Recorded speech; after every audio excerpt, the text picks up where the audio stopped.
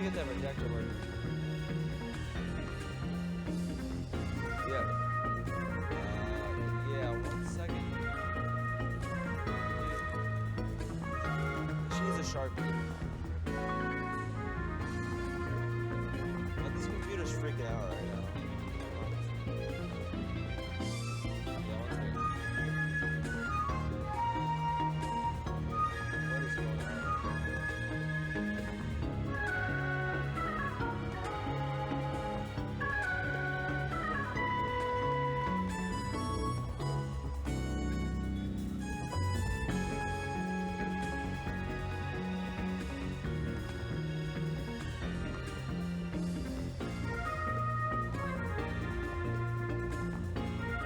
What is that like a? We have a silver one. Somewhere.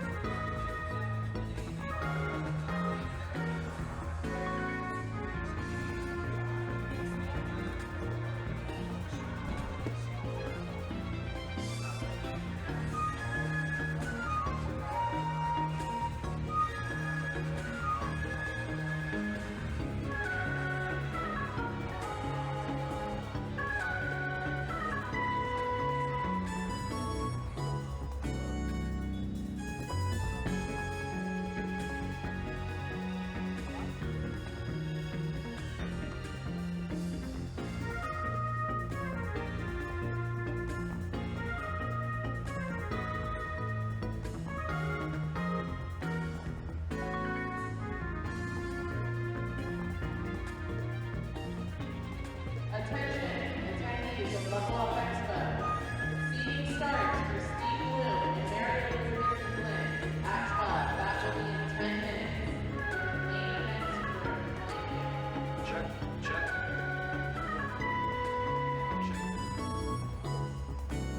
Check, check. 1, 2, check. Check.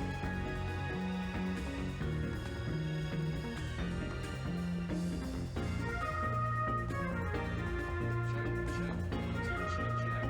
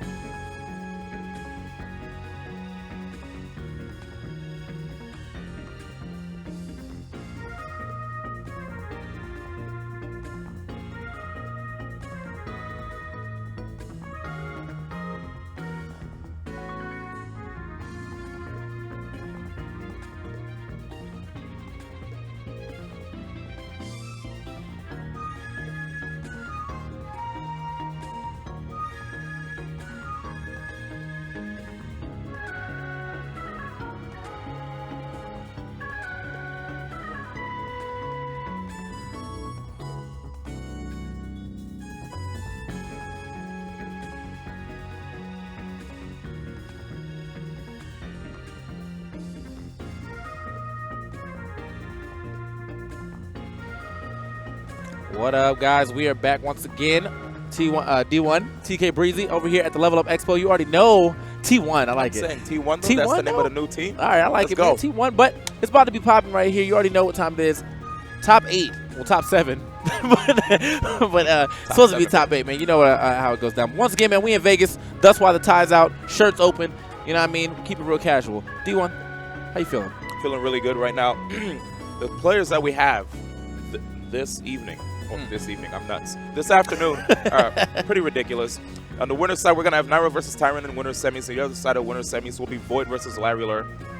Looks like a typical, top, winner's semis matches on the West Coast, plus Nairo. Because, when it comes to like Tyrant, Larry, and Void, you usually see those guys already in the winner's side or loser's side sometimes, depending if they're having a bad day, but more often on the winner's side. Now, on the loser's side, who do we have, TK Breezy, that are going to do battle? Well, we did have Fallen and Scat. However, Fallen had to leave, so he did have to disqualify a spot. So Scat will be moving on already. But on the other side, very interesting enough, we have Psyche versus K9 as Bruce. But the thing about that is Psyche actually beat Foe yesterday in a very close battle. It was 2-2. We went to game 5, but he definitely managed to take that. And, there was an upset that we were looking for. We said if he won, it was going to be upset. Not that, he didn't have the capability, but you was definitely expecting Foe to be a top 8. Yeah. So good stuff to him, man. A lot of the guys I know from Las Vegas were pretty downhearted to see that. To be honest, there's less people I see out here in the crowd as well, probably due to the fact that, their fallen hero isn't here. And I don't mean fallen, but I mean, their fallen hero in Foe. But big shout outs to all the guys that are here in 7th. It would have been actually great to see Fallen here, but I know a lot of the guys were probably busy, had things to do. So shout outs to him. We'll see him next time. In the meantime, though, I believe K9 versus Psyche should be happening very soon. Very soon. I don't see them on stage yet. And I don't think we're going to go straight to winner's semis immediately, are we? Or No. We try to do losers rounds first, so that way the people doing that, in my opinion, doesn't have people sitting for way too long. The only bad thing about that is, which really isn't something you can't avoid regardless, is if someone wins in losers finals, or losers semis, and then losers finals, and then grand finals. They're on a marathon. But I'd rather be on a marathon of wins than a marathon of losses, which is why I've always not seeing people do winners finals and then losers finals, because then whoever just lost winners finals is probably on tilt because they just lost. So, but that's just a little bit of theory, man. There's no real wrong way of doing a top 8, I guess. I mean, I guess there is, but the 2 ways that people throw out, there's no real wrong way. It's just kind of, what do you want to start with? You either do winner semis or you do losers 8s first. So, yeah. Here's the interesting thing. Here we go. K9 right now. I don't know what's going on, but we're waiting on him. He'll be here very soon. This is almost reminiscent of what happened at Genesis, where they were calling for him. The guy's been training real hard to finally get his opportunity to shine, amongst the greats at Genesis, right, with all the amazing players in-house. And you know what happened? The guy got DQ'd. And it was one of the saddest moments for me. I really wanted to see this guy do well. I was like, no. It felt like a movie moment. Everything around me was slowing down. I was running around the venue looking to see if I could find K9, calling his name, asking anybody that I know that is associated with him if they've seen him. And I'm just going left and right, K9. But do you know, can't find him. Do you know where he is in relation to where we are now? Can me and D1 go run a Zelda versus Palutena match real quick? What's up? trying to show off. Oh, that's TK Breezy reaching out to Gimmer. All right, so it looks like we're about to actually, you know what? Let's show you guys a clip of some hype events that happened yesterday. Oh, never mind. I guess I got the false start. We actually have instant replay function for you guys today. There will also be doubles that'll be going on today. Oh, look at that. Instant replay. What I just said about 10 seconds ago. Look at you, man. Y'all like your shades, by the way. Thanks, man. Oh. Hey, Swag. oh. That was kind of smooth. I liked it. Hey, man, there you go. Instant replay technology. Reminds me of that time when we first started messing around with it. We had that DK dancing. That joint was killing. Yeah, man. But, yeah, man, I don't know. That's what we're going to have going down the pipe. So if we see some hype stuff, man, expect to see it twice with replay technology. Brought to you by VG Bootcamp. Also, have to say, so far this weekend in Vegas has been amazing. Hanging out in the downtown area has been a really, it's been a new experience. A lot more fun than the Strip, I have to say that. Yeah, you know what? After this event is over, I'm trying to like literally go on those strings. You know the strings that they have. Oh, I'm where you about could it, just, dude. Yeah, man, we could just shoot straight across, just like straight downtown, like just flying. I want to do the Superman, have my arms out and just flying across, looking Yeah, at man. everybody below. Yeah, there was we definitely saw that a couple times. Went to go look at it. It's about $60. $60 for that. I'm about it. I'm about it too. I'm about it, man. Like Let's do it seems like a once in a lifetime experience. I That's what I'm definitely saying. have not seen that around any of the other places I've been. But basically, what happens is you ride up an elevator, and then you like lay down. Oh, it's like a very long. I forgot what those are called, but like basically like the hamstrings where you just kind of like slide down. But this time you're like laying down or Yeah. you're sitting, and it just goes through like the entire like Fremont Street. So it's like, yo, you about to be on a joint just flying, looking at people, you know? Mhm. Straight ziplining. Yeah, there it is. That's what I meant. The zip line. It's a Yeah. long zip line. It'll almost be like, you know how, like Spencer from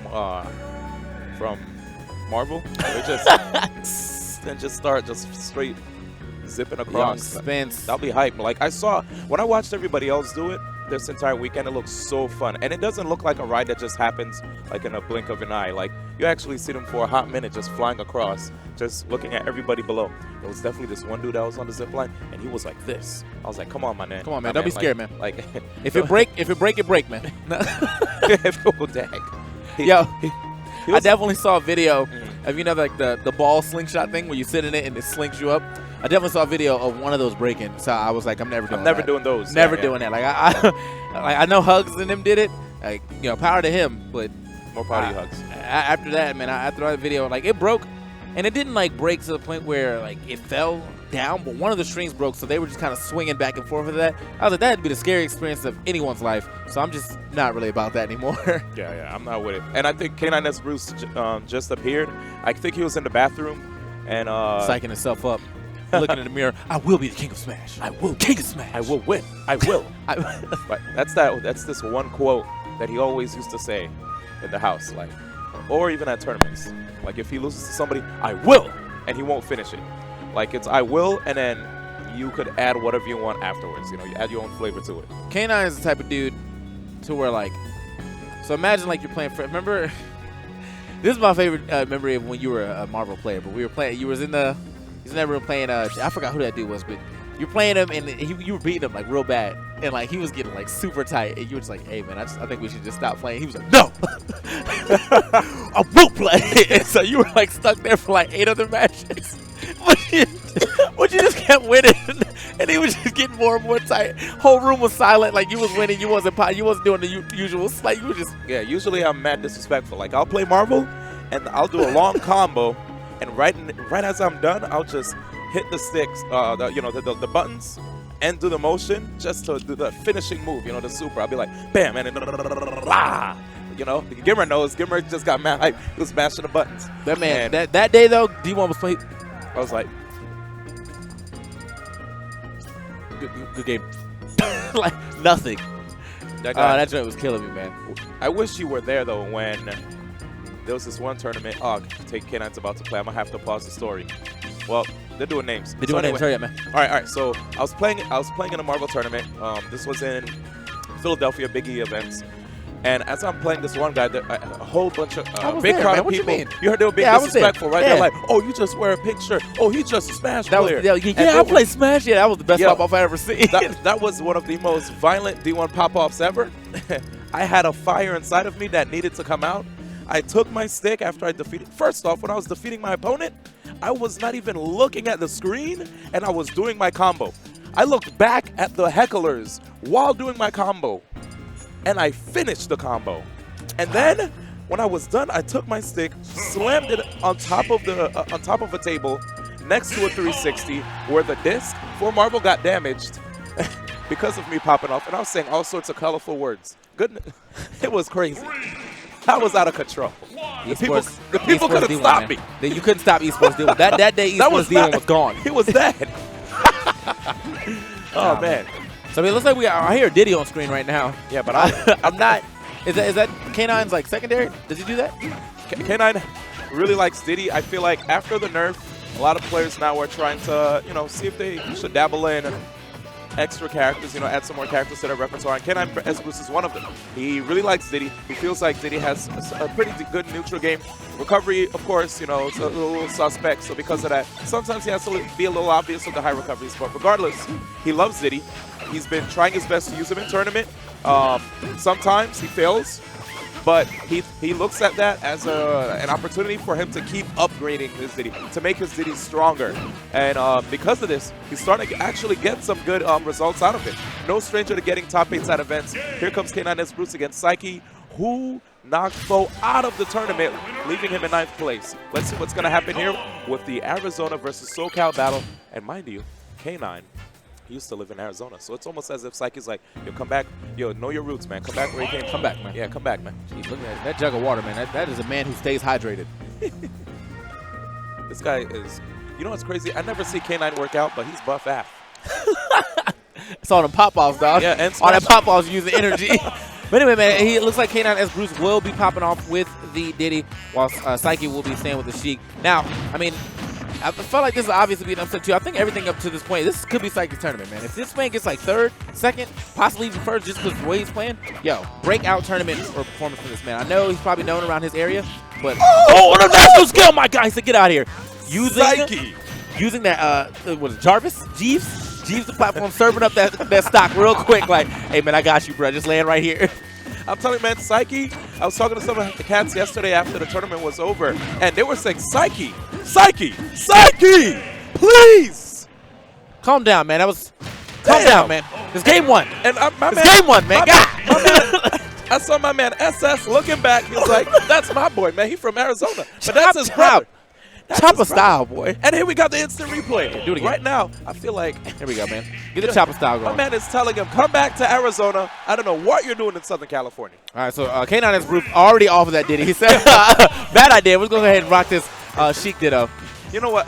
I feel like him busting out that Diddy was like whenever you pull out that starter in your Pokemon battle, it's like, all right, I'm gonna just put that Pokemon out there, see what he could do. And the moment he gets off, all right, man, let me bring out the real big guns, man. He's trying to level it up. Yeah. Yeah, let me put that here. All right, let me just switch this out real quick. Yeah, man, got this hit. Got that level 5. All right, that's just maybe level 50 Diddy. I'll give him level 50.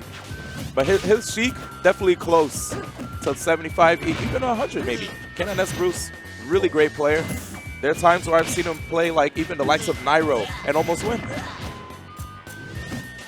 All right, so let's see what happens. He's no stranger, of course, to the Sheik Ditto. Every single week, there's always a K9 versus Void Grand Finals. So that's probably why we saw him opt for Diddy, because there are times when he faces Void in the Grand Finals, he may try Diddy to mix him up. And in response, Void might change characters if he's not feeling it. Right here, though, Psyche looking comfortable in the Diddy matchup, forcing K9 to switch it off. Yeah, man. Right now, K9 looking extra comfortable in this match, at the very least. Catching him with that 4th throw bouncing fish, not going to air dodge that in time. And just like that, man, he's showing you he's got the skills to win the Sheik Ditto. He just must have really just wanted to try that Diddy out. Luckily for him, he does have a couple games to work with, seeing that we're in 3 out of 5. Oh, you're definitely right about that. Because that is something I would not do in a 2 out of 3 situation. Nah. In a 2 out of 3 situation, game 1 counts. 3 out of 5, game 3, if both players are tied, is usually most crucial. Oh, goodness. Again. Wow. K9 S. Bruce needs to watch out. And look at that. It was almost as if he was trying his best to do the same thing, but the platform was like, nah, you didn't give me no tip. Oh, here. Yeah, see, Jeeves only helps out Psyche, man. Psyche is Batman right now. And that's definitely. That's his butler. Look at him. Oh, okay, K9. Is he going to try something else? Not bad. So far, K9's still in the lead. Nice. Oh, here we go. I saw the perfect pivot in there. Okay, K9 almost brought it back to pre-patch days. Didn't quite work out for him. Nice. Oh, no, I was like, not again. If he gets another 4-day right here, this could be... Oh, no. Psyche. Oh! Okay. Ooh, that was a good jump by K9. Also really good DI. He DI'd up instead of out. Therefore, forcing him to... Oh, that was nice. Forcing him to have to jump and go for the bouncing fish instead of just being able to bounce the fish out. But good stuff right there by K9. He was about to drop that game. Ooh. Managed to get out the way and then got the pop off. What's up? The way Psyche was looking at him, it was almost as if he was like a devious villain, He's like, all right, you might have taken game 2 from me, but will you take game 3? This is the question right now that's on everyone's mind. right now. Uh-oh, we're back to Diddy Kong. Well, I mean, K9 was on Smashville. Okay. And Smashville against Sheik is definitely a bit risky. Let's see what happens here. What stage? Oh, All right, so we got FD, basically, you know. But I do like the choice of which FD you going with. Omega Pokemon Stadium's kind of dope. Thing is though, why is he doing this? All right, we saw what happened first game. I mean, there is no Jarvis or no Jeeves anymore, so like you don't have to worry about getting carried off like that. But still, man, I feel like he was still getting outplayed in neutral for that to even happen in the first place. I mean, I'm not gonna doubt him just yet. Maybe he really doesn't like Smashville against Sheik, you know, as Diddy. Well, right now, you know, he's getting off a little bit. The walls of Fairs are definitely working out in his favor. Fair, one of the toughest moves right now to deal, the toughest move to deal with, it seems, from K9S Bruce. So, I guess, yeah, look at him. He's trying to mix it up using the Fairs. Sometimes trying to mix in even the side B grabs to catch Psyche off of his game. And right now, you know what's funny? K9 usually counterpicks this stage. This is his favorite counterpick, and Psyche instead going for it leaves me to wonder if this is an Arizona thing or what. I think maybe he said you want to go to FD, and then K9 asked, "Is it cool if we go to this Omega?" And Imagine. he's like, and he's probably like, "I guess I don't, like, I don't know." Like, that would actually be really funny because knowing me, if I was playing anybody in a tournament, they asked me to go to a certain Omega, I'm like, "Nah, what you know about this Omega, yeah, dog?" I'm like, you nah. know something now. They definitely want to benefit off of it. You know what I'm saying? Shoot. Uh-oh. K9 already trying to set up with a grab probably with these down tilts. Once the percentages get higher, he can get those down tilts into an up smash. Okay. Oh, nice spot right there. Catching the back roll. I thought K9 was about to scheme off of the... There it is. All right, he manages to get it. And he had a rage too. So good call on his part. Going for the down tilt up smash. Yeah, Psyche almost had a good DI for that. Like, he DI'd and missed the second hit, but not the hit that mattered, which was the last one. Yeah. Yep, so it looks like K9's entire game plan right here is to cut off Psyche from his aerial pressure. It's like, all right, cool. You think you could try to pressure me with your fair? No, deal with this fair instead. Deal with these back airs. Yeah. You can't. He doesn't want Sheik to control the pace of the match. You know what I'm saying? Nice Ooh. stuff. Nice weight right there by Psyche. Getting that up air. So he's getting himself back into the building, or back into the game. But as you said, man, you know, he's definitely doing a really good job with the anti-airs. Anytime Psyche's, you pretty much just see the way that K9 is approaching. It's a lot of, you know, short out forward airs. And since it's such a relatively fast move, it's pretty safe. So if he catches Psyche in the air, as you alluded to earlier, he's just going to get that free damage. Yep, but right now, K9 Bruce was in the air for quite a bit. And because of this, he's already at 87%. And he keeps air dodging into the ground, too, which is a bit risky. I like him going for the backer just to kind of force Psyche off stage. And he had a banana trap right there, but Psyche avoiding it really well. That was good. You saw how K9 drifted behind the banana peel, trying to give himself a safe zone. Oh, nice stuff right there. Pushing him off stage yet again. Now, K9 on ledge. Getting the roll in. Oh, that was very unsafe. Almost losing the game for that one right there. Lucky for him. Pre-patch. Yep. Now for no pre-patch. He has a banana in hand. Woo! And, yeah, the DI. Yeah, good DI right there. DI really far out and jumping away from that situation. And, okay, man. K9 definitely going to be looking for the down tilts right there, which you see a lot of Diddies in this situation do. Very fast move to throw out right after the roll or, you know, out of shield. And then it leads into that great up smash. So looks like K9's going to have to not be as obvious with what he wants to do because Psyche's holding shield quite a bit. Getting grabbed here. Oh. That's a stock. Yeah. And the game. So K9, man, I mean, he was doing all right there. It just, you know, Psyche had that crucial string in the second stock that just got him up from like 0 to 80. But the man just could not hit the ground. Next thing you know, he ends up closing out anyway. So good stuff right there for Psyche. Once again, as I said, if he ends up winning this, match, this is another upset for him. Put it on the books. Alrighty, it's crazy how even after they both players chose their characters and they got ready to start the match, Psyche was still looking in K9's direction as the game was starting. It's kind of scary. I wonder if he's looking at K9's controller as he's playing and not looking at the screen. That'd be hype. Knowing what you about to do the entire time. It's like, I know where you're going, DI. I got you. Yeah. The first person I remember doing that, to my recollection, was Xbox for, you know, like rest setups, and then ESAM does that for Thunder setups. So, oh wow! I didn't know he that. knows if he needs to do up throw or down throw. You look at your controllers, Damn. and then he does that. That's crazy. Well, I'll say one thing right now. Remember how you mentioned that his Sheik probably would have been a better choice. I mean, it looks like it's working out really well for him. Yeah. To the point where I feel like if I were to ask K9 why he opted for Diddy, it's maybe solely just to upgrade his Diddy. Yeah. You know? I mean, maybe he just feels like he's really got it in the bag with the Sheik. That like he's like, I can throw a couple games away. As he's already thrown away 2 games right now, you know, Psyche only needs to win 1 more to go ahead and advance. But K9's going to make that pretty difficult for him. Nice bouncy fish. I feel like K9 definitely is trying to make the road harder for him to winning this set, solely because now he doesn't have the counter pick advantage.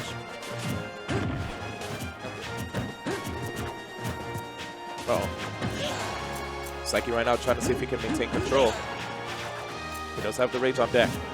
Already at max.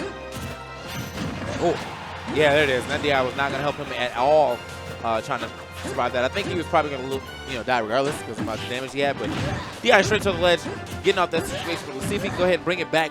Got him at 79%. Ooh, okay, had the perfect pivot, but ended up grabbing the wrong way. Ooh, man, I saw a perfect pivot there too. All right, K9. I mean, when Void's your roommate, sooner or You later. got to learn eventually, man. Look at this guy go, though. He's still trying to hold on to the stock. Psyche here. I like that, pulling back a little bit, trying to see if maybe he could cover a roll, possibly. I know a lot of people did mention that forward throw is the new 50-50 setup throw for Sheik, so probably that's why you saw Psyche opt for the up B, but K9 had the right DI. Oh, that was a high grenade, my man. Oh, okay. Oh, okay, actually appearing over the ledge right there. Kind of unfortunate, but not taking too huge of a punish. The Psyche special. Catching mad people with that. And Gimmer not a fan of that. He's like, really? You could just use your recovery move like that? And then he managed to grab ledge right after that too, so that was super safe because, I mean, who's going to try to punish that? Yeah. Standing straight up into that jab. Nice stuff by K9. Oh, okay, that is enough to finish. Didn't look like it was going to be enough to finish. I wonder if he got the cross up. Yeah. Because you know how when you go for the up air, then you go right past them. Sorry, DI'd it wrong? Yeah. Yeah. That's crazy. That is a crazy setup because Psyche definitely went straight up. And the real mix-up, too, is there are times where people will expect the cross-up with the up air, so they'll try to DI the cross-up, but instead you're doing the regular version. And, yeah, that's just insane that Sheik has all those options. And right now it looks like they need a word from Apostle. Here he is, co-founder of VGBC. You know, when it comes to VGBC, a lot of people think it's only Gimmer, but Apostle, he puts in a lot of work to it. Make sure to Make sure you follow him at VGBC_Apostle. Yeah, and say his name right, too, because they actually spelled it A-P-O-S-A-L in the program. They're like, we have a VG Bootcamp here featuring Apostle. And I was TK Brizzy with 2 Z's and 1 E. Really? Somewhere in there, I was TK Brizzy.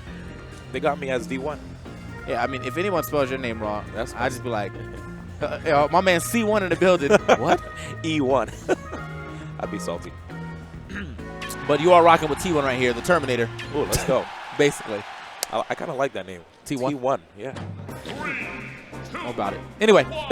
Let's go. So we out to Battlefield. This is pretty different from what they played on so far. So we've had Smashville, then we had Smashville twice, then we had FD twice, basically, or Omega Pokemon Stadium, and now we're on Battlefield. So see how these platforms come into play. For both these competitors. This is Psyche's counterpick, though, so he's the one who wanted to bring the platforms in the mix. You can definitely see the comfort that K9 has using Sheik in this matchup against Psyche, right? You know, even though Psyche's he's somewhat keeping it close here. Both of these guys are going fair for fair. K9 trying to see if he can catch him out of there with the forward tilt, but I could just see that K9's way more accurate with his punishes, with looking way more confident with his movement as well.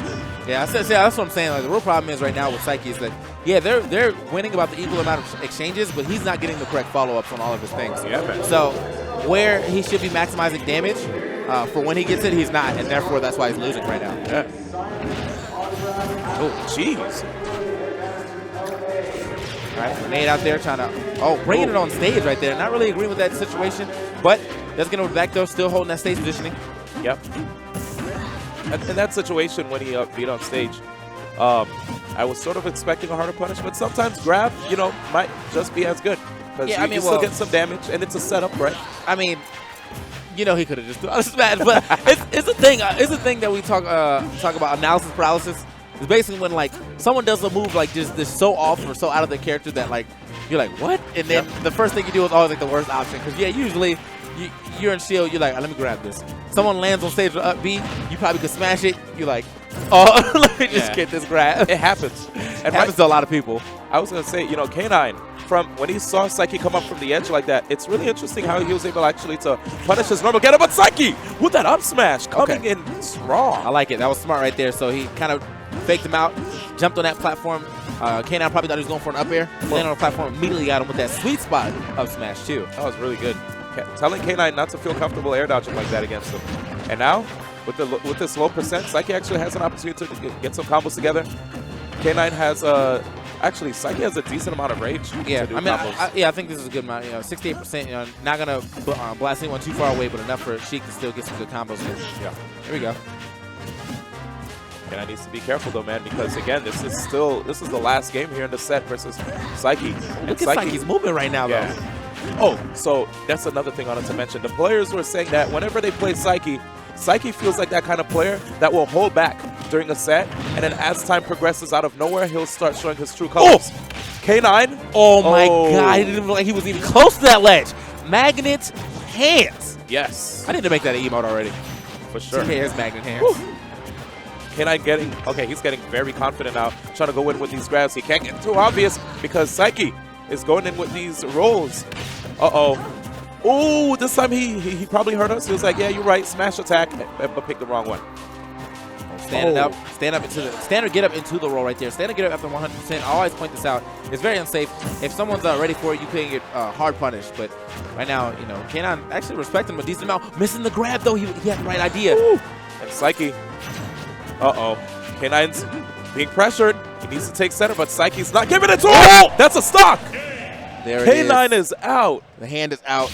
Good stuff to Psyche. Once again, another upset coming in from him. Now, I will say, K9, hold on, man. Just a moment of silence for K9 real quick.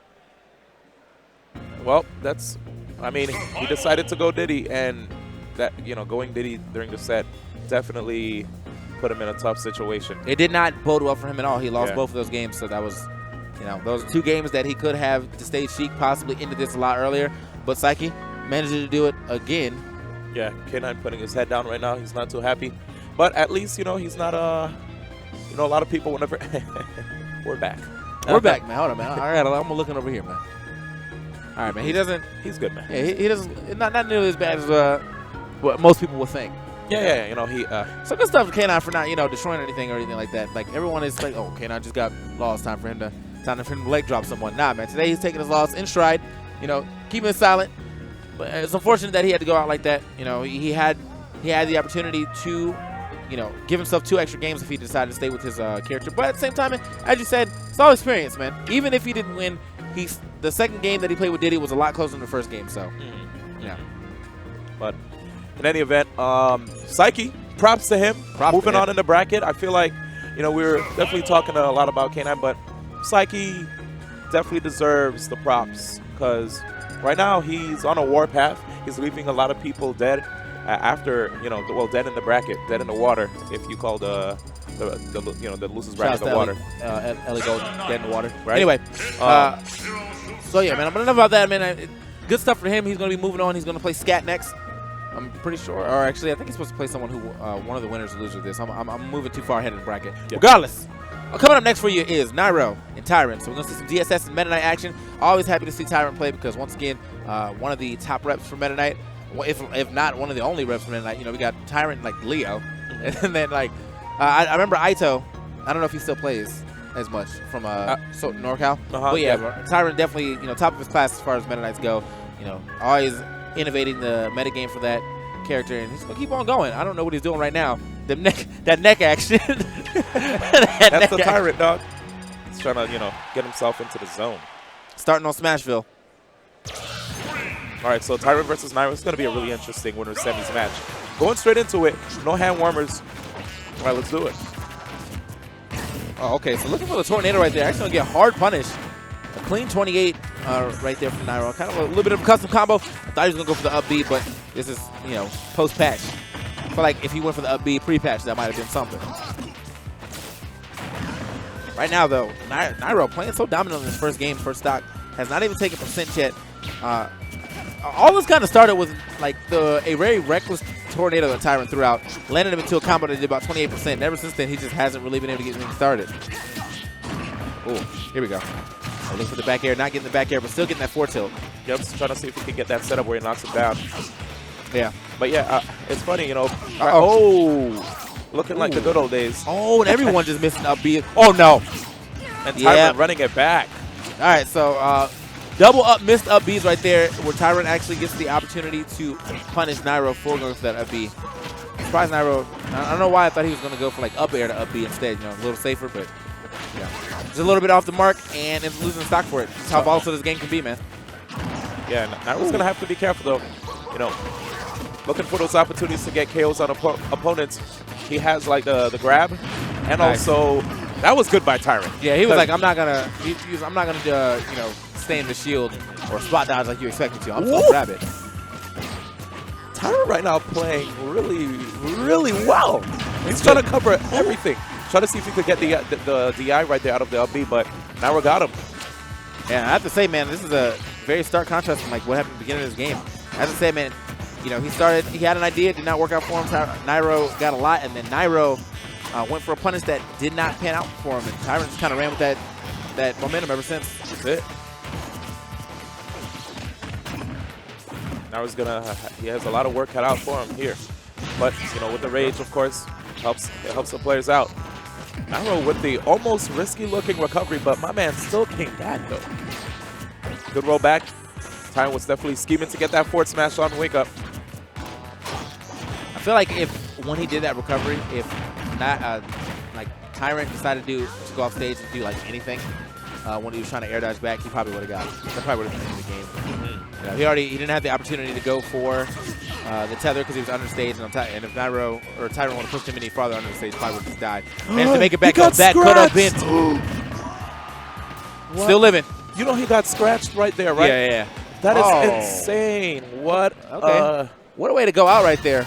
Uh-oh. And now, man, Tyrant is definitely not happy. All right, so here we go. This is a couple mess ups right here, as you can see. Went for the up B, was off the mark, and then, you know, he just comes back up. He has another chance at getting it and gets it the second time. Oh, man, and here we go. Tyrant trying to shake it off. This guy's a really sick player. He's like, let's go back. Probably not too happy about what happened in the last game. Knows that he can do it. Okay, here we go. Already trying to see if he can just keep forcing Nairo off stage. As far as dealing with Zero Suit Samus's neutral is concerned, watch as he tries his best to just avoid getting pressured by Nair. Ooh, nice. The immediate back air as well. Okay. Oh, there it is again. See, those neutral airs, man. He can't get hit by him. Or even block it. Nice. Yeah, he's getting out that. Well, he actually didn't get a clean punish off that like you were expecting. Yeah. Still, he avoided the grab. Yeah, the fact which is that he nice avoided about it. Yeah. It shows how hard it is for Zeus and Samus to land the grab. You know? Now we're doing quite a bit off the stage right now. I mean, acrobat, dog. Yeah, acrobat. Always, like, as I said, man, Nairo's so fearless with the way he plays, but I always get a little worried. You know, sometimes like you go out there, do something wild, get punished for it real quick, and you're like, oh, I was out of a stock because I was going too wild. Sometimes you gotta go. You go big or go home. Very nice right there. I mean, yeah, it's true. Like, if you look at how Tyrant was trying to go for the forward smash, Nairo sure hopped into him with an air in the first stock. No fear. It's like, yeah, you're charging this forward smash. I know everybody else probably won't challenge it, but I ain't scared of you. Oh, ooh. Jeez. I like it. Keep power shielding too. Yo, my man played Brawl with that. Yeah, he definitely played Brawl too. This guy was one of the sickest Meta Knights in Brawl, dog. That was the Brawl up B of the century. Like, not too many people, I feel, gave SoCal enough props when it came to Brawl, you know? Like, people knew about Mike Hayes, like, they knew about Larry, but I don't think too many people really talked about Tyrant outside of whoever really followed Brawl, you know? Yeah. Tyrant's really good. Oh, okay, just kind of dancing around right now. Yep, still making good use of the forward roll, and that thing was a really good tool in Brawl. I'll tell you that, man. All right, man, let's grab ledge right there for that F smash. Managed to connect on the 2-frame. If it okay, he got spiked though. He got lucky. Tower spot. He might have actually landed on stage, though. Just possibly if he DI'd it right. But, you know, either way, still getting that good damage coming in from Nairo. Nairo trying to chase him down, catching that air dodge just as well. Oh, almost getting him again. With these setups. And it looks like Nice. Tyrant also trying to see if he can catch Nairo on a short hop with his dash attack. Tough spot. Nairo might flip kick. Okay, this time he mixes it up. That was almost a back air from Nairo. Okay. High On recovery. stage yet again. Oh, looking for the Nairo. He going for it, man. Nice. Oh, Okay. God. Nairo's probably going to go out there. He don't care. Nice stall right there. Instead of going for the kick, he actually just kind of stalled it out. So therefore, you know, Tyrant wasn't going to be able to like possibly hit him with a neutral air if he didn't go for the dimensional cape or anything like that. So, Tyrant having a tough time getting an opportunity to get a kill right now. Back throw setup. Throw. Let's see the flip. Okay, Tyrant had to get out of there. ooh, we are juking right This now. is so hype. These guys are just dancing around each other. I'm loving it. It was up tilt out of shield right there. Not getting the second hit, but the back air on his standard get up after 100%. I told you, man. Uh-oh. Uh-oh, here we Oh, go. wow. It looks like Some expletives are said and a little emotion showed on stage. So I guess you know how when you were mentioning how K9 wasn't really emoting. It looks like that passed on to Tyrant a little bit. You know, Tyrant really wants to win this, of course. You know, this is a great player. Tyrant is also a sponsored player. He's part of Enemy Esports. So you know, he's repping his crew, man. He's trying to show that the SoCal boys can definitely hang. They don't want to see Nairo just come through and show that this was a free event for him. Nairo, regarded as second best player in the world, doesn't really mean nothing to these guys. But Oh, oh goodness, see ya. Oh, yeah, off the top right here. The original Bayonetta. Oh God, Dude, just straight up off the top. At 65%, Tyrant already out of his first stock now. I mean, I thought he was about to just run. Tyrant's one of those people, like Rage works for and against him. Like, his personal Rage, where, like, he can definitely, you can see him playing on tilt, getting bodied, like, in that first stock. But at the same time, though, him playing on tilt has led to some great things, some great comebacks, and some great victories from him as well. Yeah. But let's see if he can go ahead and get that, that coin to flip for him right now. Oh, opening. Not liking that. Oh, thought Nairo was about to just end it right there. Another opportunity. Probably gonna look for an air dodge. Nairo's gonna come back. Of course, he's come Nice. back every time from that. And he also reversed it so he can actually get a hitbox out as he is recovering. Oh, okay, please. Not gonna KO. But K9's getting, Tyrant's getting the damage. Oh, that was a solid neutral air though. Yeah, beautiful play right there. Oh, okay, so managed to recover yet again. Yeah, she Tyrant, he's out there. I have to say, Zeus Samus has ups, man. How does she come back like that? Nice. Reverse up B right there. She could be a from, basketball player. Tyrant. Man. So Rebecca Lobo out here. Right? Let's go.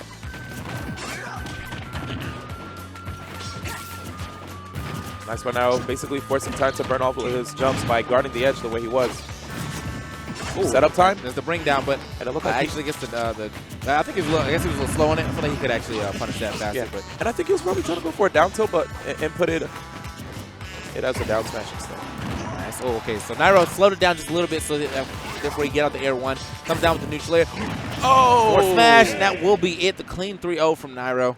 It's unfortunate for Tyrant, man. As I said, that Rage works for and against him, man. Sometimes he starts playing amazing, and then sometimes he just gets it handed to him. Yeah, didn't quite work out in his favor.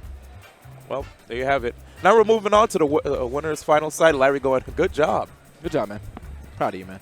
Yo, so earlier on, or actually, I got to give a shout out to PG Stats, which is basically the Tafel Stats of Smash 4. Yeah. This man is actually, he's been throwing stats at us since the beginning of the set. So basically, we got grab stats between K9 and Psyche, where Psyche got the upset, obviously, but had a grab rate of 44% grabs comparison to K9's 53. So K9 was obviously getting more grabs, but just wasn't enough for him to finish the game. Then we got some more stats coming in. Going into game 3 with Tyrant dying on an average at 105 and Nairo falling behind at 97. Averages on death percentages. That's PG crazy. stats, man. PG stats. I like it. These guys are going in, man. Yeah. I feel like, if anything, it would probably be more hype if Gimmer could just, feed that to us. Just, put it in the No, notes. just yeah. 'Cause Just we have a little, we actually have a little iPad right here in front of us. Tablet. Yeah, Microsoft tablet, something like that. Yeah. But anyway, man, once again, you're rocking out with T1 in the building. TK Breezy, D1. And, I heard Donkey Kong. I'm already hyped. So Donkey Kong versus Void, a.k.a. Sheik, will be popping off. Now, Lair, don't sleep on his Donkey Kong. I'm saying he always pulls out in top 8. I don't know if he's pulling out in pulls, but it's always in top 8 at some point in time. About time. to send that to Gimmer real quick. All right. That's hype. We could just like communicate back and forth with our fellow caster. Anyway, so Larry Lawyer versus Void. These guys face off against each other quite a bit.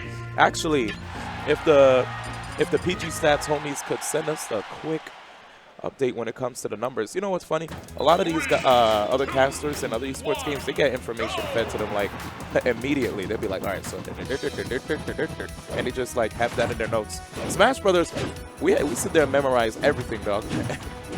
I mean, we can start putting a little notepad around. That's the next step, dude. Yeah. Every commentator has an iPad with it right now. Notes. I actually have. I forgot my iPad at home, so I got my iPad with me. I got bodied. I think that's the next step, man. I'm gonna start bringing my iPad out during top 8. I'm like, well, see here, like that's gonna be dope. Man, PG Stats coming through saying Nairo30's Tyrant hitting 60% of his offensive upbeats to Tyrant, 71% through all 3 games. So yeah, Tyrant's gonna have to watch out for those, man. I mean, like Tyrant obviously getting more upbeats than Nairo's, but I think the thing about Nairo's upbeats is that they pretty much counted. You know what I mean? Like it was time. Like when he threw them out, he was throwing them out to get that kill. Not to say that, you know, throwing out the upbeat to get some damage that's not bad at all. Yeah. Some good damage, but just the efficiency of his upbeats comparison, like what's good. Yeah, it's just that, you know, Zero Suit Samus has an easier time linking those up airs to the upbeats in comparison to Meta Knight. Yeah. Like, it's not like Zero Suit Samus's up airs send people to the side sometimes, unfortunately. But anyway, here we go. 2G Gaming Void versus Fire and Dice Larry Lure. And Larry Lure busting out DK, which means Void's going to probably play super safe here, because if he gets caught by any of these grabs from DK, it's going to spell trouble, man. And we're on Battlefield 2. Here it is. All right, so managed to break out of that real quick. He threw out the back air as he was landing instead of allowing Larry to get that grab, but he's probably looking for the get-up attack. A little unexpected. I thought it was a neutral air, actually. It came out type quick. But, uh-oh, good move. Getting out of there. You see how he's trying to play, like, super perfect right here. Yeah. Just to avoid Larry. And not falling into any of Larry's traps and tricks right there. And like every time Larry gets like that singular hit, which could lead into like a setup for him to wait for someone to air dodge down, he's just like, nah, I'm not in the situation, man. Ooh. Create space. Right now, Void, he ain't letting this DK come back on stage. He's like, before you come back, you're going to take all this here damage. Oh, finally getting some damage right there. But Void chasing him down with the up smash, not enough to finish, but still some good damage. Nice. Woo! It looked like a bit of a delay, too, when he went for that. Uh-oh. Okay, Void. Void with... That's what you call covering everything, dog. He had the grenade out. He was like, oh, that ain't work? All right, I got needles. And the moment it connected, that was it. Oh, here we go. Finally getting himself a grab right here. Did not get the neutral air. Another grab. Up air. Not enough to finish. If he gets another grab, though, that should definitely be it. Chasing him down. Void getting back on with the aggressive forward air option. Uh-oh. With the patience right here being exhibited by Void. Okay, I thought he was going to opt for a sooner fair, but actually he waited a bit. The neutral jump or the ledge jump. Actually getting hit, but not punished too hard. Right now, Larry looking for, I think Larry was looking for a roll on, but Void really hasn't been rolling on at all. In fact, he's been doing that option more often. Ledge drop into a forward air. Trying to do it again. Got another one. Right now, Void just doing an impressive job of just not getting caught by anything that would allow Larry to get an extended combo. Every time you see a hint of something that may just put Void in an unfavorable position, like in the air, Void would just break out of it. Namely the up tilt. That was like the main thing that I saw put like Void in the air. Up tilt right now, yep, helping out and KOing Void since there was so much damage coupled with the rage. And now Void pulling back, noticing that it's not safe anymore. Yeah. I mean, DK with this amount of rage right here. Oh, double dash attack. Okay. This is tough because now Void has less room to run away. Oh. Neutral air right there.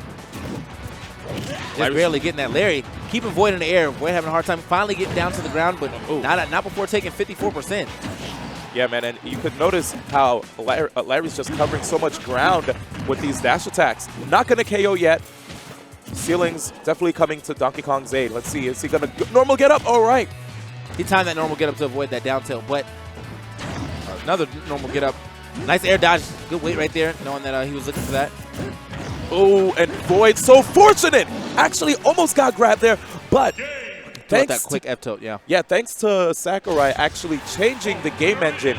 Attacks being able to beat grabs. Before there used to be grab armor and brawl. Not anymore. You saw an instance of Void getting pulled in to Larry.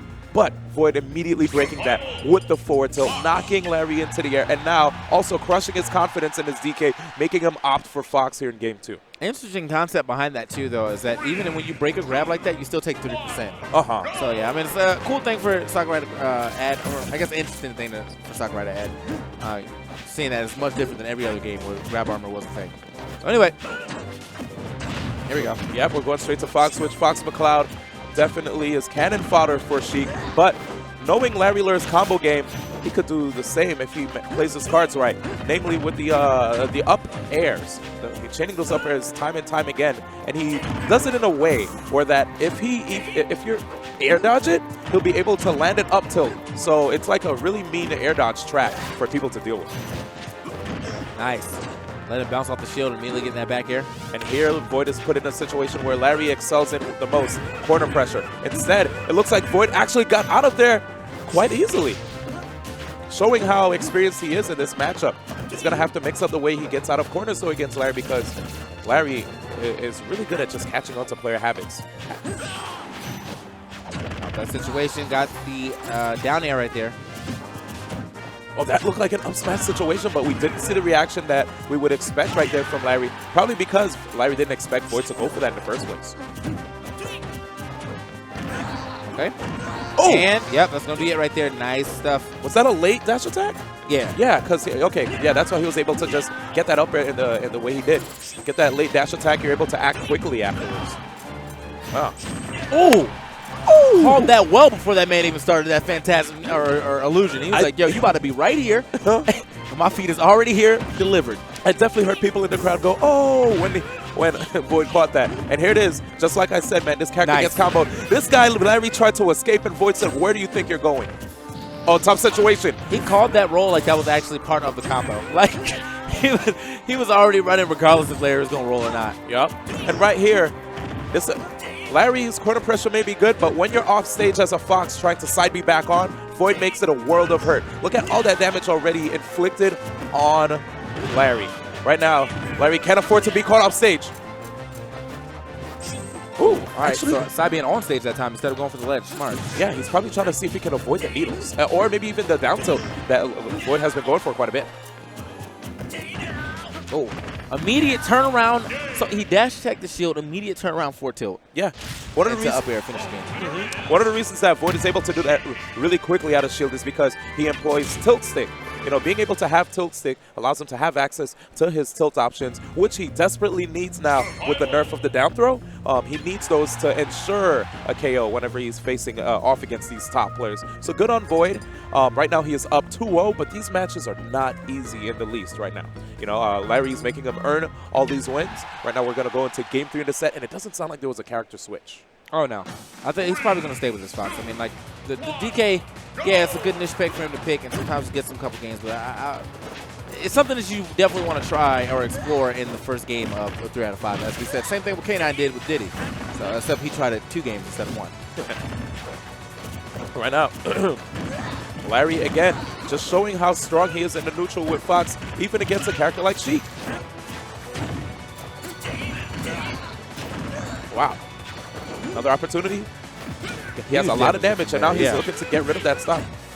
I mean, I just see you, I was going to say, man, there's huge damage coming in from Larry at the beginning of this game right here. Nice little turnaround. Oh, did he get it? Only got 1 hit of that. Not get both hits, but still not enough to finish. With the rage that Void has, will this actually mess up his combo game? Normal Sheik mains, you know, like a novice Sheik main, sometimes even intermediate may have issues, but it looks like Void has the right idea. Yeah, definitely just extend his combos a different way. Instead of going for like 2 forward airs, he went for a forward air immediate bouncing fish because of how far Larry's flew away. Oh, there it is. Nice air dodge catch. Stalking him from underneath. Really good plays right there by Larry, but now Void doesn't have rage, which means he's able to combo Fox the way he usually comfortably does. Real rap though, from where Void air dodged, unless he didn't have his jump, he should have air dodged there anyway. Because Larry was only going to catch that up air if he air dodged. If he would have jumped away, there's no way Larry was going to get there like high enough to catch him. Regardless, oh my God, we are off stage right now. Oh, good tech! Ooh, beautiful tech right there by Larry. And right now, Void having a tough time stopping this Fox. Larry has a ton of momentum, and this time Larry is DIing the forward tilt correctly. Oh my God, that DI was Crazy. something else. Anyway, DI was wild, but it's Vegas, man. Anyway, Yep, that's all I could say. Nice. He waited because what happened was Larry expected the immediate grab afterwards. Here we go. Air dodge. Nope. okay, the up tilt actually, the reverse up tilt getting extending that combo just a little bit. Now, even though Larry's in the lead, all Void has to do is knock Larry off stage, force him to recover below the edge with his up B, and Void could actually get rid of Larry's stock. Void, a master at getting rid of Fox's stocks in a quick fashion. Wow! Instead, he actually got the hard call out with that bouncing fish, sending Larry to the losers bracket. Yeah, Larry kind of made himself a sitting duck right there with that shine. I mean, I understand he was probably trying to stall out his recovery, but I think Void's just too quick to recognize situations for that to work on him. Like he stalled it out. Void immediately probably changed whatever he was about to do into that bouncing fish just because he saw that the shine or heard the shine sound. Was like, oh, you about to do this? Nah, man. Let me show you what's up. And he showed him what's up real quick. That bouncing fish way off stage. Absolutely no way that Larry was going to go ahead and survive that. So good stuff to Void. Moving on to winners finals. Yeah. And now we got an update from the PG stats. Actually, 21 out of the 37 needles that Void threw out actually hit. Wow, that's crazy. That they even got the needles down that Larry PG stats, man. That Void got down. Yeah, PG stats, going man. into game 3. Yeah, I think PG stats needs to make like its own Twitter so we could be like, follow PG stats for just random stat tidbits about anything, any tournament that you may or may not be watching at this point in time. But right now, shout outs to PG Swore coming through and hitting us with all the stats from Twitter right there. Yeah, I think Swore is the main guy that does the stats for them. So really appreciate it. Always helps out because people there are people that do love having statistics whenever they are watching any kind of like sporting event. Yeah. So that's really interesting. Seeing how accurate Void is with the needles. About it's 21 out of 37, like around 65%. Feel maybe. I mean, I'm not gonna hit you with statistics right now because my math is not on point. But I guess about 2/3. 2/3. I mean that's also actually that's a little bit under 2/3. 21, 37. That's closer to 40. So it's like 60, maybe 58%, something like that. Anyway, man, we're gonna go ahead and get into this next match. We got Scat finally coming up to play. Scat would have been playing earlier against Fallen, and Fallen was still here, but Fallen was not. Therefore, Scat has moved on, so now he gets to play Tyrant, who just lost to Nairo. So hopefully, some of that fire that he had from losing to Nairo transfers over to this game, and he decides I'm about to do some work. We also got myself farther on. I was going to say, we also got an update from Zan, representing Panda Global. Void with a 68% grab rate with 17 total grabs. Larry with a 41.67 grab rate, 5 total grabs. Wow. Look at that, man. Oh, okay, Notes. man. We just got These guys are going in. you guys are I love it. mathematicians. Let's go, man. So Scat versus Enemy Tyrant right here going into this match. Already, Scat showing us this jab lock technology with Mega Man. I have to say though, he's got a 0% rate right now. The crash, on the crash bombs right now. Throughout one was not successful. But anyway, enough jokes aside, man. Really good work coming in from Panda Global or PG Stats right there.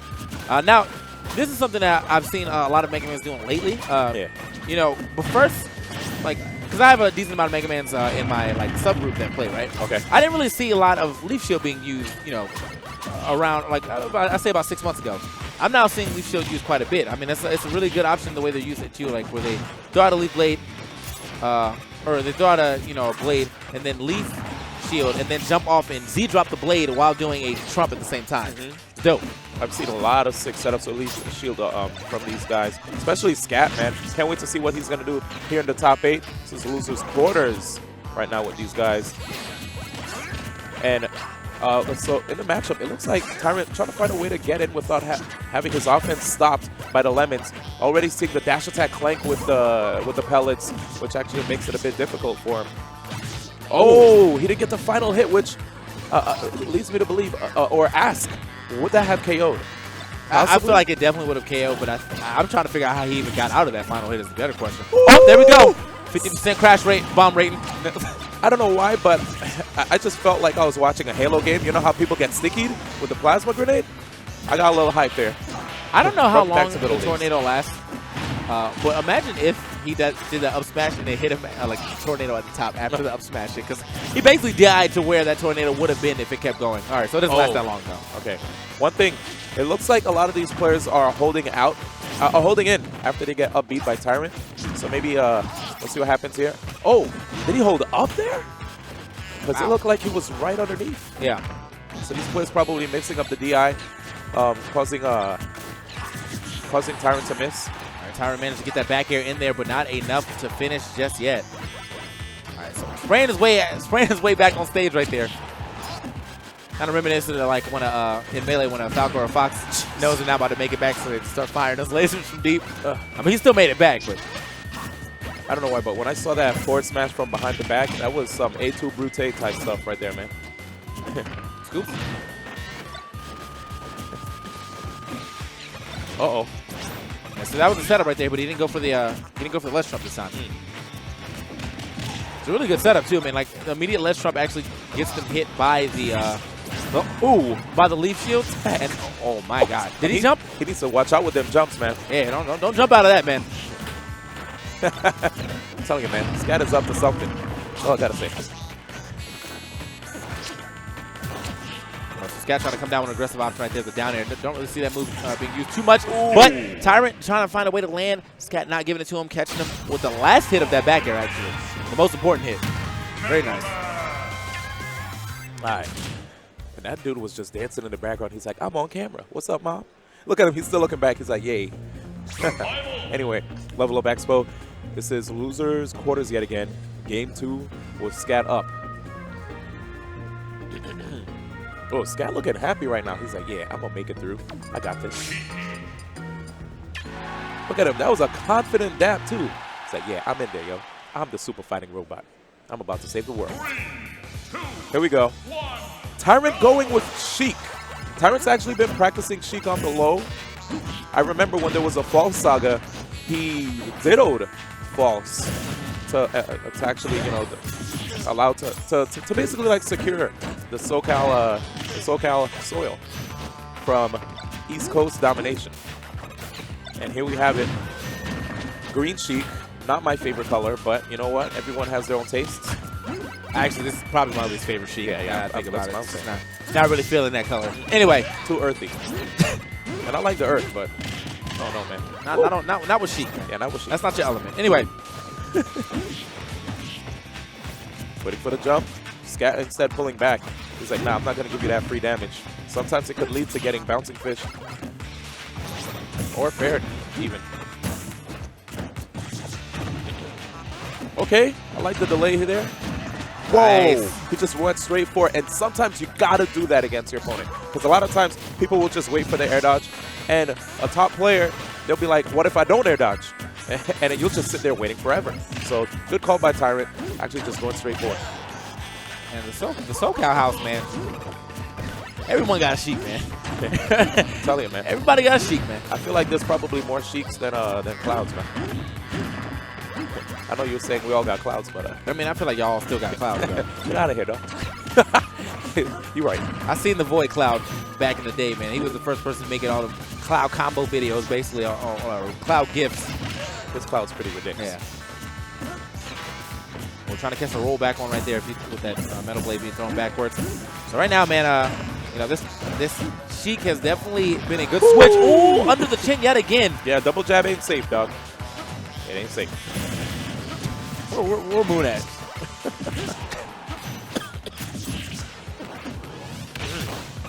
Wow, okay. Going for an aggressive option right there with that down air. Landing on stage too, so actually got him punished because of the landing lag. So, wow.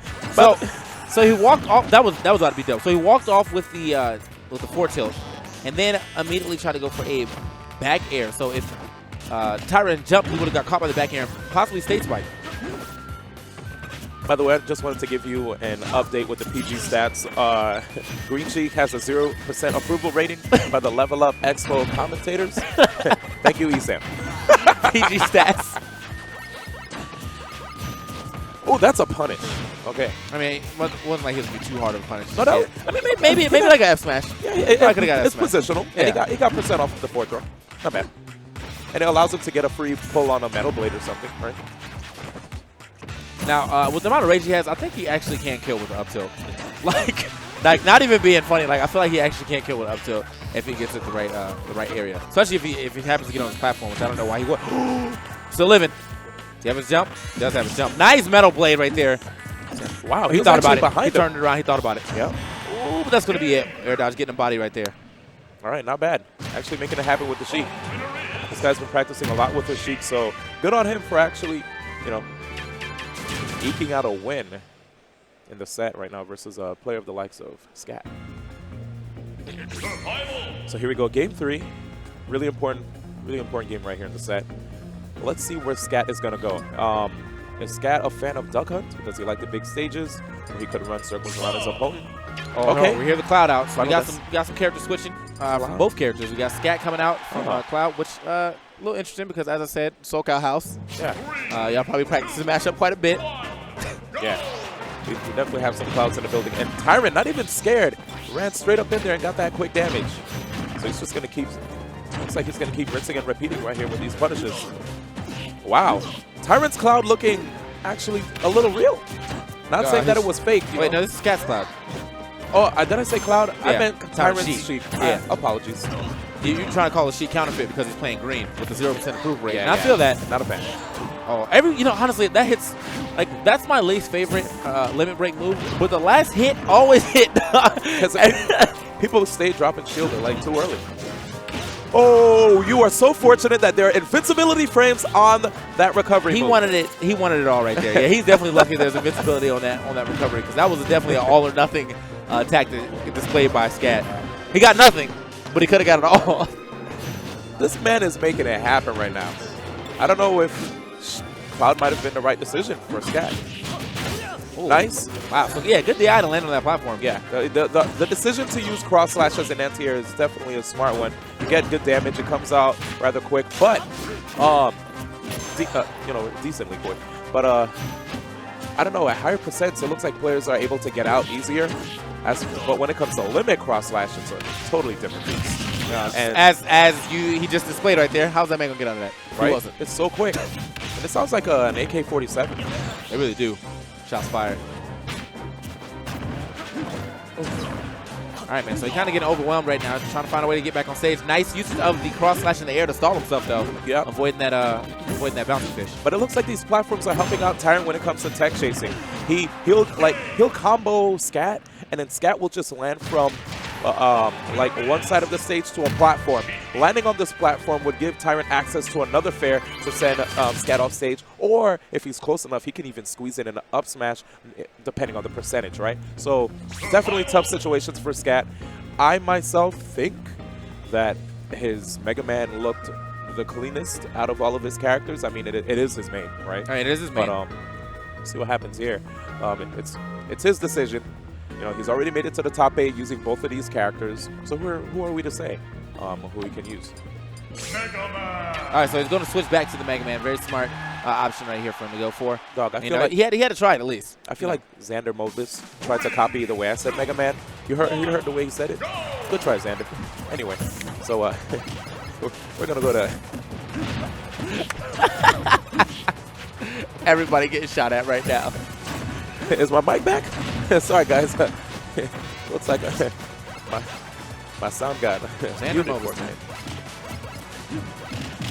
Oh. All right, nice. Nice yet again. Kind of get whatever little bit of damage he can right here, just playing it safe, as he's been doing on the stage. Now, honestly, I don't know about Scat, but I think I would have tried to switch stages. I feel like with the way that Tyrant's playing, it's very like under the platforms, chilling, stopping every forward approach with him by using needles and whatnot. That Scat doesn't really have a way of getting in, especially when he's already behind. So like, you know, in this game, when you're behind, you're kind of forced to approach. Yeah. Because the opponent doesn't really need to do anything. You know, he can continue to approach if he wants to, but he doesn't have to, basically.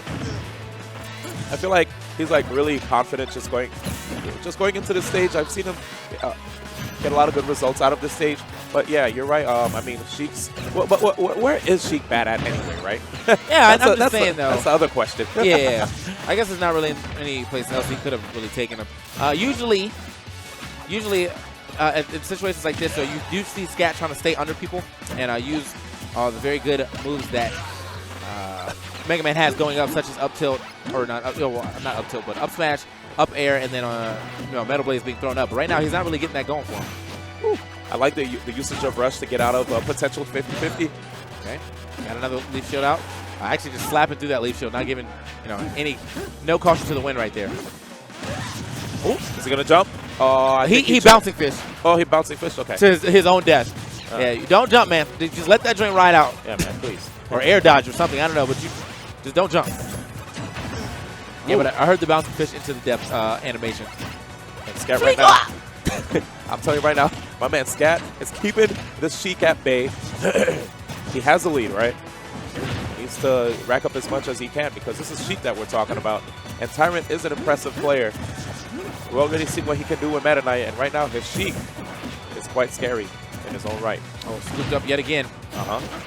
Oh, and that's a setup. Yo!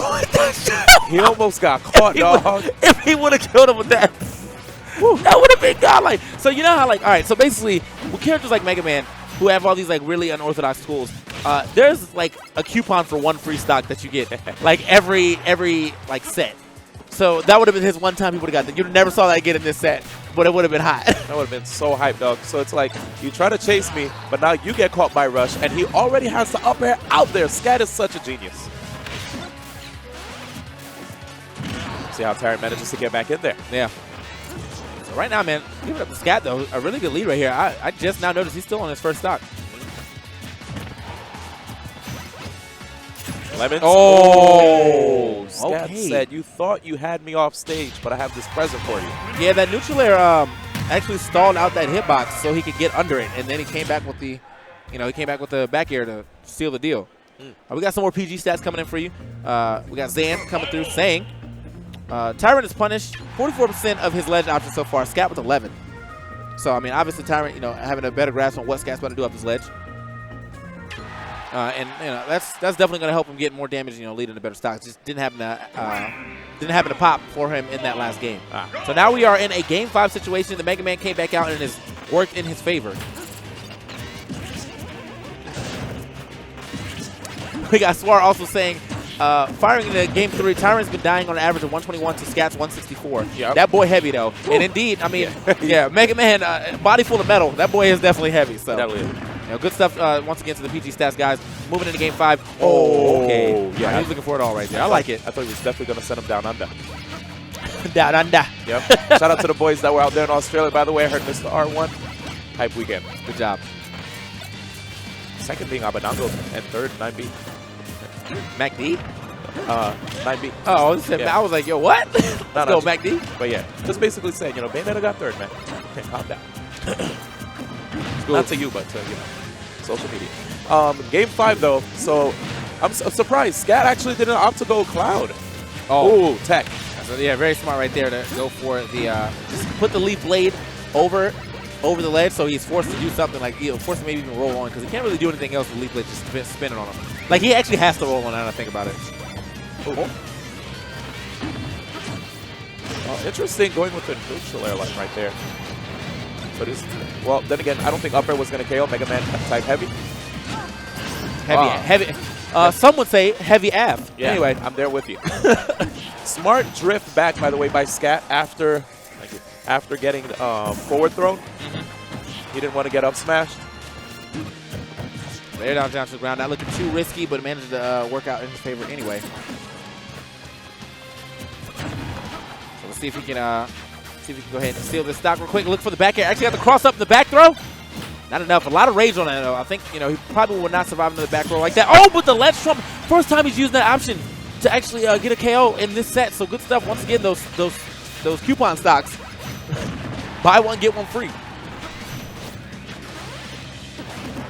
I don't think he's going to get another one like that, though. Oh, nice safe recovery, though. He got ledge trump. Tyrant looked like he was setting up to wait from the grab ledge again, but instead throws out the up air to cover his, his option to get back on the ledge. Nice. Okay. Nice. Once again, coming in from Tyrant, just putting the needles out there and whatever extra damage he can. And as I said, man, as we said, he's been dying he's been dying at an average of 164, as PG Stats once said. This man is at 180 right now. That boy heavy. Heavy ass. Okay. Not heavy enough for that one, though. At first, I was about to say, that would look like a free opportunity for him to get the bouncing fish, but instead he got that second hit on the forward smash. Yeah. Right here, this is Tyrant's time to shine. Or kick. Damage. Yeah, he can't shine. Yeah. Wrong character. You're right. He can vanish. Blink. He definitely can. Oh, and he's not jumping. Recognizing that he made a mistake before. Too close right there with the forward tilt. That was pretty interesting. He threw that Metal Blade straight up just in case Tyrant tried to go for it, like a bouncing fish over him. He would have got caught. Oh! That was, I don't know what. I expect a little more off of that one. Pretty, not gonna lie. All right, rolling on right there. He's gonna toss him throw. up. Yeah. Let's see the setup. Yeah, he didn't get enough time to probably play. I'm pretty sure he probably wanted to pull out that leaf shield, but he didn't get enough time or space with that forward throw, so he just kind of went with the next best thing, which is trying to go for less trauma. Oh, you saw his spacing right there on the fair, though, right? He's not trying to get caught. Went for the short fish, but it didn't quite. Under the chin. He landed on stage. Immediate spot dodge into up tilt. Just right here. Right here, under the chin. Oh my God. That was genius. Now, as I said, man, like, every option he chose in the last, I was mad late. Anyway, every option he chose in the last section of that, of that game basically was, one and done's. Like, I'm gonna get the stock this way, never gonna get another stock like that. I'm gonna get another stock this way, never gonna get another stock like that. In his mouth. I thought Gimmer was gonna get it. Just show the replay of Tyrant actually going in and then getting punished for approaching with the up tilt, because then we could like touch on basically what he did wrong there. But I guess good stuff right there by Scat. That up tilt definitely has some frames of invulnerability, comes out rather quickly, and it's really scary, man. Like seeing how he's making all this progress with Mega Man, a character who not too many people give props to, but we've seen some results from the character as time has been progressing. Noticing how Kamemushi in Japan actually took a tournament, an entire event filled with top tiers, and the level of competition in Japan is rather high. Even the average player there can be a threat, which is why you see so many different names getting top 8 or even first at these events. So good stuff. Not only showing that, not only does Japan have great Mega Man representatives, but the U.S. does as well. So good on Scat, progressing further in the bracket, which, if I'm not mistaken, he has to potentially play the winner. Does he have to play the winner of this Larry Lur and Psyche, which is coming up next? Yeah, Larry Lur and Psyche. Larry Lur probably going to go opt for the Fox this time, while Psyche is definitely going to stay with the Sheik. I don't even know if Psyche has any secondaries, but the way that man's playing right now, I don't think he really needs it. Yeah. He's definitely doing quite well in this tournament for himself, making a name for himself out here at the Level Up Expo, Cashman Center. Alrighty, and here it is, man. Larry Lur is getting into position. Psyche also dapping him in turn. And now we're going to go straight into the game. No time wasted. Loses quarters. Here it is. Fox versus Sheik. Now, here's Larry Lur's opportunity to fight the same character that sent him to losers bracket, but with a different player behind the controller. Yeah. And so maybe, it's all pretty much match experience at this point in time between these two top players. Like, who knows this matchup better?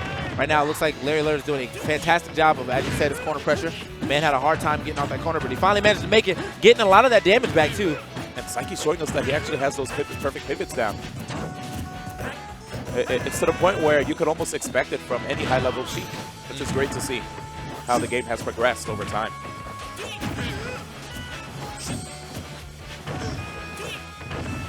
Okay, nice. I think what truly makes me happy about how this game has been progressing is the fact that I swear there was a video, right? Great stuff right there by Larry, by the way. Psyche not actually stopping Larry from approaching with a full jump option to open up a KO opportunity. So good stuff on Larry getting that. What I was going to say is, perfect pivots, I swear people deemed that an impractical option, right? Yeah. At the beginning. But look at it now. Psyche. Okay. Psyche using the advantage right there. Very uncharacteristic of Larry to miss that tech, because he was taking a lot of stuff in that Void matchup that was looking like where most people would have faltered right there. But this time, a tech that I would have expected him to get, he did not get. And now he's off into a second stock and a little bit down on percent. Psyche really good at getting these low percent combos.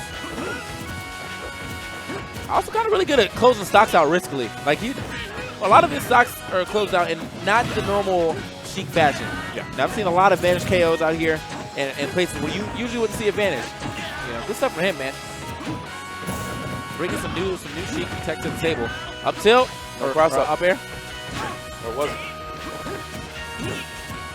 That stage spike must have rattled Larry in real life, man. Like Fox hit his head on the stage and Larry felt it because he just has not been able to do much on the second stock ever since he came back. Hey, man.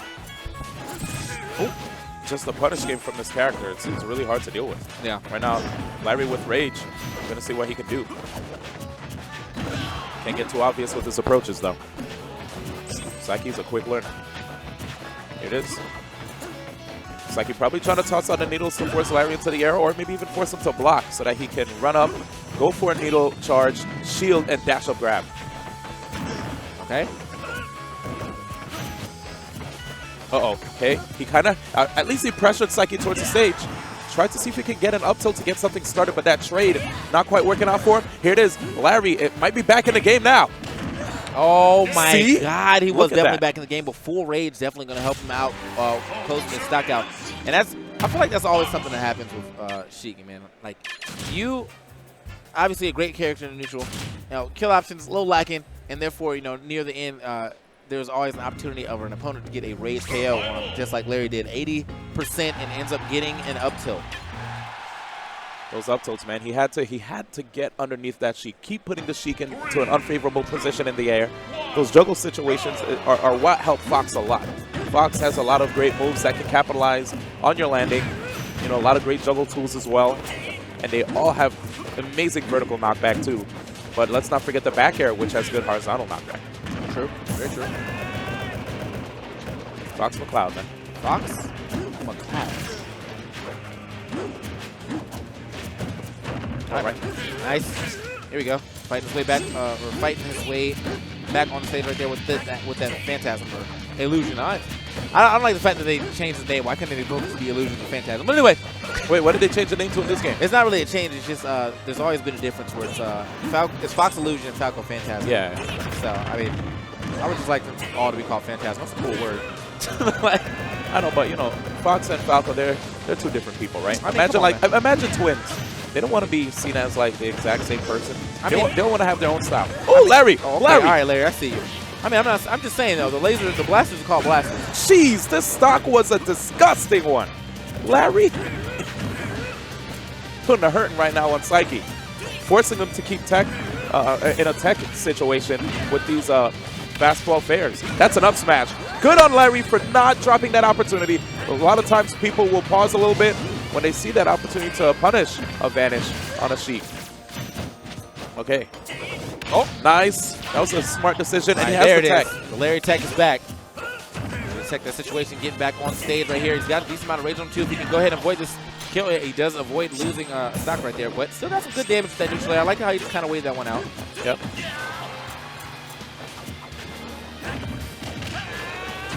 I'm actually surprised he went for the full thing. I thought he was just going to jab Yeah, me to too. stuff. But regardless, Psyche again, trying to find a way to land. Larry not actually going for the up tilt, which leads me to believe that maybe he expected Psyche to just land. Yeah. Or he wanted to react to an option. Yeah, but Psyche came down with that aggressive forward air, so. Oh, my God. Damn. Goodness gracious. All right, Larry. Up smash ratio looking nice right now. PG Stats, what's the up smash ratio for Larry right now? Please. I need to know. Jesus. Oh, Lord. All right. All right. So concerning for Larry, a game one for Larry with Larry missing the only techable situation he had. That was in the first game. But he still won regardless. Thank you again to PG Stats. There we go. So right now, Larry Lur up 2-0 now, right? 2-0 right now, yep, in the set. But right now, Psyche's still, I wouldn't put it past him. No, they got Rockman over here, bro. Hey man, we're gonna be playing some Rock Band later on the main stage anyway. I don't mind. Oh, these up tilts, man. Are you gonna let the board land? Whew, I thought he was going to get that back here. That would have been crisp. Okay, here we go. Nice up tilt yet again. My man is getting catapulted. He's okay, okay, Larry, so please. He And was looking for reversed it. something special right there. Anyone for the reverse. He even reversed the up smash. There Nice. it is. Fox is way too fast. You can't give Fox the amount of frames that will allow him to get the punish. Here we go. Nice. Here we go.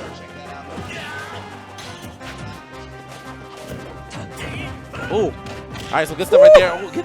Oh, he's trying to mix up. He's definitely doing some hot mixing. Like, he's doing a mix-up when you know someone's scared. Oh, yeah. Like, oh, he about to land to get the shield, so let me just do what I want now.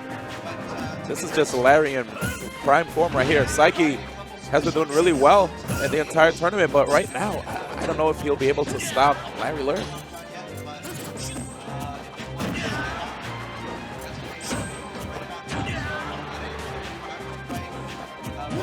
Cool. Here we go. Nice. Managed to get back up into the situation, but not enough to finish just yet. He's got 149 right now. I feel like Saki can definitely close this out. Almost had it right there, but gets the back air. Is it enough? It is not enough. He's trying his hardest. I'm surprised he didn't go for a more aggressive option, like maybe just dropped off a big flare, something like that. Oh, okay. Can we talk about how Larry tried to end it right there with the fair spike to footstool? Calm down, man. So he managed to get that stock finally with a back air. Yep. But, I mean, is it a little too late? Who knows? Larry already up 2-0 over Psyche right now. Psyche, the first game Psyche had was looking really good, but that second game, man, Larry just, whew, that boy got all his confidence back. Oh, just a little bit too far. Larry looked like he was probably trying to scheme for the tip for jabs. Oh, looking for it, but got the tech out the way. Yep, released the up smash just a bit too early. Jeez. That fair probably would have linked to a bouncing fish if he connected it. I saw Larry looking for the rest of that. He was looking for that down air to finish, therefore he can go for that up smash, most likely. Or maybe even a jab. I don't think it would have hit the last hit, so he probably would have just went for some jabs after that. Ooh. Too much knockback right now on that up tilt. Larry couldn't quite get the finish that he wanted. Smart decision, probably waiting for the normal get up when he opted for the forward smash. Let's drop it through there to get that down air, but not actually getting it. Still getting the punish. Getting a lot of punishes actually with whatever option he throws out after an aerial hits because of Saki dropped the shield trying to punish, but being too late on it. Fourth throw to get him off stage. Yep. Oh. So he did that earlier. Did grab the ledge. This time he did not grab the ledge, unfortunately. Well, 3-0 victory right there for Larry Lurk. Good job. Moving on, he's going to be facing Scat in the losers semis. So, I mean, regardless, good job to Psyche, man. This is a good tournament for him. He made two really big upsets, you know, one being Foe and the next one being Tyrant. You know, just couldn't manage to get that third one over Larry. Larry, though, probably favored to be in the top 3 of this tournament regardless. So, good stuff. Great stuff, actually, for both those players. I mean, Larry 3-0, Psyche, you know, proving that, hey, man, I know what you thought top 8 was going to look like, but let me show you, let me hit you with the wild card. Yeah, man. Psyche definitely did pretty good in this tournament. He got sent to losers rather early versus Scat in the top 32. Then, when he was in the losers bracket, I believe he defeated Ezreal, who was a pretty good Pikachu main. After defeating Ezreal, he also beat Calculus, and if I'm not mistaken, wasn't Calculus like a Bayonetta main? So good stuff, also beating Calculus. Then he moved on to beat Foe, which was a big upset. And then after that, he didn't stop. He also defeated K9S Bruce, who, you know, a lot of people know is really good at the Sheik Ditto matchup. But K9, while he was playing, you know, kept opting for Diddy at certain times, which resulted in him dropping games that he would need in order for him to close out the set. And right now, after, you know, getting so far, surprisingly enough, he gets 3-0'd right there by Larry after such an impressive showing. But good stuff to Psyche. All that means is that, you know, that's just more homework that needs to be done. So good job. I know all the people back home in Arizona are happy to see you do well, especially getting in top 8 too. Oh, yeah.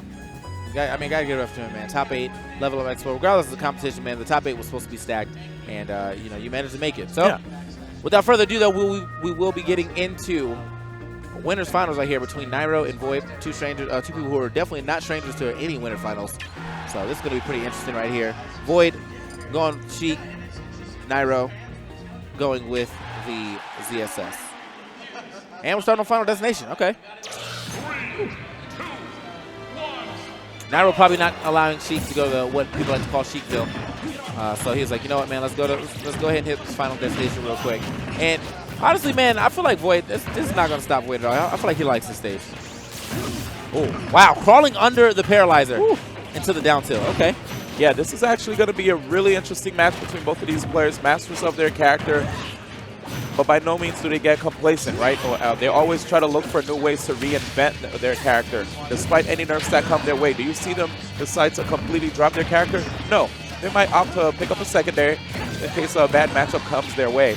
But at the end of the day, be sure to expect these guys to show out with both of their mains. Here we go. I mean, it's definitely a show right here. We got a super close type battle right here. Only 2% between them. Missing the grab right there. But, wow, the mash! That was sick. He said, get off of me. One pummel and he was already out. Like, I'm not having any of this. Uh-oh. Void is scheming, man. He's looking for them tilts to open up those opportunities to put Nairo in the air so that he can get more reliable follow-ups. Oh, that forward tilt came out too quick. Scoop. Up air. Okay, but yeah, good avoidance. Oh, He wow, DI's out the of DI of Legends. And there's Rage, too. Yeah. So the Rage, of course, helping him out. Yeah, but you know, most people probably would have still got by. Oh, yeah. This man, Oh, yeah, I Void definitely wasn't trying to downplay him. was, that man, Void was shaking that control. I know you saw that ESET video about DIing out of bandana combos. Did you peep the reverse up there, though? Oh, the ESET video? By the way, guys, check The way that he out. was- the way check that video out. Big shout outs to the PG boys, man. Just pushing the bar for Smash Brothers. Indeed, man. That's what I like to see.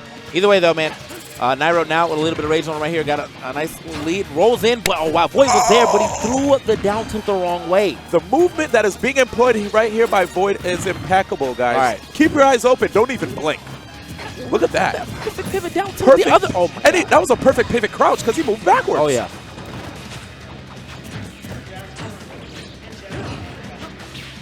Oh, So he definitely wants something off this down tilt. dude, he tried to punish Nairo's flip kick. These guys are fighting in the air. He definitely just two-framed that man. Woo! Off of him trying to get up from a tether. This is what I call Void. high level Smash 4, High man. level Smash 4. Okay, okay, Nairo. I see you too, man. All right, so didn't manage to get out of that one right there. Oh, and Nairo calling that jump. Beautiful catch. He tried to get the Zaire kill, but not quite. Oh, is that in out his there. face though? For real? Yeah. Slight spacing. Doesn't get out this one yet again, but you know, a little bit of nerf right there still, and also being on the right, the good side of the stage to get enough stage behind him. Nairo. Okay, almost caught the catch. That Yeah. almost looked like he tried to alley-oop to himself, Yeah, and he missed. he does that quite a bit, but I think Void just DI'd that one correctly. Oh, Oh, yeah. got it that time. Okay, right in the hoop, taking game one. Man, that was kind of a scary match, to be honest. That was an explosive game one. Yeah, that was nice. Can't wait to see what's going to happen in the rest of this set. Ladies and gentlemen, do not go anywhere. Buckle your seats. This is going to be a good one. And I love how both of these guys, you know, smiling, having a good time. They're good friends, you know. Nairo, though, you see he ain't really smiling that much. He's like, nah, man, I'm trying to win first. After that, we could go to KBBQ. It's all good. I'm saying, man. Talk about what happened during the match. Jeez. So Okay. right there, you saw him go for the Zaire to stop Void's potential aerial pressure. Oh, again, man, good stuff right there by Void. You know, taking an early lead in this second game. Jeez. It's crazy seeing how Void tries to employ perfect pivot coupled with the shield to like just close the distance in on his opponent. Oh man, so quick. That was an interesting blaster usage right there by Nairo too. Did a double jump blaster, and then immediately grabbed ledge with the Zaire. The blaster did hit Void, but you know, because it wasn't charged, didn't have to stun long enough. Still, you know, got him on stage for free. Oh, nice DI. And with the rage there too, I thought he would have got blown up off the top. So that's actually not getting the hitbox of it, or Ow. not hitting the stronger hitbox by hitting a button. He just kind of let that one rock out. But, oh man, talking about rocking out, man. Void coming through with a sweet spot of up smash on Nairo trying to get back on stage. Yeah, that was a good punish. Okay. The fact that he just caught him like trying to ledge hop over him, right? It was like, nah, watch out. It's good to see players do that because that, nice. You have good catch on the air dodge. Seeing all this transpire between both of these players, it makes it scary for either of the players to try to do any risky movements. But you know these guys are probably still going to go for something risky because they can't show fear.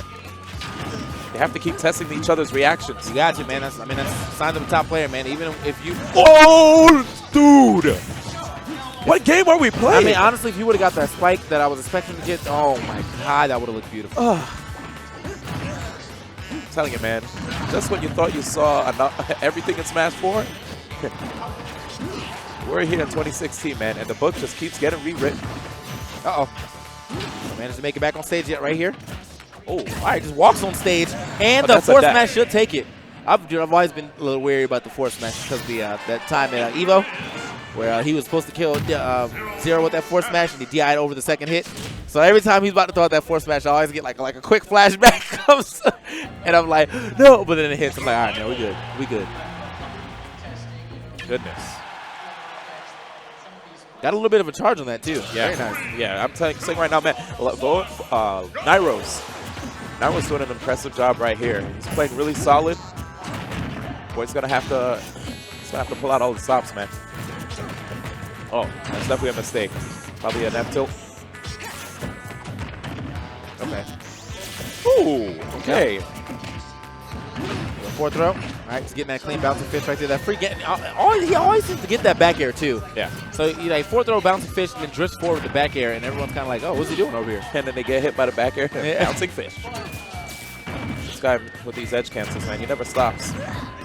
And I like the way that Nairo's finding new ways to convert. You know, going for the up air. He saw how close Void was, just opted to get more damage with the fair. Oof. Yep. Nice, again. catching him yet again. So like Nairo's definitely got to find another way to get back on stage because it's the second time he's died to a sweet spot out smash trying to jump over him. Ooh, good punish right there. I feel like right now with the lead that Void has, you know, staying back, getting some damage with Needle Zero style probably might help out. Wow. Oh my God! Deep. Man, that's all you can say. I can't even say anything else about that but deep. That boy with deep ass out there. Uh-oh, Void? Uh-oh. Please don't do it to him. He even hit the balloon while he was at it. If he had Needles, though. I'm actually kind of surprised he didn't go for the forward airs. Just kind of the old Saki special. Uh-huh. Psyche. Anyway. In the grab. And is this it? He reversed it too, but yeah. Void DI correctly. Oh. Okay. Void getting those needles, but is he gonna try to stay back? It looks like Nairo doesn't really give him a chance to throw needles out as much. Oh, okay, so trying to get him on another catch right there. Kind of looked like he was trying to see where Void was going to deny that or DI it, because last time he was already in the air and Void DI low, so he didn't get hit with a back air. Did you see that though? Void landing with that single hit up air? Yeah. Okay, back throw. Very nice. Up Tech. Put him up. Get him in the air. Nice stuff. Landing with that neutral air. Oh. Well, he didn't have a jump. It was pretty low. Didn't even opt to go for the up B. So unfortunate right there for Nairo kind of dropping that game. But doesn't seem too flustered. I mean, these games have definitely been going, back and forth, or very close. See if we can do it again. Here we go. Can get one more win on the board, or are we going to go to a Game 5 situation right now? Okay. We're on Dreamland, a common counter pick for Zeus Samus mains, I would presume. Yeah. It's either the tri-platform layout that benefits them greatly. Yeah. So, Nairo right now up 2 games, 1 game over Void. Void will be trying to get himself over to Game 5 on Nairo's counter pick stuff. And that's going to be pretty interesting in the fact that even if he does win, he has to go through 2 stage choices not his to win this game. So that's what happens when you go down 2 games in the best 3 out of 5, man. did you see what happened? It looked like Nairo was about to catch himself in that same habit of ledge hopping from the edge, but this time he drifted back. Oh, he's right near the, yeah, that was a very smart decision right there by Nairo. He got the up airs, kept pushing forward near the blast zone, and got that, the up B. The up B having like a 48-degree knockback angle now. That actually helps Nairo out when it comes to getting the horizontal KOs with the boost kick. Nairo's still jumping off the ledge, though. Like that time, I guess it was better because he wasn't on the ground under him, but he still got hit with that back air, and will be losing that stock to that up air, though. Okay. Nice up smash, though, on incoming. Telling Void that he can't just stay up in the air like that because Void will come through. Oh, it's this. Let's go for the reverse. Imagine. Oh, wow. So Void kind of dropped what could have been a clean punish right there. Yeah. He also dropped under the platform to start, or went for a forward air. So maybe he was gonna get like a forward air off that. That was going to lead in a lot. Oh, my God. He is Okay. just in this man's head right now. Yeah. Nairo's moving so ridiculously fast right now. Will Void be able to catch up? Void gets the back roll, but knowing that he was going to try to go for the up B, jab into a shield. This time Void trying to cut off Nairo before the edge cancels even happen. Uh-oh. Oh. The back air might end it. Nice. Void gets sent Back to lose air. bracket. Sorry, man. That was a nice back air. There's one in the set right there. Oh, yeah. That boy's sitting in grand finals now. Good stuff to Nairo. Liquid Nairo, by the way. Don't forget. Yeah, man. It's really hard to try to keep up with the likes of Nairo, especially if he has his back to you like that. You try to get back on stage, but Nairo's just going to keep spacing that back air the way that he does. If you block it, it's okay because he might toss out the forward tilt, which comes out really quick, and it stops the threat of you attempting to, get some offensive pressure on him. So smart stuff right there. Nairo, overall, I feel like he turned it up in that last game. That entire last stock should just be a replay, seeing him move around Void the way that he was doing. Good stuff to Nairo. He is moving into the grand finals winner's side. Now in the loser's side, we have, I believe, Scat, Larry Lurr, and Void remaining, correct? Yeah. So Scat and Larry Lurr is going to be going at it, and whoever wins that has to go play Void. Quick PG stats for you right there. Void getting on board with that game 4. Or game 3, get himself on the board at 2-1. Heading into game 4, though, he grabbed Nairo 14 times, and Nairo grabbed 6 times as the matchup. We'll predict, obviously, because, Sheik's grab being a lot safer. So she's going to be able to throw out more grabs as she wants, while, Nairo's going to have to throw out grabs as he feels like they're definitely going to hit, because he's going to get punished if they don't get their grabs. So good stuff once again to Swar and the PG Stat boys, always coming through with some of the greatest stats I've seen. This time, 2016. Guys have put in a lot of work. All right, well, let's see here. Thank you for the water. Oh, man. I'm happy. All right, we're waiting for the two boys to make these matches happen. Scat and Larry Lurr. So actually coming through with another PG stat saying throughout the entire set, it was 8 grabs to 17, but ZSS, getting rewarded so much off of grab, which is why you see Nairo going for so many grabs. We explain this all the time, man. Risk versus reward, but that reward is very high.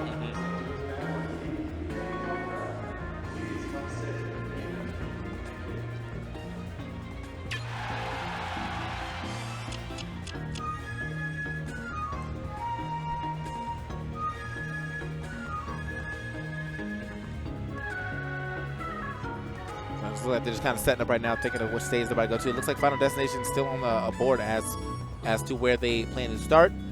Fox versus Mega Man. Scat, Larry, 2 top players, or 2 of the top of their class of characters. Mega Man actually, or Scat might actually just be, the Mega. He actually is Mega Man. Like, put a helmet on that man, you wouldn't know the difference. So you wouldn't know the difference. Oh, here we go. Quick update by Zan. Nairo actually not only punished for 14% of his ledge options and Void for 60. Yes, I mean, Void was getting in on Nairo right there. Every time he jumped off that ledge, he was getting bodied. But enough about that last match. We are into. Oh my God. Uh-oh, here we go. Man, almost got jettisoned off the top right there with that rush. But yeah, man, we are into this next match between Scat and Larry. Losers semis right here. Whoever wins this decides to go on to play Void in losers finals. Whoa! I'm telling you, that boy looking light. That almost looked like one of those rides that you'll take in an amusement park, It Yeah. just like shoots you straight into the sky. I'm not about it. I like roller coasters though. Anyway. All right, here we go. Once again, the aggressive option right there, throwing that metal blade up to cover him trying to get back on stage. I like the use of that. Oh, no. Okay. He B-reversed that metal blade into a down tilt. Down tilt didn't hit, but I mean, the B-reverse metal blade was hot. And wall jump B-reverse. Damn. See, that's why you got to be careful against the likes of Fox, man. You think you're safe from a distance shore hopping, and then he just jets right under you, and that is it. Solid damage right there by Larry Lurr. Fox quick ass. Too fast. And he's quite furious, man.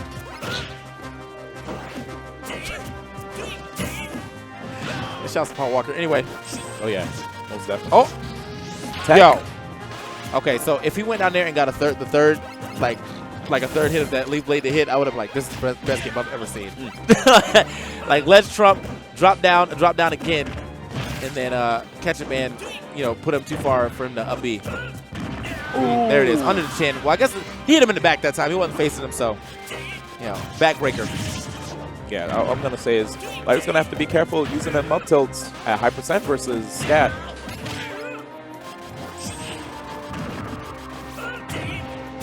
Jeez. Scat still has his double jump, able to come back on stage.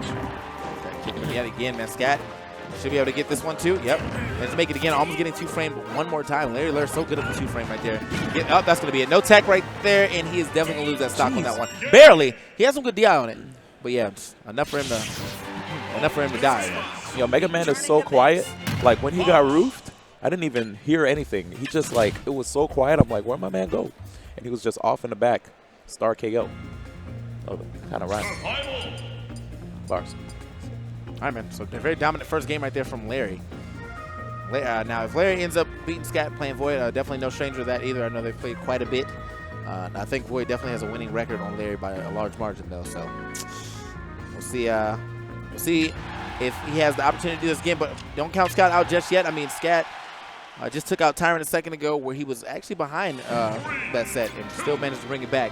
He's not out to switch over to the Cloud yet, though. So it's it's going to stick with the Mega Man, which I'm agreeing with this option right now. Maybe if you lose this game handily, then we'll bring out the Cloud. But until then, stick with what you know.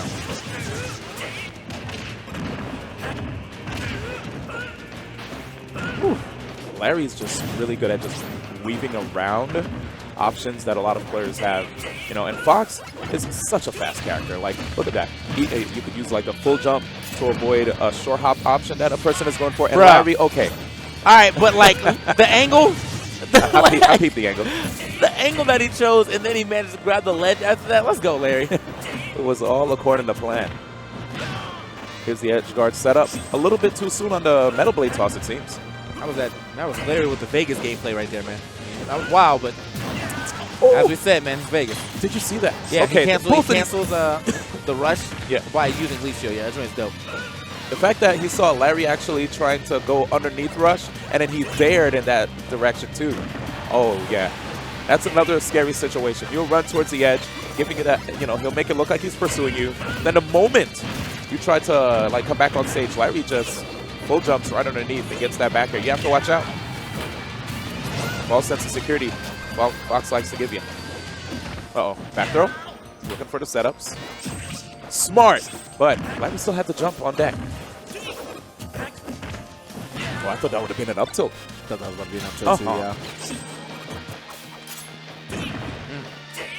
Dashing on him right now. Okay. Oh, look at. Oh, okay. Yeah, so he was looking for the pivot grab right there. He ran over to him with the up smash, but Larry with the great space actually hit him with that nice down tilt. Yep. And still got the up smash to finish the stock. Good on Scat, punishing Larry for going super aggressive. And oh my gosh. That tech, man. Oh, you have to trying to come down with the aggressive options, not getting that at all. I'm only taking mad damage for that one. This man's Mega Man is like no other. Or will it be enough? I thought that was actually going to explode close enough for it to hit Larry when he was trying to grab him. Larry, once again, always getting these up tilts on the ledge. Yep. Scat. Oh, he didn't have a jump right there either because he jumped on stage. So, yeah, that was going to be game right there. Jab, jab, up smash. Still working in this game. Yep. Just not nearly as easy as it did back pre-patch or post-patch. Yep, you have to get that tipper. Got to get the tipper hit. But here it is, man. Larry Lur. Larry Lur. Yeah, he's definitely up right now in the set. Scat taking a little bit of time to do some, self-reflecting. Probably looking back at what he did in the last matches. Because sometimes you have to think about what happened, what led to you getting punished, what led to Larry getting the game-opening percentage that he needed to take the lead, and see what he probably did wrong when it came to even edge guarding. He probably also has to think about the counter pick decision, because this is, I think, the last. Yeah, this could be the last game here in the set. Larry's up 2-0. So yeah, he decided. So he didn't opt to switch either. No switch. I mean, I'm always gonna respect someone staying with their main regardless, but I was kind of expecting him to switch after both these games. Right now, Mega Man just too heavy to get out of that situation faster than he is. Man, he had the DI out and he took 55 damage over there on the ledge just by a bunch of up tilts. Like, oh my god, so much damage right now. Oof, Larry mixing it up. Okay, so going for like the full hops and going behind the opponent, sometimes that might force players to either shield or even just roll because they're afraid of what situation you're going to put them in. I feel like he kind of baited that out, that dash attack from Larry. Because he jumped back and did an up air. Larry saw him, hit the ground, maybe thought he was fast enough to go over there and punish him. Then he got scooped up. But either way, man, Larry's still on top of this game right here. Game 3, Larry looking like he's trying to finish this out with a clean 30 and a handshake.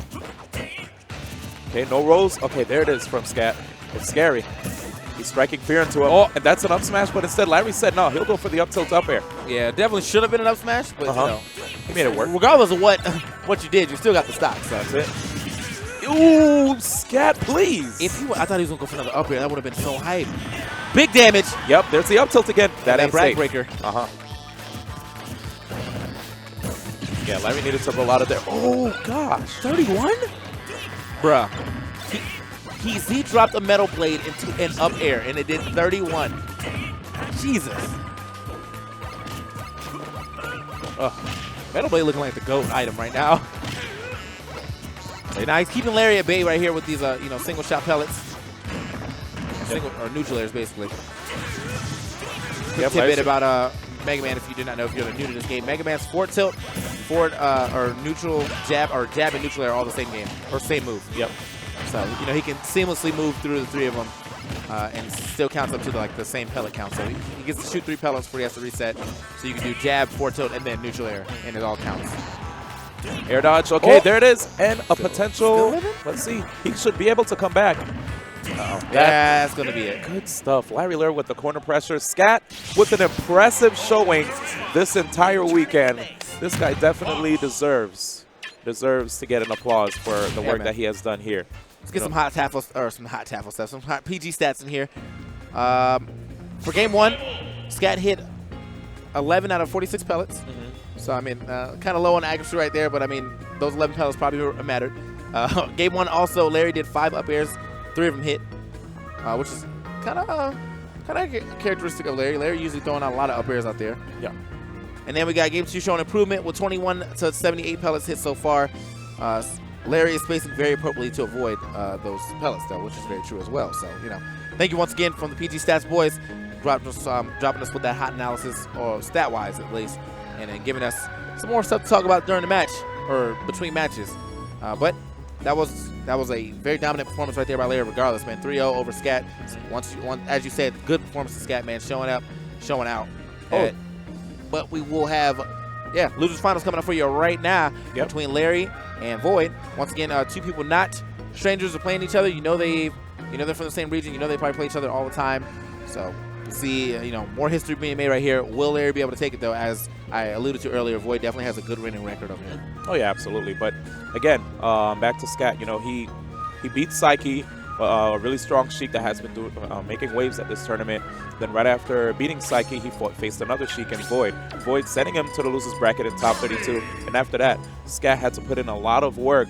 He went through. Oh, look at this, actually. Wow, this guy actually did. Yeah, he did put in some work after all, huh? I'm looking for. Where is it? Scat? Yeah, I actually don't see him. He got really far, it seems. Well, let's see, he didn't go into There it losers is. until Yeah, he didn't get into losers until there. So yeah, Scat didn't get sent into losers until way later, and he Then he had to faced beat Z. Z actually. Z the Pikachu main from Vegas, 3-0ing him. Then after that, facing K9S, not K9S Bruce. He didn't get to face Fallen because Fallen actually DQ'd himself. Then he faced Tyrant, and it fell to Larry Lair. But really good stuff. Let's go losers finals right here. The run back between Void and Larry Lair. And we're starting here at Final Destination. An interesting thing about this stage is that the needles aren't, you can't employ them as easily as you want to because of the slants. And, because of the way this stage tilts too, sometimes there might be some funky things that happens when it comes to recovery, especially for Fox. So let's see what happens here with Larry versus Void in this matchup. I'm surprised that they actually opted to strike here. I wonder whose final decision was it? Yeah, this is definitely the first time I've seen anyone strike to Lilat. Like that's just very uncommon, and uncharacteristic. But usually at the same time, though, Lilat has been replaced a decent amount by Dreamland as the 5th starter. So interesting to see that Vegas is still keeping Lilat in the starter picks. But nice stuff right there by Larry. Always catching people. Like he just positions his back to the ledge all the time. And people sit up out here getting up tilted. They hang on the ledge too long. He's gonna keep doing it until you stand up. Oh yeah. As far as having the Lylat as a starter. I think it's because they didn't want to have two tri-platform layout stages, like, you know, Battlefield and Dreamland. So, but here comes the tech chases. Oh, Void actually holding shield a little bit too long there. Larry looking like he's in control. Yeah. Definitely looked good for him in this first game right here. Maybe he's playing with a little bit of momentum after 3-0 and scat. True. And usually, like, that's what I said, man.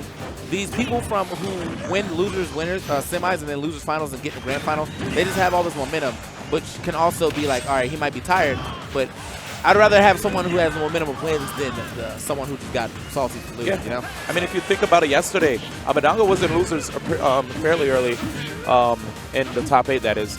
And then he went out to beat 9B. Then after that, just got really, you know, he did really well and reset the bracket versus Mr. R. But Mr. R still winning. Regardless, right here, Larry Lure with a strong opening, man. Oh, apparently Larry actually has a winning record over Void. So yeah, Larry Lure. Word. Didn't know that. I thought How big? That's what Zan said, man. Well, I'm gonna trust PG stats. Maybe recently Void's been beating Larry. Because the more I've been paying attention to him lately, I feel like Void has been beating Larry, but you know, maybe overall, yeah, I can think that because Void is definitely one of those people that has stepped up from like out the ashes. That boy risen so far. You know, Void was like not even close to a household name at first. 3, 2, 1, go! All right, yeah, but as I said, man, you know, he's one of those guys that risen from the ashes. He's obviously shown you that with determination, you can definitely become a top player real easy. So right now, we have Larry Lure, who actually showed his Sonic off at a SoCal local not too long ago. Surprised to see him opting for this character against Void. Let's see what happens here if this pick actually works out well for him. I know when I talked to, what's his name, 6WX, he tells me that, you know, Sheik is definitely not an easy character to face. And, you know, and of course, everybody says that, but yeah, why would he opt to switch it up here? Maybe because of the stage? I didn't even know Larry had a Sonic in the first place. So this is all news to me, man. Let's go, Larry. That boy stayed, you know, he stayed on top of things. Multiple characters out here. He played DK earlier, and then he played well, now he's playing Sonics. Yeah. Good stuff.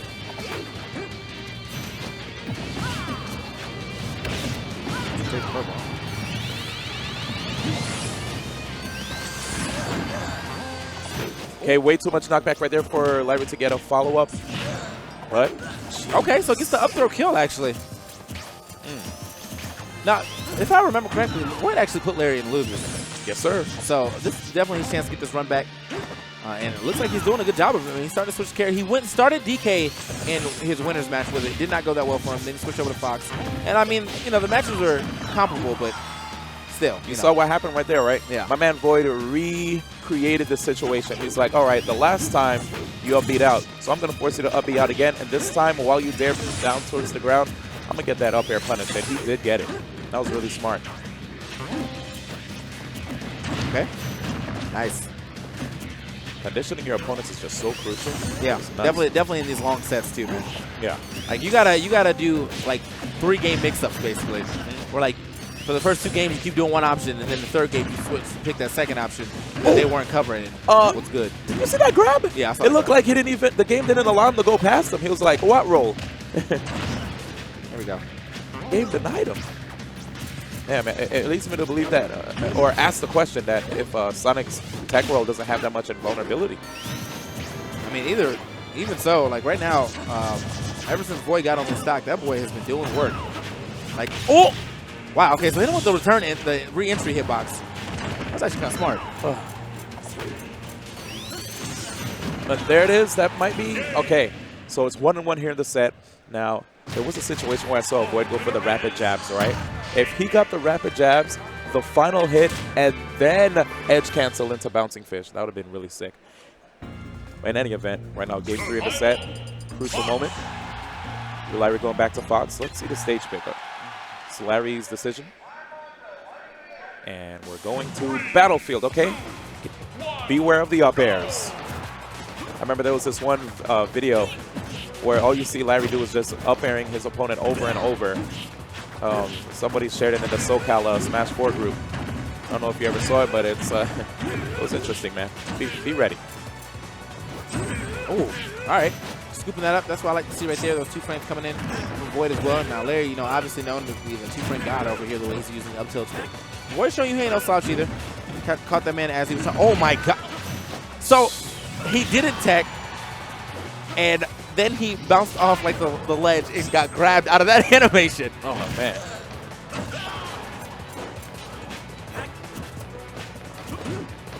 Oh.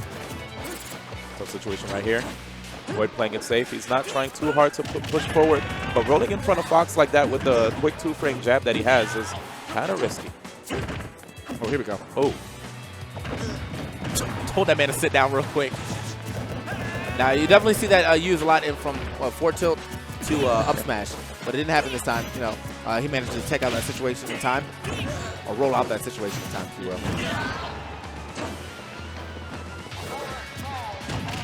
Up smash. Oh, Void managed to air dodge into the ground, fortunately for him. Didn't really see a lot. Don't really get to see a lot of smashes coming out from from Sheik's right there, but I do like the fact that he decided to go for the down smash. Yeah. Oh, forcing him to recover low.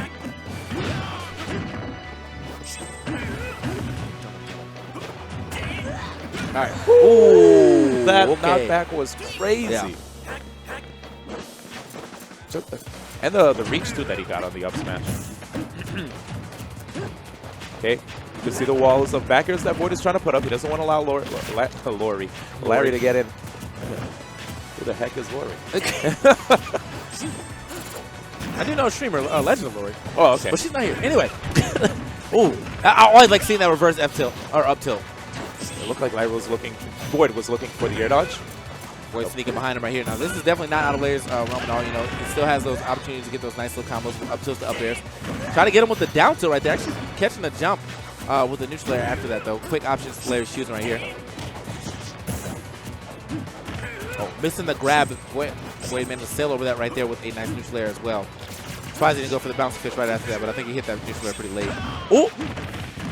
Is he living? Still living. Just barely. Another Maybe opportunity. Oh, yeah, Wow. that was nice. Very nice catch right there. I was going to say not this time, though. Yep. If he had went for the up air, though, he wouldn't have lived that either, but nice little mix-up knowing he's going to go for the air dodge. Man, look at Larry now, pondering, realizing that he's in a tough situation. It's 2-1 Void. Void has the counter pick advantage in case he were to lose game 4. No smiles right now from Larry. Oh, even a shrug, too.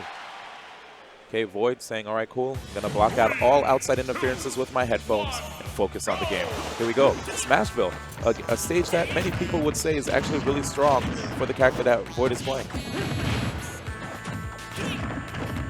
Going for that down throw, by the way, and seeing the double jump from Larry could create a pretty good situation for Void. Because if Void were to catch him out of the double jump and, you know, combo him, Larry would take a lot of damage. He would have an escape option except air dodge. Back throw. Oh, that's my. death. He DI'd all the way out there, but it didn't even matter. I feel like he could have air dodged that, though. Oh. Like, I don't know, maybe not. But that was really interesting. He back threw him. Actually had time to dash into that bouncing fish and still connected. So. Uh-oh. Oh, here we go. Void. Well, I mean, it was a really good showing for Larry in the first game right here, but Void said, you know what, I remember. Like, I remember what to do here. Oh, the Jeez. You know the what? platform.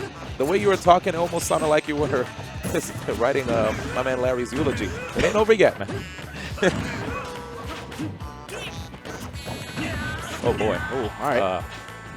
Maybe? Oh, my God. Oh, God. Chic. Good stuff right there by Void. So creative, man. Void. So creative. Void just sent Larry into the void, man. And I know that joke's probably made a lot. I never used that. But So I think that was the first time. But yeah, that boy got sent to the void with that one. Very nice. Once again, man, thank you guys for joining us here at Level Up Expo. Can we get all that, like the overlays and stuff, right? The Level Up Expo overlays, blah, blah, blah. I'm D1, TK Breezy. All right, here we go. Anyway, man, thank you for joining up at the Level Up Expo, man. We actually got a quick shout out to one of our sponsors right here, man, Gamergy. Okay, They make these beautiful drinks. Now, honestly, this is the first time I tasted it, and it tastes like Kool-Aid. So, like, it's got nice little energy supplement in it as well. You know, allowing us gamers to game for even longer. And yeah, no caffeine. Look at that. Oh, really? They didn't even say caffeine. Energy supplement. So you know, what I mean, if you feeling a little tired, you want to keep your focus up, get yourself some Gamergy. And you know what's funny? This is actually version 1.0. So that means this thing is definitely going to get patched. Yeah, in the they're gonna future. patch this, yo. It's got like. Come on, man. When will the patches end? Anyway, I'm looking at the profile. It says health points, great taste, stamina, mental focus, and sustainable energy. So big shout out to Gamergy. Never heard of this before, actually. Yeah, this is the first time I heard of it too. And it tastes amazing though. Not gonna lie. Binary blue. Not bad, man. I'm not gonna lie. I was trying to get that purple. What's a purple one? I want that purple stuff. Is it really a purple one? There was a purple one. Oh, I would be about That it. joint is called Purple Nurple. And the red one is Red Alert, and the green one is Epic Green. Okay. I feel like the blue one probably has the coolest name, but Yeah. I'm still trying to get that purple stuff. I'm a fan. And Anyway, Grand Finals is about to happen. Big shout out to the players who made it into the top 8 today. Again, we didn't get to see Fallen. He had to take his leave early. But, you know, Scat. Actually, we actually could look through the results. So, Fallen and Fallen and K9 finishing in 7th place. 5th place with Psyche and Tyrant, if I'm not mistaken. Right? Am I wrong? I might be wrong. Tyrant. Yeah, Tyrant. Yeah. Yeah, 5th place. 4th place with Scat. Impressive Mega Man play all around, representing Georgia, East Coast. Then 3rd place, we just saw Larry Lair. No stranger to getting really far at these West Coast events. And now we need to get ready because these two players are in the hot seat. The run back of the winners finals battle between the best Sheik and the best Zero Suit Samus in the house right here. Yeah, man, they're on those hot seats, but we're over here sitting comfortable in these DX racers. Anyway, let's get into this next game. I didn't get to do that at all today. It's all good. So we're going to get to this grand finals between Nairo and Void. It's actually a run back from earlier on, the winners finals, where Nairo took it over Void 3-1. So see if he can do it again, or is Void going to reset this bracket? Oh, man. And right now, Nairo's mix-ups off of the jabs are out of control. In the beginning, he went for a jab, try to get a pivot grab. Then afterwards, finish the whole jab. Then the next time, he actually went for jab down tilt in case probably if, Void try to see if he can answer with a move of his own that Nairo could dip under with the down tilt. So overall, I'm excited to see how these players just keep adapting off of each other and mixing up. You already saw what happened in the winners finals, especially in Dreamland when Nairo turned it up. Let's see what happens here with Void, with having a lot of momentum off of his last match with Larry Lair. All right, here we go. Fourth throw. Oh, okay, definitely expecting him to get that follow right there, but it's a little off right there. But like, I'm like seeing Void's now playing with a little bit of that momentum, as we always like to say. Yeah. Right here, he started off this first game quite nicely. You know, got a good % lead over Nairo, but Nairo could be, could potentially get a kill right here if he follows this up correctly. Oh my God, he did follow up correctly. The back air on stage, and then he goes off stage and catches him with the forward air. Good stuff. That was out of control. Oh, the yeah. fact that he was able to like put the laser out there, and I thought he was gonna actually hit him with the laser, but no. Even if the man air dodged it, he still managed to get the fair. And right now, Void just answering back. Oh, here we go. Nice grab right there.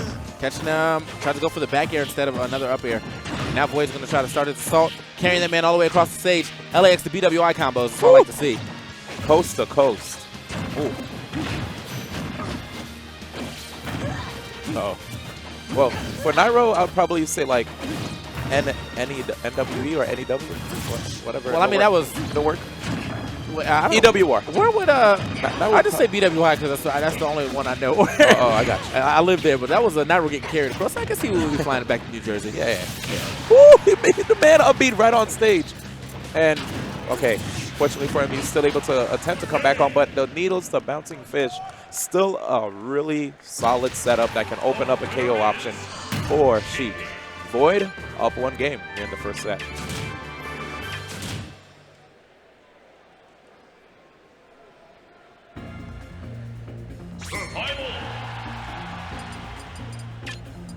Okay. So yeah, man, Void definitely starting off real explosive in that first set. Very nice for him, or first game of this set of Grand Finals. See if he can go ahead and keep this momentum up. or will Nairo clutch it out? Nairo already opting to go to his, his counter pick of Dreamland. Not even going to waste any time. As you said, though, this is definitely a common counter pick for ZSSs, and he's going to show you why. Oh, my.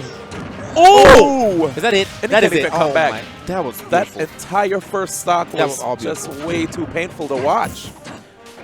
He was on the platform charging that down smash well Uh-huh. before he even jumped, knowing he was going to try to jump in, air dodge in. He was like, I got this. Nairo's punish game is just unmatched. And like even so, like he got hit. The same, he traded, that down smash with the neutral air, and he still got the follow up.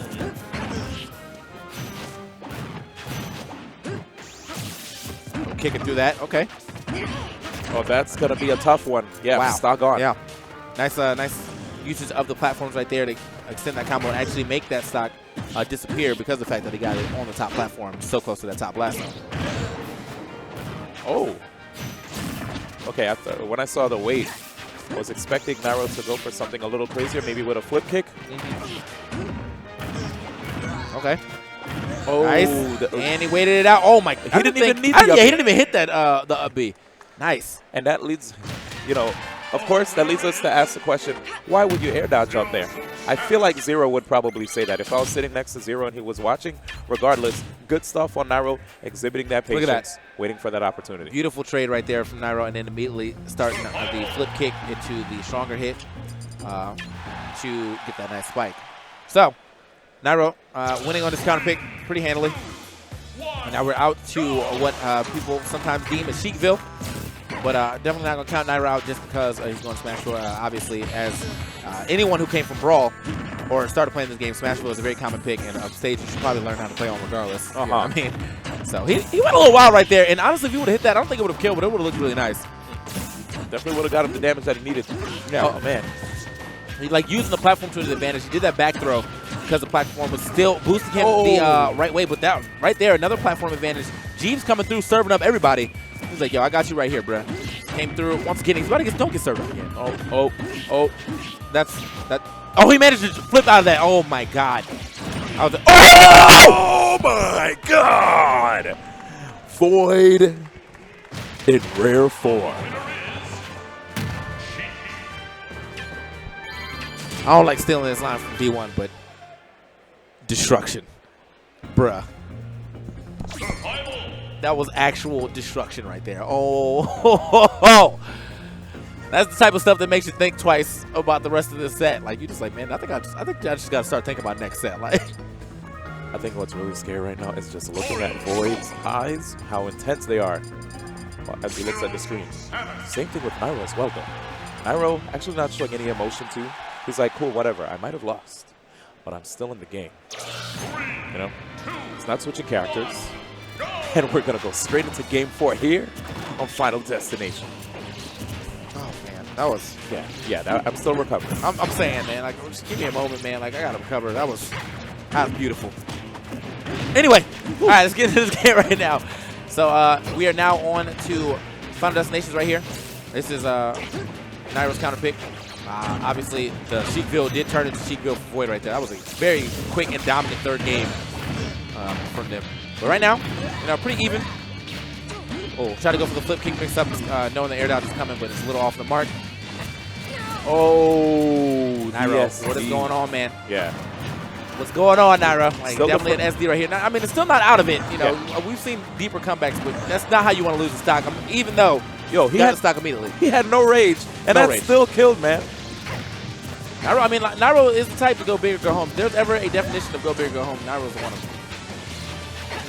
If not the definition. Nice stuff right here, right? Void, just keeping it real clean and simple. B&B's always getting that back air after that bouncing fish away. Oh, wow. It's making it really difficult for Nairo to get back on stage, it seems, too. Yeah. Okay. That was cute. Yeah. Nairo back on stage right here, scooped up. It looks like Void going for a lot of these. Oh, okay, he went back. Wow. Catching him as he pulled up right there with that back air. Void just playing right outside of Nairo's options really well. And so Nairo just did that thing where he hops on stage yet again. If Void remembers that, hold up. Woo! Nice DI right there by Void. It does manage to grab ledge. As I said, if Void remembers that, he will go for the up smash next time, but this time he actually does a ledge jump instead of a ledge drop double jump. Oh, and good attempt right there by Nairo. He's trying to see if he can. Oh, Okay, not quite an up smash opportunity. Standard get up, rolling in though. Managed to get through. Oh, I thought that was about to be it. I was like, yo, that's so unfortunate for Void. Does a 4 tilt? Oh. Not really. I don't really know about that, man. I could have caused some game, possibly. Uh-oh. Got Yeah. another back air, though. Oh! Simon Belmont in the building. Castlevania. Once again, we speed running. What a sick punish right there by Nairo. Right now, we're down to game 5 here in the set, and I have to say both of these guys, I love their punishes. It's really exciting to see the options that they're going for. You know, I already used this word time and time again, but unorthodox is the name of the game when it comes to these players, and that's what keeps them ahead of the pack, right? You don't quite know everything that you don't know what these guys are going to do next. They always keep you guessing. You feel like you might be safe because everyone deems a certain option is safe to use because you're at a certain distance, right? But then out of nowhere, you get punished for it. Here we go, guys. Game 5, and we're going to Duck Hunt with Swan Lesson. Let's go. Only the best way to end the set. We'll see how this goes, though. I mean, like, this could either be the end of the tournament or we are seeing another set, which could potentially go to game 5 too. These are two competitors right here, man. I don't really see either one of them just getting ran over. I mean, even the first set, it went through. At least one game was given up to the other the competitor who lost. Oh! Void, you picked the stage. Yo, Void. Yo, Void. That man carried that. That was like the optimal setup to how to carry that combo. Oh, yeah. He started on the right side, carried him into the trees, and then carried him away from the trees. Like, we out. So good start right here from Nairo. See if he can keep up this momentum. Well, that was so smart. You saw how Nairo went for the Zair, and after that short hop, it's because sometimes he could go for the Zair to grab, but that time he was trying to see if Void would try to jump out. Nairo trying to just cover every single option. Oh man, Void is just taking way too much damage here. And right now, looks like it's Nairo's in a good position right now. Oh, really good position. Oh, looking for it right there. Yeah. Another up tilt, not allowing him to land on stage and getting the ducks as well. Please, Nairo, focus on the game, man. I mean, I understand there's a game in the background, but that's not the one you need to win, man. Oh, Okay, down smash. He missed, and it doesn't even matter. I mean, was that maybe the mix-up? Like, Jeez. And that is it. still got him, no. The freestyle. Nairo looked like he was on stream playing For Glory. He's like, here we go, guys. For Glory Fridays with Nairo MK. Straight up. Did they hear that, Gamer? So, to quote Gamer, it looked like a boss right there just doing their routine, man. Because, I mean, it kind of looked like he was just dancing all over the place. Regardless, guys, congratulations to Nairo representing Team Liquid. And, man, I have to say this guy is just so dominant in the game. He's second best in the player with good reason. But the games aren't over yet. We definitely got some dubs coming up for you. Yes. I know Esam's watching right now. He's all salty about Swan Lesson. All I got to say is... Yeah, man. Again, impressive showing. But impressive showing by all of our finalists. We already mentioned Nairo taking first place, Void second, third with Larry Lur, fourth with Scat, fifth place tied, Tyrant and Tyrant and Psyche. Yeah. And then after that, K9S Bruce and Fallen finishing in 7th place. So overall, really good tournament. We had good variety. First place going to Sheik/Fox. Second place with First place with Zero Suit Samus. Apologies. Second place Sheik/Fox. Third place Fox/DK. /Sonic. I mean, he didn't Sonic win a game with it, though. / whatever Larry feels like playing. Fourth place Mega Man and Cloud. You could see the variety that's going on here. Then we had a Meta Knight /Sheik with Tyrant. And then with Psyche, Sheik. A lot more Sheiks on the West Coast. K9S Bruce, Sheik in 7th. And then Rosalina 7th. So West Coast is definitely the land of the Sheiks. A lot of Sheiks, but there was still a decent amount of character variety. West Coast play to win, man. You say this character's best in the game, and at the very least, they're going to have the pockets for it. So, but yeah, man, I'm going to get D1 to drop some interviews for y'all real quick. I guess with Nairo and whoever else wants to come up. But yeah, we definitely got to get Nairo up here, man. Once again, Nairo actually over there signing some patrols. Can we get that camera on him real quick? Look at this guy being a celebrity. Oh, probably not. Get Apostle to do it. It's from deep. That guy over here always stay on the celebrity. Yo, once again, man, shout out to all our sponsors out here today, man. One, Gamer G. Make sure you go ahead and check that out. They got a website on here? Yeah, actually, gamerg.net. So go ahead and check that out real quick, gamerg.net. And then on top of that, of course, always sitting beautiful in these DX Racers. So I'm gonna go give me some juice though. Look at Nairo, look at that guy. Yeah, no, I just want a tournament. Oh, you want a picture? Yeah. All right, now I'm gonna come over here and do a picture. Now he's coming. I think he's actually gonna do this interview though. Let me see if I can get him up here real quick. That boy over here doing top player stuff. All right, be right back, guys. Take care, TK. That was TK Breezy, guys. Make sure to send him any feedback that you'd like to send his way via TK Breezy on Twitter. But yeah. Yeah, it looks like we're looking also to get Psyche for an interview, but we can't find him. So right now we're looking all over the place. This is finals day, of course, and it looks like they're going to get the ceremonies ready.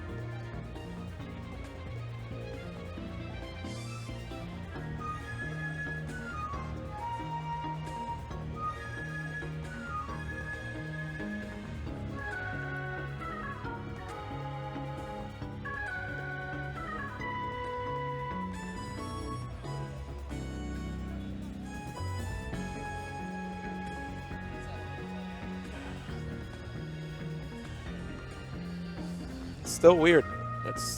There's still a chair there. What's up, guys? Back to me yet again. Yeah, I guess since I don't have any talking points, we could look back at the bracket. Let's see. So yeah, Level Up Expo, if you guys don't know, this was an event that had a $5,000 pop bonus for Smash 4, $4,000 for singles, $1,000 for doubles. And here at Level Up Expo, this is a non-profit video game anime/technology convention based in Las Vegas, Nevada, in the Cashman Center. And you know, they basically cover numerous various gaming platforms, right? Technology, design, anime, incorporating these elements into one huge gaming experience. And this next Level Up Expo, which is here, you know, the one that we're actually attending right here, this is their 4th year so far. And I have to say, from what a lot of the people have been telling me, their 4th year has been one of the biggest ones ever. Big shout out to everybody in the Vegas community actually coming out, showing support to Level Up Expo. We even had a lot of great support from players outside of our region. And speaking of players outside of our region, we have one right next to me right now, the champion of Super Smash Bros. Melee singles, Team Liquid Zone, Nairo. Did I say Melee? Did I really? No! I said Melee! You messed it up, man. You messed it up. So in my head, I'm saying Super Smash Brothers for Wii U, but I probably said Melee. You know what?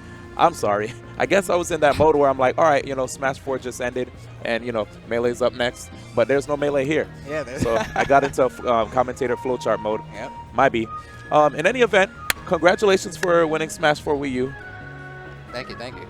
You were a little too stylish for me, man. I have to... Can we talk about how stylish that you've gotten over the course of time? What led to this, man? I mean, I don't know. I just like playing aggressive. Like, I mean, who wants to watch like a boring match? Like, it's boring. You're Or right. like it's boring to play. I know it's like, you know, like a strong like tactic, like, you know, like being defensive, like maybe like using Cloud, running away down B a lot and stuff like that. But it's like like it's too boring for me, I guess. Mewtwo King shots. Yeah, Mewtwo.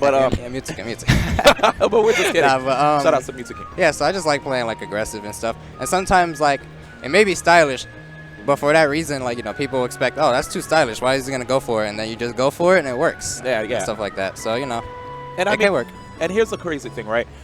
It's not like this is the first time we've ever seen you play aggressive. In Brawl, you're definitely known for that play style. And in the past, when you were younger and new to the game, people would try to write off your play style as maybe a little too reckless, maybe mindless, but you started getting results with this play style. So it's like they kind of had to put their foot in their mouth after realizing, oh, this guy, he's a nut, but you're losing to this quote-unquote nut. Yeah, man. But at the end of the day, I have to say, man, going into this tournament, who were some of the people that you felt like would be a major threat to you getting that first place finish? Pretty much like the people I did fight, like Tyrant. Tyrant could beat me. Like, I've never played Tyrant or Void in tournament. This is my first time playing them, but I've visited the house, obviously, like many times. I've played Tyrant probably like for like 2 hours, like each time I'm there. or not all the time, but like the last time I was there post patch, yeah, we went even. So you know, the matches were close too. Even though it was 3-0, it was like whoever got like the next like clean hit won the match. And then versus same for Void, but I haven't played Void too much. I didn't play Void as much as like Tyrant, so I never know what's gonna happen. You know, I mean I watch Void a lot, and he watches me a lot, so like we can only judge off that until we actually play each other and see how it feels like to be in the like one of the players like position now instead of just watching. Oh, for sure, Yeah. man. I was watching both of you guys play, and I have to say it was really interesting seeing how you were both like adapting as the set was going on. Are there certain things that you feel like, information-wise, since you said you watched a lot of Void, well, first off, before I even get into what you adapted to, what were some of the things you feel like you knew about Void from watching him? He'll usually try to, or he would go for like up tilts, or like, you know, be careful about up tilt, because In the middle of a combo. once he starts that, then he's gonna get a few more hits after that, or at least bouncing fish, but that's like already like 20-something%. So I gotta watch out for that. Like if I see him going like aggressive and then just like stop for like a split second, I'm like, all right, he might be setting up for like an air dodge read, up tilt and stuff like that. And yeah, so I dodged a few up tilts. Some of them he just read like my jump. He also read my jump, so up smashes the first set, and that didn't happen this set. I was like, I was aware. I was like, all right, let me like switch it up. Maybe jump sometimes, but not too close to him, or just like get up attack. And then one time I did, I think game 4, I get up attack, then he messed up because he was expecting like maybe like a jump, so like he like buffered something else. So it ended up working out. And yeah, just like watch out for those combos. I mean, game 3 he like destroyed me. Like I knew that was gonna happen. As soon as he got me on the platform, I was like, I'm dead. I'm dead. If I DI away, he was just bouncing fish instead of doing another forward air to bouncing fish. So it's like whichever one, I'm probably gonna die. Yeah. Speaking of like destroying someone, I remember that match in Winners Finals when you fought Void in Dreamland. That was probably the fastest and most confident I've seen you play. Next to that Duck Hunt match in the set. That was sick. Yeah, the Duck Hunt match, I got like a early up B kill. But like, if I hit it with any other like part of up B, he would have dropped out. Like I hit it with like the last like hitbox one going up to connect it the rest of the hitboxes to hit him. Okay. But I was like, I'm gonna go for it. Like if I go for it, maybe if I went for, I don't remember what percent I was, but maybe if I went for the one where I hit with the strong part of boost kick, the start of it, he might die off the top. But I wasn't going for that. I was like, I have to keep up airing him, but like kind of swerve away a little bit so I can like get the up B angle, and then maybe he'll die and see what happens. And then if he doesn't, then I mean percent at least in the stage.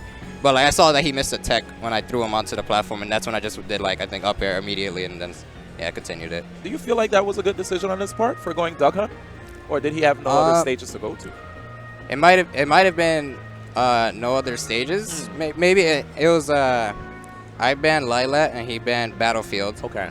He won on Smashville and FD. Yeah. But I think he can go back to FD. But I just finished winning on FD the game before. I won on Dreamland.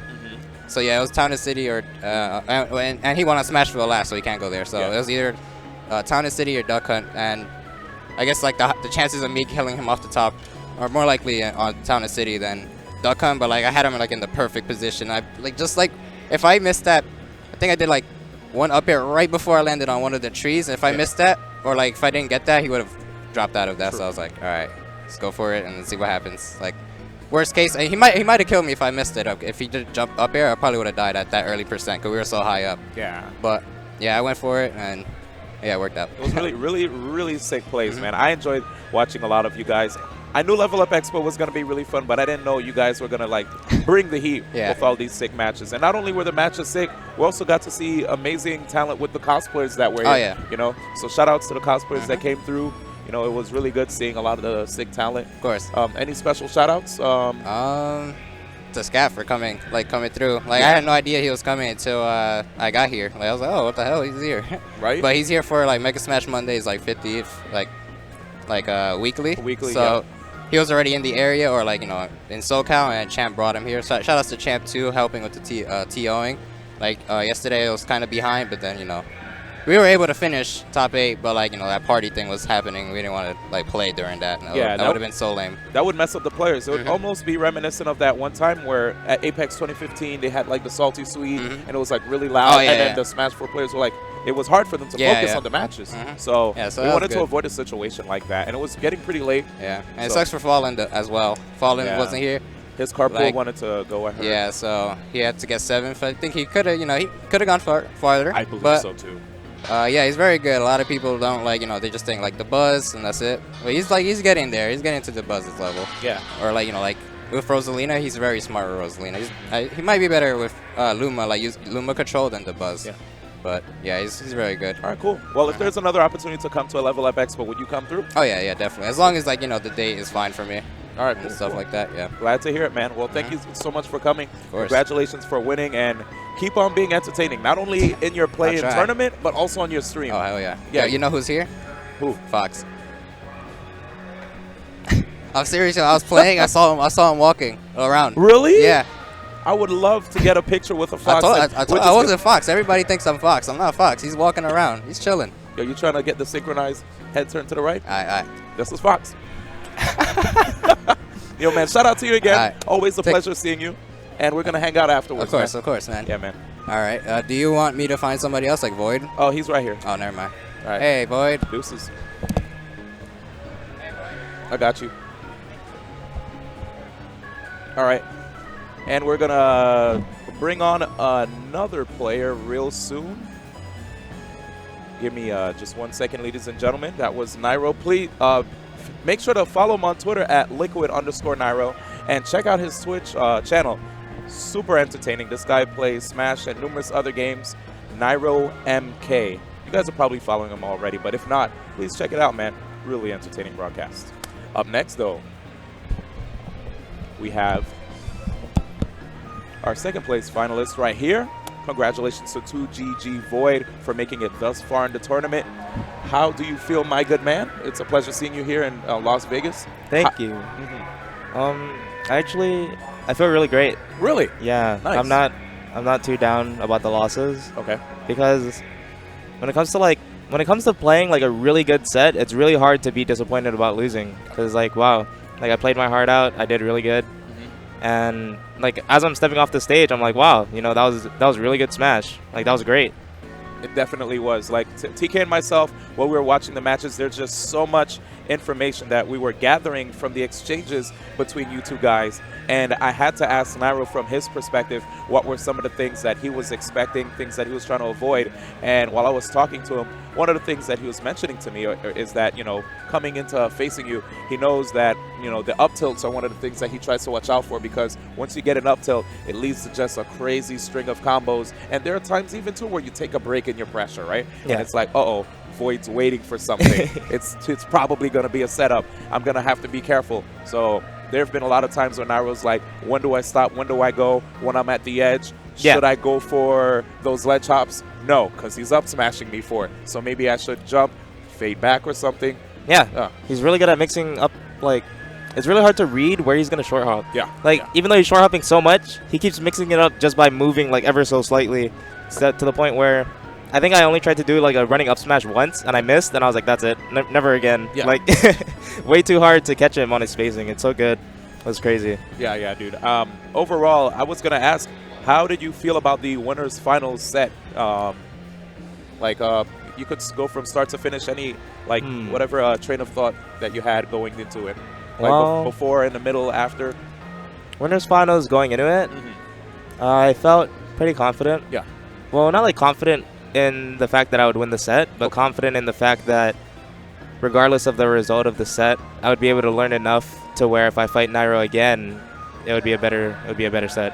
Because I've actually never fought a really good Zero Student tournament. This is my very first time. I haven't fought Mars, I haven't fought Anti, and I haven't fought Nairo or Choco. Okay. So I knew however the first set went, I had to just take it as a learning experience, try my best to learn as much as I can. If I lose, that's where it gets rough, because it's like, oh, I spent all that time learning just to lose in losers finals. Yeah. And Of course, it would still be a really good experience, but I wouldn't get the run back that I wanted. So majority of winners finals, I was like, I just don't want Nairo to run over me, and I wanna use this set to figure out what habits of mine he's punishing, so I can mix it up the next time. Yep. I have to say though, one of the craziest set games in the in the winners finals. Which one was it where you just completely decimated Nairo? Was it game 4 or 3? I can't remember. But In grand finals? no, in winners. Because in winners, you definitely played like, I think it was a Smashville game.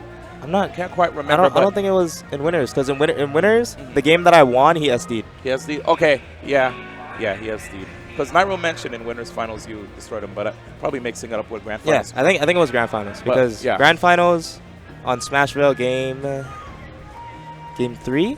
I think it was game 3 Yeah, because because grand finals we're talking about, right? Yeah. Smashville because Okay. game 4 was FD and then Duck Hunt. so yeah, game 3. I think I just got a Smashville combo on him. I was like, oh, that sucks. Like, that's very unfortunate. And then second stock, I actually could have killed him by the same concept, but I did up tilt, and I didn't want to choke, so I just went up tilt bouncing fish, and I was like, okay, this is fine. And then when he recovered, I was like, the whole second set, I was like, you know, Nairo's been doing a lot of ledge drop double jump, Yeah. and of course I can punish that with up smash. But like we talked about, he was spacing the way he moves during his jumps so well that I didn't want to rely on up smash. So I'm like, you know what, I'm just gonna spike him. And I didn't even like roll to the ledge. I just spaced myself properly, turned around and just dared, and it worked. And I was like, dang, like I was really impressed myself that I actually put it off. It was a nice feeling. Yeah, that was. I mean, just even hearing the audio cue when you land a spike on someone, Yeah. is super satisfying. It's, You know. it's very reminiscent of like Brawl, because Brawl there was a lot more audio cues when you just know the other guy is gonna die. Oh yeah. In this game, it's not as obvious. Instead, you have the visual cue of the black lightning, Yeah, that's it. but there's still those moves, like even like Zero Suit up B, like Meta Knight up B. But Meta Knight up B and Zero Suit up B, I don't think it's as loud as Sheik's there. Yeah, not at all. She's Maybe there. Fox up smash. Fox up smash. Yeah. I mean, it's like a boom. Yeah. With the up smash, but like when you hit with a spike, there's like a Like you a know? thunderclap. Yeah, Just like it's like you're done. so good. But overall, man, I mean, outside of Nairo, were there any players that you felt like gave you a tough time in the bracket that you'd like to give the a shout Let me out to? see. Who did I fight in quarters? Actually, I fought Calculus in quarters. Calculus. So- Calculus was he? He was a Bayonetta. Bayonetta. So Yeah. prior to that match, like I didn't really have my head in as much in the game as I wanted to. So game 1, I was playing really lazy. Game 2, he SD'd and he killed me off the side twice with the fair uppy, fair uppy, and I was like, wow, like I didn't know that was an actual true thing, but it looks like. I mean, I saw 9B do it on the Australian stream yesterday. yeah, It's like boom, boom, boom, it's so boom, crazy. Boom. Yeah, nuts. I've never been on the receiving end of it, and when you're just getting hit, you're like, oh no, no. You just explode off the side of the screen. Really nuts. Then But- after that, you face Scat actually. Yeah. So my matches against Scat were actually the matches looked closer than they were. It was one of those. So game 1, I could tell he was playing really nervous, and I got his first stock relatively easily. Yeah. But then he brought it all the way back. I was at like 80%. I would dad it up tilt, and I killed him. But even though it was so close, it was still one of those matches where I had control for the most part. Yeah. So even though it was close, it wasn't like close in like the mental game. And then game 2 was pretty much the same thing in my opinion, except he wasn't playing nervous from the start. Okay. So that was really scary because since the games were like close percentage-wise, it was very easy for me to just lose a game. Like if I just get hit by one wrong move or misspace one move, I die.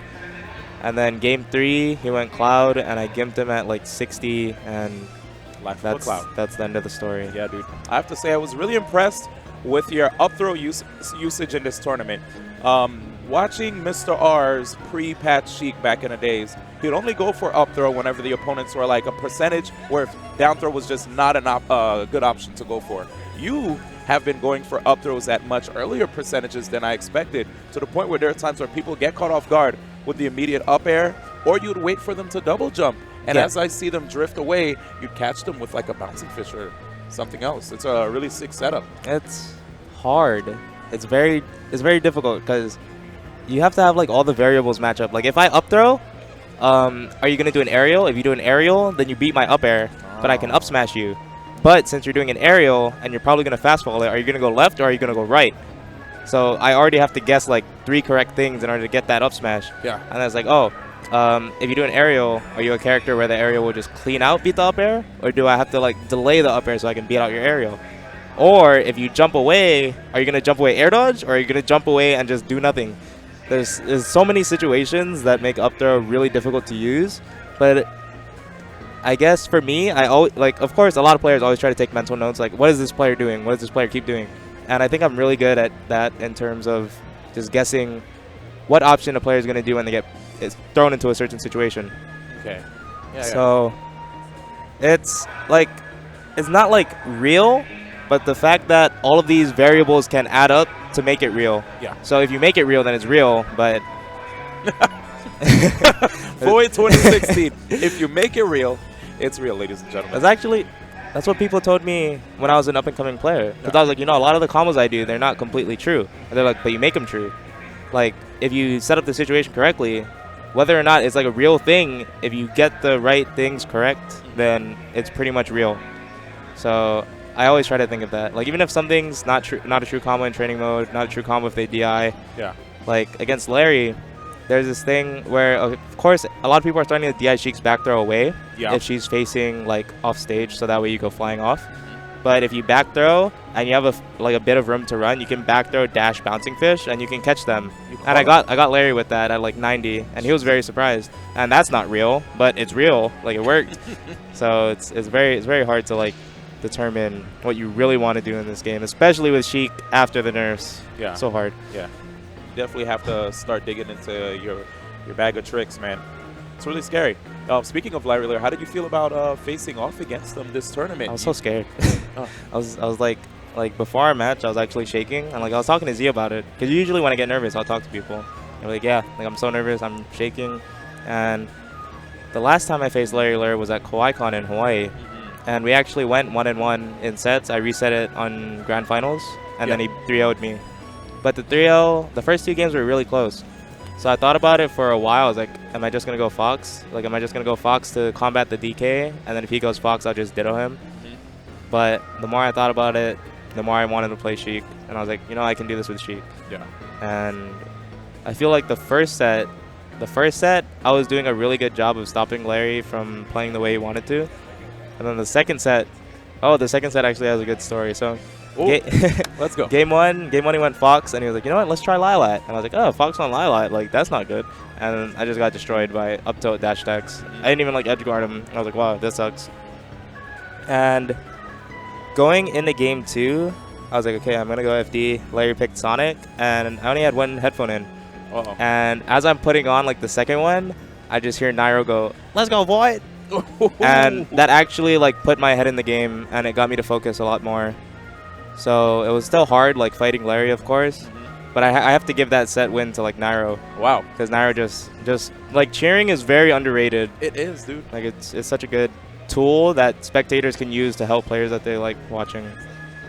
Look at that, guys. So if ever you see Void playing, just yell, "Let's go Void, man." Let's go Void. It'll go very far. It'll go very far.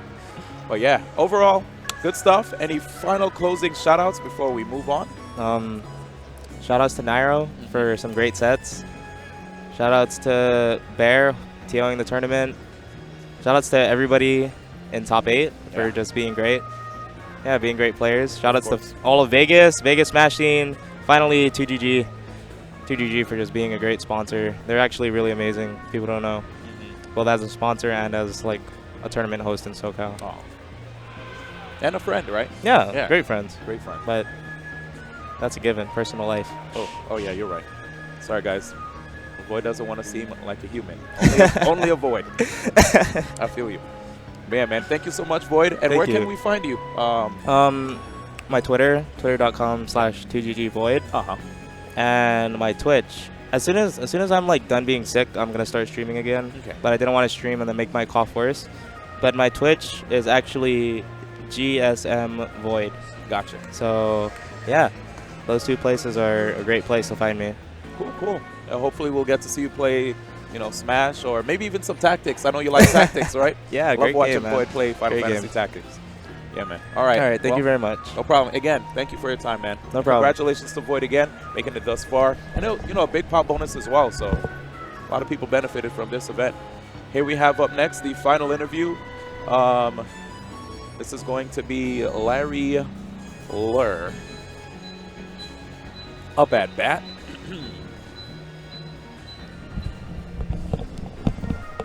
What's up, man? Here we go. One of my most favorite Southern California personalities ever.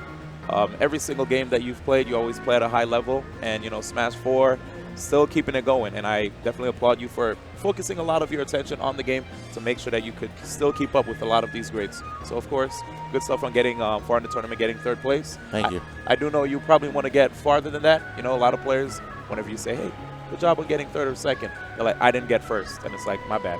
I was just trying to be nice. But Yeah. how do you feel about this event so far, man? It just sucks that you have to play Void twice. Oh, dang. Yeah. I was so focused on playing Nairo. Yeah. Like, I was really confident that I would actually beat him this weekend. Oh, crap. I mean, I may not have, but I felt like I had put in a lot of time and work, like just analyzing some of the stuff he does. Yeah. And I felt like I could have done it. You think Fox versus Zero Samus is a pretty close matchup? Yeah, I think it's even. Okay. But yeah, Void.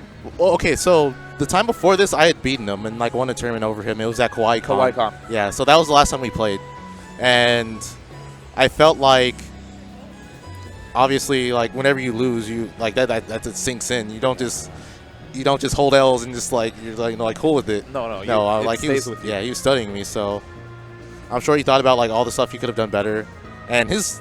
Like, the stuff that he was doing against my Fox, that was the first time I've ever seen him do, like, a lot of it. Yeah. Especially the back throw running Bouncing fish? When he did that to me, I'm like, oh, okay, well, esports. That's exactly how Larry felt, man. Expletive deleted. Yep. Damn. It was rough, man. But you still feel like, overall, Fox versus Sheik, like, from the best Fox player, that's how I feel in the planet. You know, argue if you want, internet. But from the best Fox player on the planet, what would you tell up-and-coming Fox player mains? What tips would you give them in the Sheik matchup? Like, especially now that Sheik Gunner. You just have to be on point with your punishes. Against a character like Sheik, who can punish you just as hard. Yeah. If you're not on point with your punishes, the other thing is that unless she like gimps you, you kill earlier than she does. Okay. So Yeah, that's true. if you're on point with your punishes, you could take her from like 0 to like near kill percent, and then after that it's one good read, and that's it. That's her stock. Whereas with her, she may have a lot more guaranteed stuff at 0, especially from grabs. Yeah. But it requires her to do a lot more work in terms of killing if she's not edge guarding you. And I feel like that's just something you have to be on point with the Fox. Also neutral, because Yeah, that's what I was about to ask. neutral is I want to say that Sheik is one of the most difficult characters to fight in neutral, because she has similar options to Fox, but they're better. Minus the dash attack, because Fox's dash attack is just ridiculous. It's so good. But if you're on point with that, and perfect pivot up tilt is also really good to do as well. But if you're on point with your neutral and your punish game's good, then you shouldn't have any trouble. Oh, and of course, setting up for like kill confirms. Yeah. I feel like that's something that separates me from a lot of the other Foxes. It's one, I up air like significantly better than all the other Foxes. That's because like I like tell them to do short up air because it's just so good. But for those that I guess don't understand why short up air is so amazing, would you care to expound a little bit more as to just don't understand? yeah, it just comes down to if you space it right, your opponent can't do anything about it. Like, they have to air dodge, and then once they air dodge, they're in a vortex. Like, they're put in the same situation, because you could short up air to up tilt, and then they're back in that same spot. Exactly. And then you short up air again, and if they take the up air, they will take another up air most likely, and if they air dodge again, they're back in the vortex. Yep, with another up tilt. Yeah. Now, speaking of like neutral game now with Sheik, right? When you were saying that Fox has something similar, were you speaking of the short hop back air in comparison to the fair? I was speaking of how, in terms of they move in neutral, like Gotcha. they both do a lot of dash ins and like short hops. Yes. And Fox's dash in will usually result in either a dash attack or a nair. Yep. Whereas Sheik's will most likely resort in a fair because it's just such a strong move, or like a dash grab because she has a really good dash grab as well. Yeah. Pretty tough character, but regardless, you make it work, man. And I think one of the scariest things is how when you see the opportunities to get that running up smash, you take it. Perfect example, when you're playing Scat does a really good job of just limiting people's ground options with his projectile zoning. But yet, if he leaves just a slight opening with his shore hop, I would see you dip underneath and kick him straight to the skies. Yeah, you cannot be afraid to throw out your kill attacks with Fox because that's just the type of character he is. Like, he's such a glass cannon that you have to take those risks. If you don't, then you're not gonna like abuse the strengths that he has. Yeah. Like there's like a lot of times where people would be like, that looks so dumb. Like, why would you even consider that? And honestly, if I didn't do that, what else would I do? Because like so many of his kill confirms, they're very linear and they all require attacks. So sometimes you just have to predict your opponent. Yeah. The other misconception is that like Shield demolishes Fox. It is true that Shield is good versus Fox, but how long can you shield for? Let's go, Lyra. Yeah, like it's You're just yeah, like how long can you shield for? Like eventually you're gonna have to let go. Keeps getting small. And if I predict when you let go, then that's it. I up smash you, or I can run up and up B you, and that does a lot of shield. It breaks shields. Yeah. Dude, I like to seeing just your movement options, dashing through your opponent, sometimes even using full jump or shot hop behind them, just to wait and see what they do, right? You try to basically get a reaction out of them and punish, and it's always satisfying when you see someone roll. Cause then, oh yeah, oh man, yeah, that's it. Get that up smash. But overall, I have to. Besides, well, here's a question I have for you. Care to talk about how did you feel going into this tournament? Who are some of the players that you had on your radar that you wanted to defeat, that you felt like you wanted to prove to the world? I know Nairo being one of them you already mentioned. It's pretty much just that. Just Nairo, just right? Nairo. Yeah. You were confident against everybody else then? Because I've beaten everyone else. Gotcha. It's not a matter of like trying to beat someone if you've already done it, you know? Oh, okay. Understood. Like obviously they could beat me as well, but I just really wanted to play Nairo and beat him again because, or not again, beat him like this one time. For the first time, yeah. Yeah, because similar thing with Ally, like, you know, last week I had beaten him for the first time. And you're on the up and up, man. Yeah, and that was just the same thing. I just kind of thought about what I should have done more and then figured it out. Pretty hype, man. Now here's another question I was going to ask. I know your Fox is really strong, but we've been seeing, you know, moments where you'd have to go Donkey Kong. In what instances would you feel like Fox is just not the answer that would make you want to go Donkey Kong? Sometimes I will go Donkey Kong or another character. Yeah. If I feel like the person doesn't know the matchup. Oh, okay. Like that was like actually like one of the most important things. If the person doesn't know the matchup, I'm gonna go Donkey Kong. Oh yeah, they'll get demolished. Yeah. Yeah. There's like so many things he has that people don't like. If you don't know the matchup, you're just gonna get got by.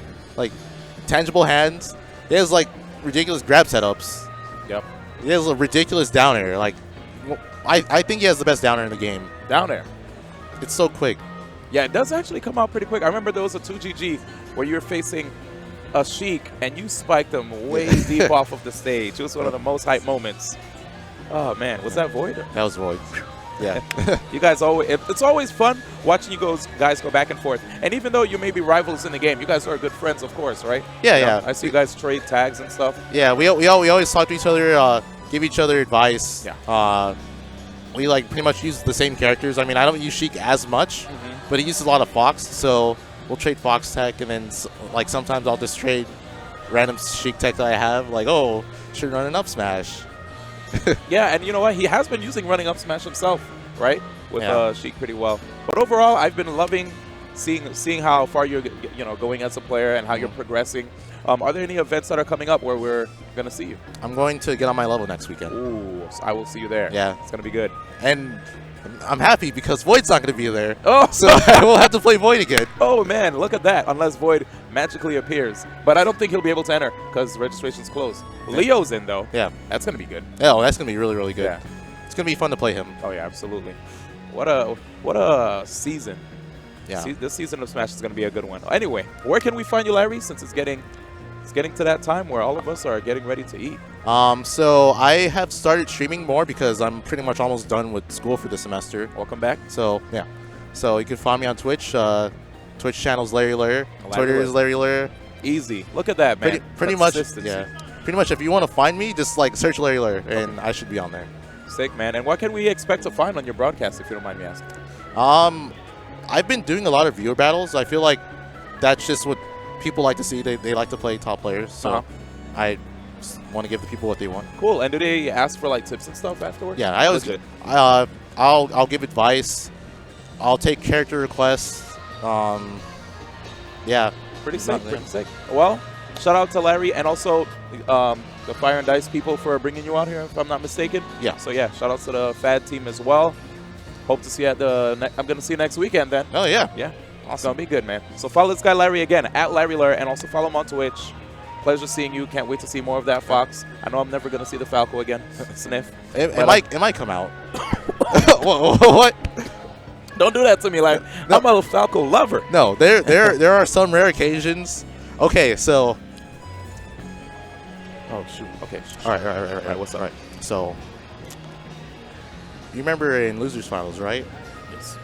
When I won game 1 against Void, Yes. and I went Sonic on FD. Yeah, you did go Sonic. I was thinking about going Falco. I mean, his grab game is pretty sick. I like this. Is like sometimes in the back of my head, I'm just like, maybe Falco could do it here. Maybe. But then like the other person on my shoulder's like, Scope DK, Let's go DK. Scope Fox, Sco top tier Go character. top tiers. Yeah, I feel you. One of these days. Yeah. So, some like maybe one day like the person on my right shoulder is just gonna like take over and it'll just shoot out Falco. You hear that, guys? No. One of these days, man. One of these days. We'll see. I mean, the character's not perfect. Yeah, he has some tools. We'll see what happens. Of course, more lab work's gonna need to be done, right? Yeah. And get more experience. But yeah, man. Thanks again. That was a really fun interview, and I will see you after I do one more interview. All right. Because the Gims is he's trying to drain me, man. No, I'm just playing. We actually have a really good interview coming up. Never had the opportunity to speak to this gentleman, even at tournaments that he's at, like tournaments that we're both at. I never get an opportunity to speak to this gentleman. So here we go, ladies and gentlemen. Scat from Georgia, if I'm not mistaken. Correct. Yep. Hello, Here we good go. sir. Woo. It's the first time I think I ever spoke to you, man. It's pretty sick. Hi, my Nice name to is meet D1. you. A pleasure to meet you. Pleasure to meet you too, D1. Look at this I'm man. very well aware. You see, we did actually talk, but it was like really, really short. It was when I was unknown and I was just a scrub. I was at Tipped Off actually. Tipped Off? Yeah, I came up to you and I was talking to you about a set from Melee actually. Oh. It was super, super hype. It was when you were playing with Frog and you were commentating. I don't remember who, but somebody was Fox and somebody got up smashed and it was on Dreamland. You said somewhere over the rainbow. Oh. I was just like, this is the most hilarious thing ever. Me and Prague, man, so many beautiful memories. Dude. Oh, yeah. Super homie. But let's talk about the memories that you've created here at this event. You Sure. came here, and I'm like, I know this man mains Mega Man. I love seeing Mega Man, Mega Man mains do work. We saw Kamemushi from Japan do some Shout out to crazy him, stuff, like- right? But, and I've seen you at numerous events, of course. Like that final round, I've been watching you from afar, and I'm like, man, this guy has a lot of talent. MLG, getting top 8s. You're no stranger to getting top 8s, man. I've been And here today. Look at that, man. You came through here and you showed out, getting 4th place. Coming into this event, where was your head at? Honestly, Yeah. well, first and foremost, Yeah. shout outs to 2GG for getting me out here in the first place. Like the entire time, my head was just on. I'm just blessed to play this. I'm blessed to be able to play where I play right now on the West Coast because without them, I basically would be back at home in my local Gwinnett Brawl. Shout outs to you guys too. But anyways, my mind was mainly on have fun because here you got flown out for free, literally free. So you have no reason to put pressure on yourself. You came here to learn. So that was my entire goal. Now, obviously, the biggest thing I was worried about coming in was Sheik. Oh, Because as you can see, when Tyrant switched, it was a completely different ball game. And then even when I played Void, it's just, for frustration. Definitely stressful. That character's neutral game is just It's really a- strong, man. Yeah, it's frustrating because Mega Man is literally all neutral. He's nothing but neutral. But when you get out neutral by a character with a better neutral, it's just... And it's very rare to say. Like, surprisingly, I think Mega Man actually has top 5 neutral in the game. Oh, Easily. Yeah, like, I think, like, Diddy Kong, he's among the likes of Diddy Kong in terms of neutral. But it's just Sheik. Sheik and only Sheik, I feel, is just... You can't play the game. That one matchup. Number one in One neutral for sure. Here's the question. To expound on Mega Man's neutral, since not too many people understand the character Right. at the level that you do, what would you care to, like, give us a brief glimpse as to what Mega Man's neutral is made up of? Cool. Okay, so Mega Man as a character is primarily focused on stage control. Okay.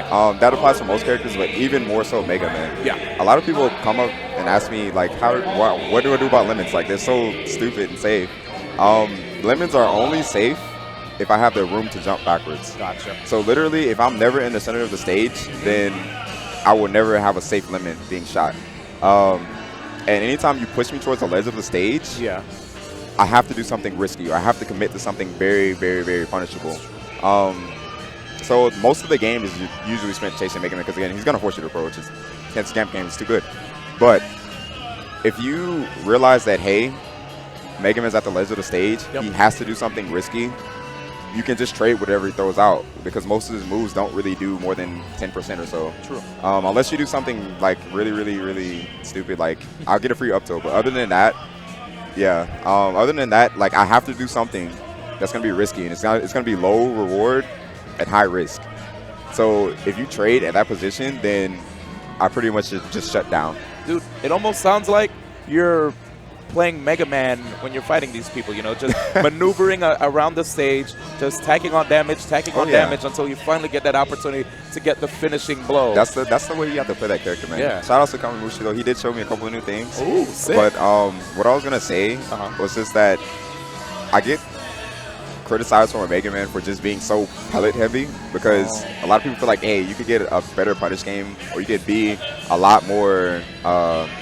You could get a lot more reward for doing other options that Mega Man has. Problem is, I think, is that against better players or faster characters, most of Mega Man's higher reward punishes are just too risky to even think about throwing out. Okay. So that's kind of what happened with Larry Lair.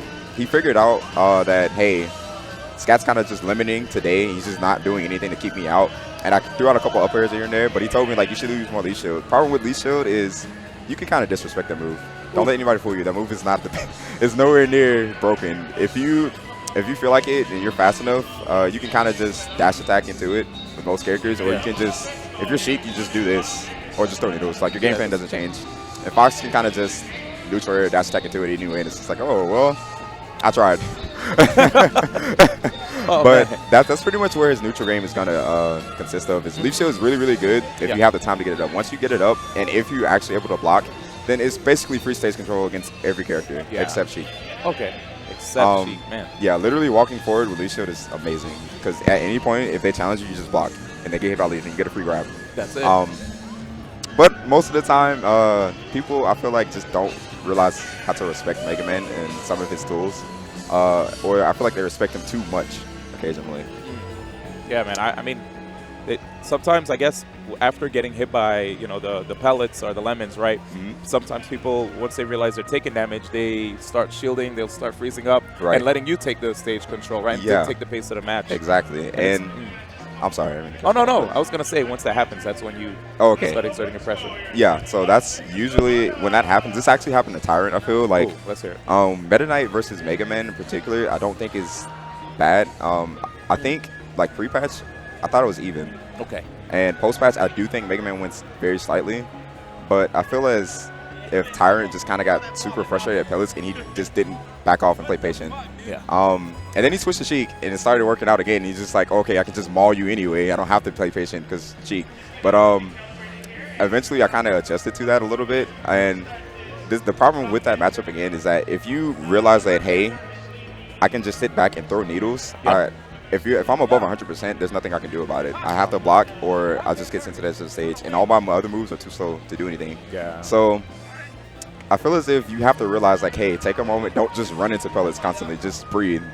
And it's okay if you take a couple pellets because you're literally only taking 2% every time. Yeah. So most characters, they just throw out one forward air or one good nair, and then, hey, you're even. So it's just a matter of just being patient, just realizing that you have time to work with. Like, these pellets aren't going to kill you ever. So just keep that in mind.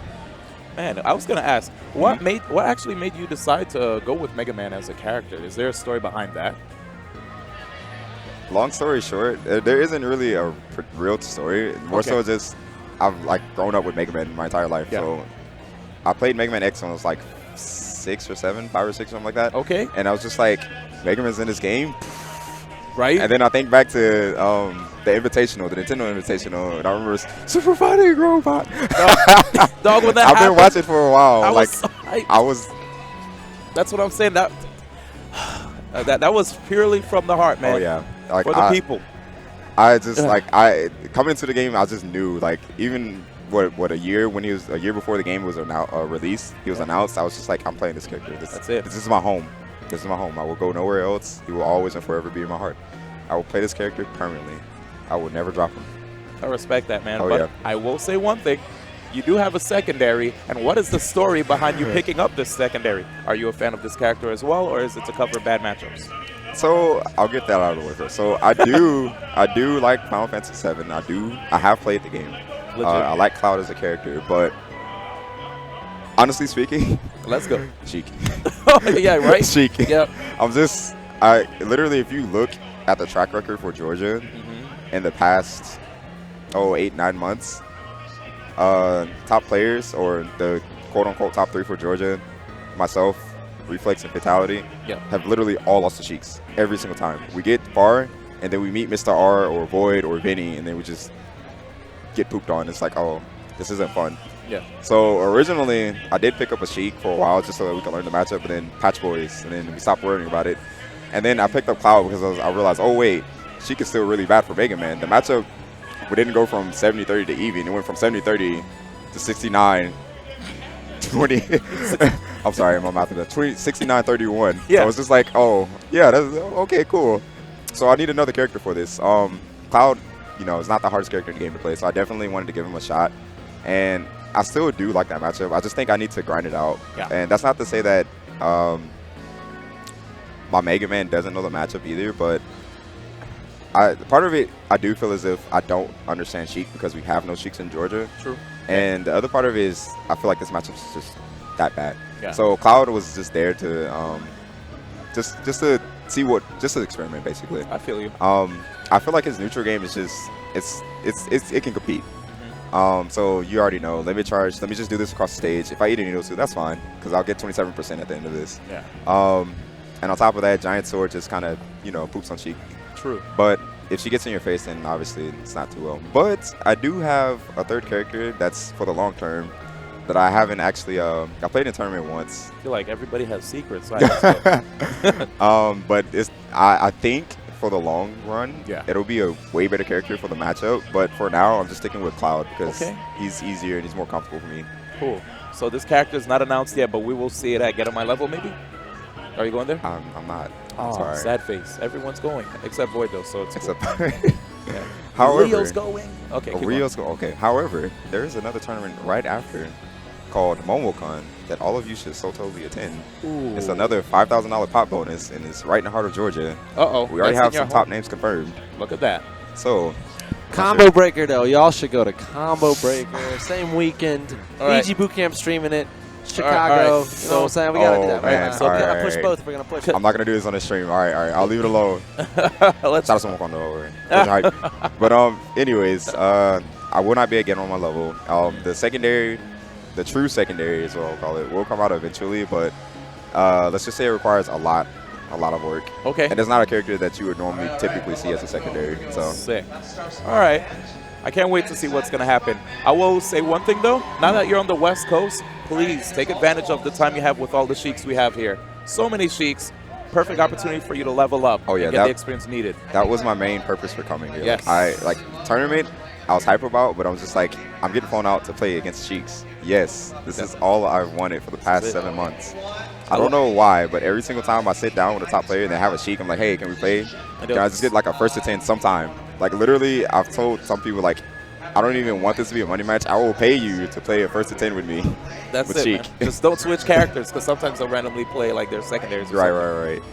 But supposedly I should get the experience in, so I'm hoping it'll go well. I'm hoping I'll at least learn the matchup and then finally know, hey, is Mega Man, can he do it, or is it just you should get a secondary Yeah. for that Well, matchup? I'll say one thing. You know, K9 and Void, they're really nice enough where if you actually request that they play a character so you can actually improve in a matchup, they'll be fine with it, because then if you improve in the matchup, they in turn can also improve. Right. So it's a mutual thing, right? It's a beautiful.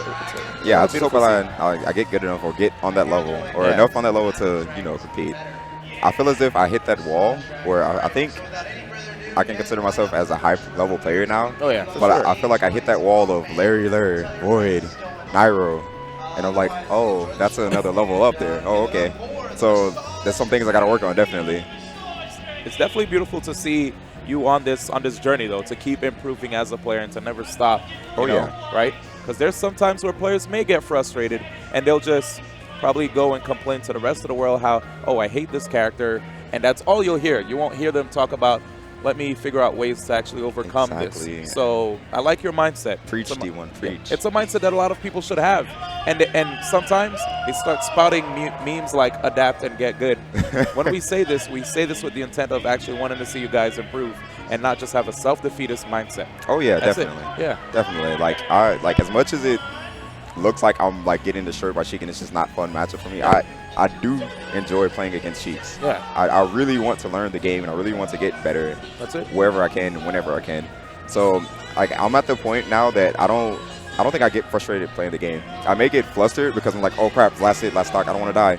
But I don't ever say, man, F this character, man. I should just pick up Sheik. I should just do a better character. Like, why play Mega Man? It's mid-tier. I'm at the point where I was just like, no, I'm going to grind it out until I can get to that level. That's it. I don't care about necessarily being the best with a certain character. I do want to win, but at the same time, I want to do it with Mega Man. I respect that. Oh, yeah. I respect that a lot. All right. But, Well, getting some assistance shit wouldn't matter. Getting some assistance from another character doesn't hurt. that's not bad. I mean, dual mains, sometimes you got to do it. You know, there's like 50-something characters in this game. Oh, yeah. Yeah, so in any event, I was going to ask, where can the people find you for, like, if you have a stream or YouTube or even a Twitter? I do have a Twitter, as you can see below. There it is. ScatMM. There we go, ScatMM. There we go. All right, there we go. We're good. So there's my Twitter, ScatMM. I currently do not stream, and I do not have a YouTube. That may change in the future. Legit. Very, very soon future, but no promises yet. But that's definitely a possibility in upcoming months. I just got done with school, so I'm out for the summer. I have 3 months to do nothing but Smash, basically. Nice. Okay, cool. Well, I know that people love to see what you do, and there aren't that many good Mega Mans. So we could possibly learn a lot, and you could breed a whole new army of Mega Men. I'm trying, man. That'll be sick. Like, I was so happy when I saw Kamemushi do what he did in Japan. I was just like, there's somebody else besides me? I have footage to watch other than myself? That's such a good feeling, man. That's how I felt when I watched the Greninja mains, right? Because there aren't that many, but when they're there, oh my gosh, I just sit there and I'm like replaying videos, pausing, trying to figure out, like the micro spacing and why they made certain decisions. Oh yeah, I study. Oh yeah, so good. And so you're gonna copy paste them just like Mega Man would, right? Wow. Yo, can they hear you, Gimmer? Get this guy out of here. Mute his mic. But yeah, man. Make sure to follow Scat at ScatMM. In the future, he said he's going to probably look into content creation. But as far as events are concerned, he'll be at a lot of tournaments in the future, especially the big ones that are coming this summer. I guess we're gonna see at CEO, Evo, right? Right now, I am confirmed for What the Fox and MomoCon. Yeah, MomoCon. I got your back. Let's go. Appreciate the backup, but I am confirmed for a CEO. Well, no, I'm sorry. I apologize. I'm not confirmed CEO, but I might as well be. I'll put it that way. All right. Evo is definitely on the horizon. I am confirmed for What the Fox. I'm not sure if many people know about that tournament, though. I don't hear a lot about it. Yeah, I think enough people know. Last year, a lot of top players came through for Melee. Yeah. So I'm definitely going to be excited to see some Smash 4 representation as well. Oh, yeah, definitely. It's 10K pop bonus. It's in Tennessee, so I'm definitely confirmed for that. Memphis? not sure. Maybe Okay. Memphis. Well, I know Memphis is the hype. Well, regardless, Tennessee's cool. yeah, Tennessee's cool. Yeah. SmashCon not even confirmed, so that's another big one. Okay. No Evo. Maybe. Maybe. Okay. It's a bit expensive Maybe. to fly out there, and you Oh, you yeah. have to get a roommate too. But yeah, continue. Oh yeah, that's why I'm hyped. Thank you 2GG so much. Yeah, man. Let me say, are you sponsored?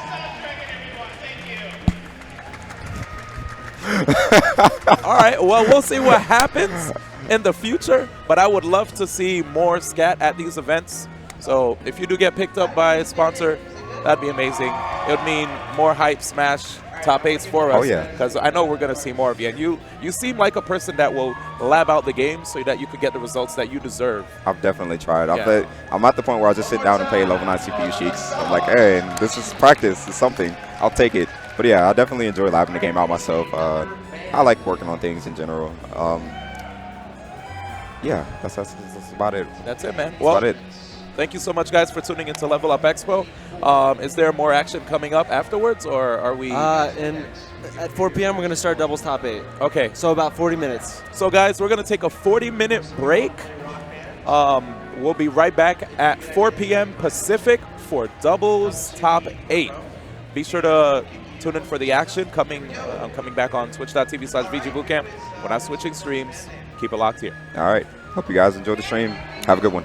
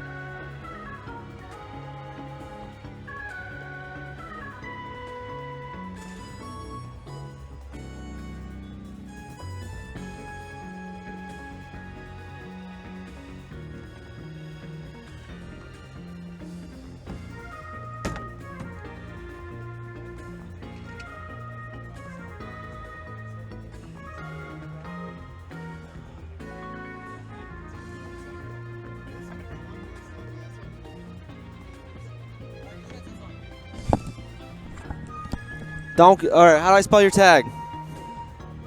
Oh my God. All right. DAN. What's your Twitter? All right. Big Daddy. DONKUS. All right.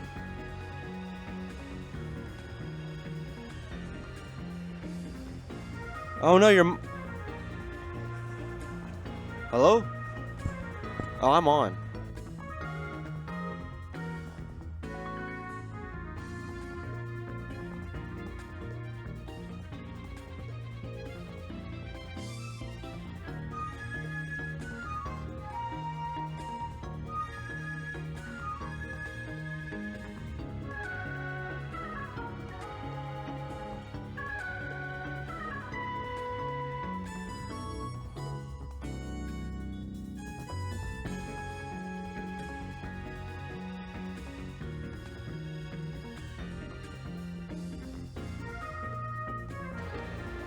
Welcome back, guys. We are still here in the Cashman Center for Level Up Expo Super Smash Bros. 4 Wii U Doubles Top 8. Yeah. And I'm joined here by...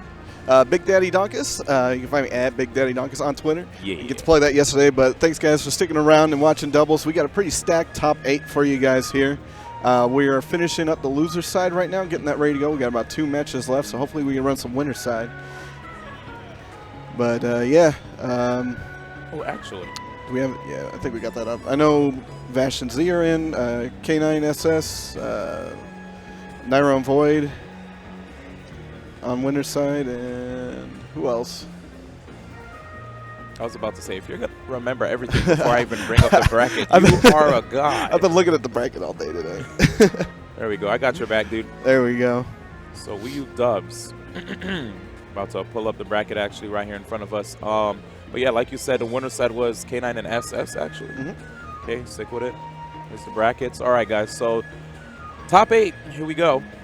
Loading in a matter of. Oh, it's not there. Sorry about that. And slight hiccup. We are back in it. So yeah, there we go. Winner side, Oh. Void and Nairo, broken team, versus K9S Bruce and SS. That's in semis. And on the other side of semis, So it's going to be, yeah. Tyrant. Tyrant and Foe and Vash and Z, who actually took out Larry Lur and not XX. XX was not here. He's playing with Champ. And they just took him out. So those guys are playing right now for their spot in loser side top 8. Gotcha. All right, cool. As far as the entrants are concerned, for, let's see, how many did we get for doubles? 35 teams, I want to say. Oh, not bad. Yeah. Not bad. Because, you know, I feel like doubles is it's an event where that a lot of people sometimes neglect. You know, singles usually gets most of the spotlight. That's usually what ends the broadcast, right? But Absolutely. doubles is it takes a lot of skill. It's a whole new ball game for sure. Yeah. And I know there's some people that only like to play doubles, and then the people that do like to play doubles, they're absolute fiends for it. Like, they're always asking, hey, is there going to be doubles there or not? So it's nice to be able to satisfy everybody. Yeah, and it'll definitely make or break a tournament experience for certain folks. Even, let me tell you though, I myself, as a big teams and singles enthusiast, whenever I get on a setup and then there's like a third or a fourth person like watching and then waiting in line, then out of nowhere, out of impatience goes request, hey guys, want to play teams? Sometimes I get salty because I myself want to like perfect my singles game, and I know that I rarely enter doubles in tournaments, and you know, but other people, when they enter doubles, man, that's like you said, there might be a specialist when it comes to doubles, and it's something to marvel at when you watch them in tournament, working well with whoever they team with, and just like putting together these insane combos, insane setups, or just the chemistry that you'll see between two players. Absolutely. Oh yeah. And we do have that with some of the teams today. So Vash and Z, I mean, they've teamed a couple of times. They are teaming today. And I mean, K9 and SS, obviously they're brothers, so they play all the time. But like all of these guys on the winner's side, they definitely got flow. So hopefully we'll get to see some good matches out of them. You know, I'm sorry. No, I was gonna say, you know what's really interesting about K9 and SS? Yes, they are brothers and played a lot with each other in the past, but as of recent, since K9 lives in SoCal and SS lives in Arizona, the training that goes on between those two is it has decreased, you know, since they are both in different regions. But whenever they do get an opportunity to show up at the same event, they definitely, you know, it's almost as if it's like you're riding a bike, right? They'll Don't forget. Yeah, they Yeah. definitely don't forget. They still have that team synergy. You know, it's that brotherly love, right? You know, and I have to say, seeing K9 and SS together at an event always it warms my heart because K9, he's older brother, and he loves his brother so much, man. Like, I feel like it's beyond that unconditional love. You know, it's like he truly, truly loves his brother. It's not like, oh, I love him because I have to because he's Right. family. You know, that love is genuine, man, and it's something that I feel like the people don't get to see much when it comes to K9, because when they think of K9, they think of, oh, this person that pops off and, you know, yada yada soul compilation. But he's more than that. You know, he's actually a really, really nice guy. Whenever you speak to him, he outside of, you know, moments where he might get really passionate about the game, he can be soft spoken at times. Yeah. You know, and I feel like that side of K9 isn't really shown to the public, and you get to see it more when he's with his brother, like, because we're roommates, right? So I get to actually see these guys behind the scenes. And I remember one time I was just chilling in the living room, and his brother came through to stay for the weekend, and as he was just, you know, like, as he got ready to go to sleep, he like was sleeping on one of the couches. I saw K9 walk by, noticed that his brother was sleeping on the couch, and the sheet that was covering him wasn't fully covering him, and he like tucks his brother in. And oh man, dude, that was too much for me to handle. I was like, the feels. Yeah. I had to leave the room. I couldn't handle it. I was like, whoa. And as he tucked him in, you know, you saw him looking over his brother. He smiled and then walked away. I was like, oh, this guy's so nice, man. They don't know about this K9 at all. So yeah, it's a beautiful sight to behold, man. Absolutely. Yeah, I mean, These smashers, more than meets the eye. Definitely, yeah. And I mean, I gotta think that's got a lot to do with shared passions too, because if you have a lot in common with your brother, you're gonna do a lot of stuff together, and that just helps you guys grow as brothers. Oh yeah. So, but yeah, cool stuff there. And then we can update here. It looks like Larry Lur and not XX Champ did finish up and got through on loser side. We are still waiting for a couple of more. We've got Mario Kart going on in the back. A lot of people double entered, and they're doing other games as well. All the tournaments are going on today, so we've been running a little bit behind, but we've been able to fit everybody in and accommodate everybody's schedules today. So I don't know. It's looking pretty good though. We can go back and see on the other side. Cool. So did XX go home? I believe he did. I just think nobody was really able to find him. I'm not sure. I mean, Larry was in top 8, so we were waiting out anyway, and they were trying to hunt him down, and I think he may have left the building. So, fortunately enough, we were able to get Champ in. Unfortunately, we can't edit the name, so you'll see that. Okay. So we've got Horse and Osti K playing Neezus and Dyro right now. Horse and Osti K, I think, are probably going to take it, but then they've got Scat and Gloomy, which is going to be pretty rough for them. Scat and Gloomy, Scat obviously Mega Man and Gloomy, Toon Link that again took out Pink Fresh. I believe he is running Toon Link today. He's feeling pretty good with them, and they've had an awesome run. They only hit losers after running into a brick wall, so we'll see them. And then we've got actually I think that's all Vegas. Bro Snakes, Crispy, and Kaizan and K Money. They're playing their losers final side. Actually, Kaizan and K Money beating Edgar and Douglas. That's actually kind of an upset. As far as Vegas is concerned. Gotcha. And then we got Terabyte and Zero and Skinny and Lumen. Those guys are all playing Mario Kart, so they're running their match right now. I gotta think it's probably gonna be Terabyte and Zero, but we'll have to see because Skinny and Lumen are kind of on a tear right now. Okay, cool. Either side, both sides of the bracket are looking really, really good. So it should be a great top 8. Makes me happy to see more Vegas representation, you know, in these top 8s. As far as singles is concerned, would you say we had did we have Vegas representation in top 8 in singles? We did not, unfortunately. We had 3 out at top 9. Yeah. There was Doomlion played Cloud. He lost to Fallen for 9th place. Very, very close. 3-2 last hit, last stock kind of situation with Cloud against Bayonet. I mean, and we've seen Doomlion. I've seen him around a lot, and he picked up Cloud pretty much day one, and he learned a lot of the tech, and he's finally able to apply it, and it was actually a super close match. Like, it made my heart hurt kind of thing. And then we had Foe. You guys saw that one. Lost to Psyche, and then was it Z? Lost to Scat out of top 8. So we had 3 there, 3 in 15th, I think, or 17th, and then 3 in 25th, something like that. So a lot of representation in top 32. Unfortunately, nobody broke through in the top 8, but That's the way it goes sometimes, but they're making up for it today. We've got, so far, at least 3. I think we're guaranteed at least 5 Vegas players, top 8. Okay. A lot of sick players here, man. It's Yeah. no walk in the park, but teams, Vegas definitely coming through, showing what they're made of. We're all fiends for whatever we can play, man. If there's a tournament, it doesn't matter what it is. We're going to start doing 3v3s and some other fun stuff, too, just to see how it goes. Really? Obviously, nothing for PR or anything like that, but, just who knows? It might be fun. Cool, so. cool. But yeah, I mean, we're one of those communities where you really can't kick people out. And it's not like specific players, it's like everybody. If you have a Smash Fest at your house, you got prepared to have everybody spend the night. 'Cause it's like that. No one is going to do. They're going to be like, yo, wait, you guys have a Smash Fest? I'm there. Yeah, like, bro, I got work tomorrow. Could you leave? They're like, oh, well, give us one more match. I've heard one more match so many times in my life. Even at this event, too? Oh, yeah. A lot of people came through today. They did not make it here in time for doubles, but they're definitely here for friendlies. I know one of our players that kind of slept on us. Bear was just telling you about him, right? The Shulk player. He's back today playing friendlies. Total sleeper. I forgot to even tag him in my post. Strictly plays on the 3DS, and then he came through, had to play with a GameCube controller. And I'm not sure if this was his first turn or not. It wouldn't surprise me if it was. And he breaks through the top 32 as well. I think he was out at 25th. So I heard 17th even. Or 17th? Which is yeah, because he nuts. beat Vash. You're right, Yeah. 17th. So there you go. Yeah, Shulk, first ever tournament. Mind you, this tournament had nearly 200 entrants.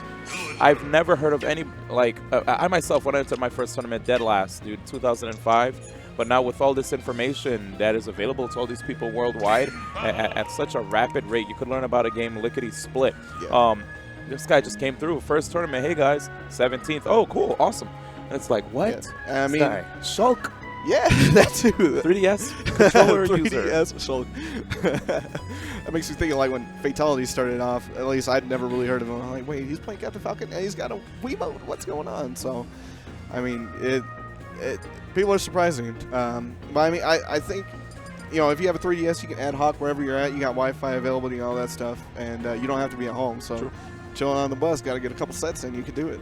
Yeah, man, I remember, when Smash 4 first came out, I'd always just have my 3DS on me and playing Smash 4 with anybody that was nearby, just getting them local battles in. Nowadays, there's so many games that are out for the 3DS. It's hard to find people to play locally with the 3DS. But in any event, looks like we're going to have one of our winner semis matches happening now. Fantastic. So, Yep. This is going to be a slobber knocker either way. It's going to be very, very sick match. Void and Nairo. Yeah. I'm thinking one of these two teams is definitely winning it all today. Yeah. Just looking around. Yeah, they haven't ran really any trouble yet, so I think both teams went 2-0 all the way through. But anyway, we're starting here on Smashville. We've got Panda Gold Wolves SS and his brother K9 versus 2GG's Void and Liquid Nairo. It's going to be filthy. Oh, yeah. So looking at this match, we have the Villager Diddy combination versus the Sheik and Zero Suit Samus. Now, K9S, Bruce, his Diddy comp definitely shouldn't be slept on. There are a lot of times where people may question his decisions in singles, but in teams, it's definitely a work of art.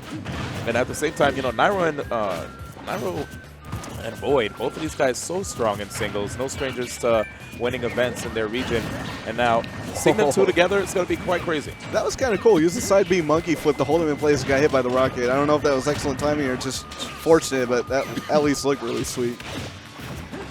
I feel like there are definitely going to be moments where we're going to see both of these guys try to finish each other's combos in Nairo and Void. Already saw an instance of that earlier.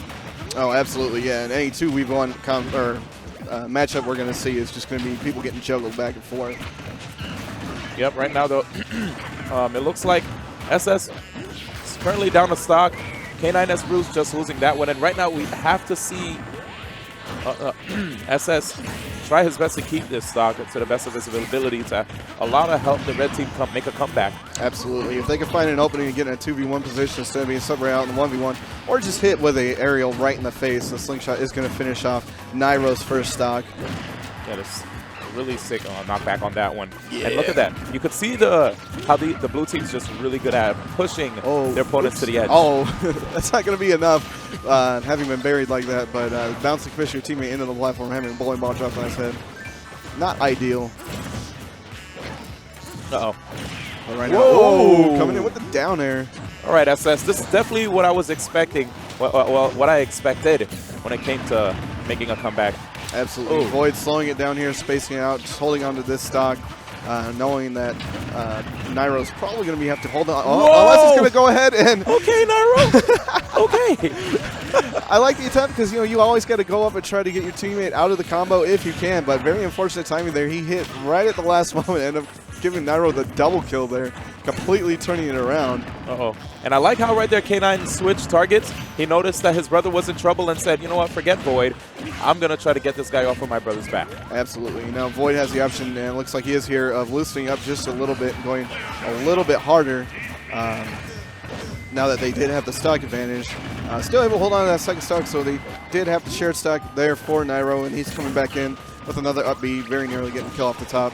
Yep, this actually isn't looking too bad, except that forward throw setup was almost bad. K9 trying to get that spike over there. Probably would have put him in an unfavorable position, especially for the blue team. We have Void already at 81%. Yeah, so I imagine we're going to see Void slow down a little bit here, just look for openings. Oh, maybe K9. try to set up. Oh, yeah. Do something like that. Set up into a down air for the spike. Looks like he tried to see if he can get a little charge going, but not enough. Wasn't able to come back, and now we have SS all alone here on the field, 147%. That might be the stock. No, Okay. we're still living. Got the bowling balls in his pockets. That one is going to do it, though. So having come back and getting hit by the falling up air, not really a safe place to land. So Definitely not. So very close, but Void and Nairo are going to take the first one after. Wait, is it? Yeah, after Nairo getting that really sick double kill. Yeah, there were a lot of really good moments in that match. We saw SS, SS was getting his KOs too. Like he got a spike on Nairo, if I'm not mistaken. And he also got like that bowling ball on Nairo, like just shaving off his stocks really well. Yeah. And even, regardless, like Nairo's still managing to bring it back. He had the lowest amount of percent in comparison to everybody else on the team. So he made sure to be the aggressor, put himself out there, and make things happen. He was the catalyst, Absolutely, yeah. And being able to take advantage of that shared stock, having your buddy hold one for you if he can, makes a world of difference. So coming back now to Town and City for game 2. Yeah, man. And this combination of Diddy and Villager is a pretty interesting one, right? Diddy has pretty good ground control, especially when there's a banana on the field, but I don't know if he'll ever get an opportunity to pull one, as there's so many things happening here on the screen in doubles. Really not giving him much room to breathe here.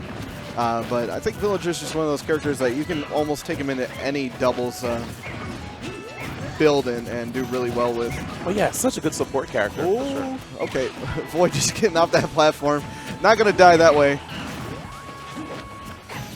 And you could tell from between SS and K9 that these guys have really good team synergy because they keep playing off of each other's combos really well. On the other hand, when it comes to Void and Nairo, I see a lot of just great singles play going on between both of these guys. Absolutely, yeah. And ideally, they're going to want to try to separate this into a 1v1 and just handle both of them with their superior frame data and just altogether really great singles gameplay if they can. And obviously, K9 and SS are going to try to prevent that. Look for a lot of 2v1 options that they can get to continue combos to try to get stocks. Oh, and right there, that was a save by Void with the bouncing fish, actually. Uh-oh. Tough situation. Oh, K9 coming through to prevent the up B follow-up. Man, and that back throw, man, you got to watch out for a sick knockback on it.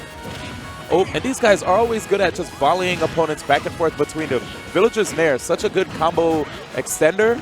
And, with all the aerials that Diddy has, right, you could do fair, back air, just whatever, just knock the opponent right back into Villager's hands. Okay? Absolutely. Oh, and unfortunately, again, he's looking to save him and knock him out of the up B, but again, just a little bit late. Yeah, he needs to be careful. Going to pull a second double kill there for Nairo. Sometimes, if you can't quite save him, it's best to just watch him go, and at least try to see if you can keep that stage presence, because those two guys are already on stage, and all the stocks you have are really crucial anyway, right? Especially for a share stock situation. Unfortunate. Just short there. Yeah, hella far. Which is pretty amazing considering how far that the tether comes out to try to get you back on stage.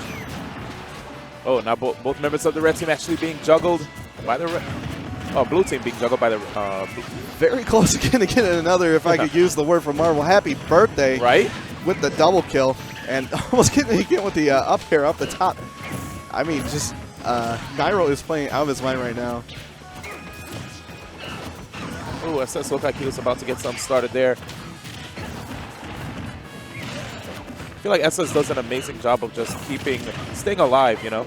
Absolutely, yeah. I mean, he's got a great character for it. Again, Villager, you were saying, great support character. Yeah. He can go in if he needs to rack up percent. Even if he's at high percent, he can hang back and still make things happen. So if you're smart and you're mobile, you can be able to hold on to stocks forever, as we're seeing SS able to do here today.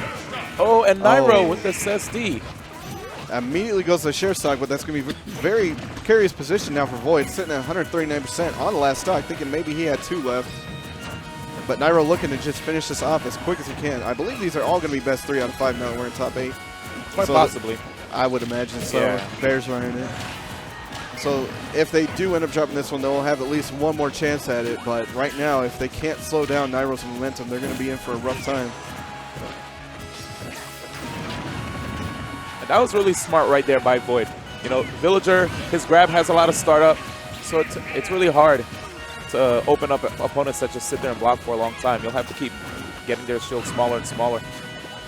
Absolutely. So Nairo in a very precarious position here. He's got the 2v1 here. I can see that he's just really trying to keep them separated as best he can so he can try to get in and maybe get one with a really upbeat kill or something like that. Just something kind of off the cuff so he can put it back into a 1v1 position. But as long as they can stay together, they're going to be fine here and they can get some combo action going. That down smash and up smash is going to do it. Oh, okay. That was actually a really sick setup right there. Yeah. Nice pickup by SS with the down smash, just to bury Nairo. And then he sent him off to the skies. It's not quite July 4th, but I definitely saw fireworks. Absolutely. So bringing it back 1-1 here. They're going to slug it out again. Counter picks coming through here for Nairo and Void. I can't imagine we're going to see any changes here. No reason to. All right, here we go. Winner semis game 3. Stage pick. It's going to be on to Battlefield.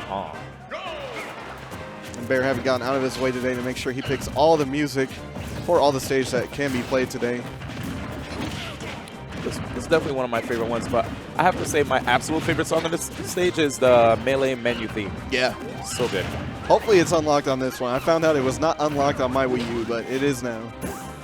Holy crap, I didn't know. I thought it just came with it. Oh! It's either the menu one or the other one. I'm not sure which. Oh, okay. Uh-oh. Yeah, Villager, that neutral air coming out so quick makes it hard to combo him sometimes. Which can actually help SS. Woo. And SS shield looking a little sketchy there. He's going to have time to come back and get it recovered a bit. And Nairo again dropping a very early stock, but it has not slowed them down at all so far. Uh-oh. Yeah, these guys have been doing a really good job of just sandwiching members of the blue team whenever one has already gone off the field. I love how they capitalize on 2v1 situations. Absolutely. I'm noticing that any opportunity they can, they're trying to get both of them in the center stage, try and juggle both of them together. And again, a quick little setup there. Yeah, man, amazing teamwork.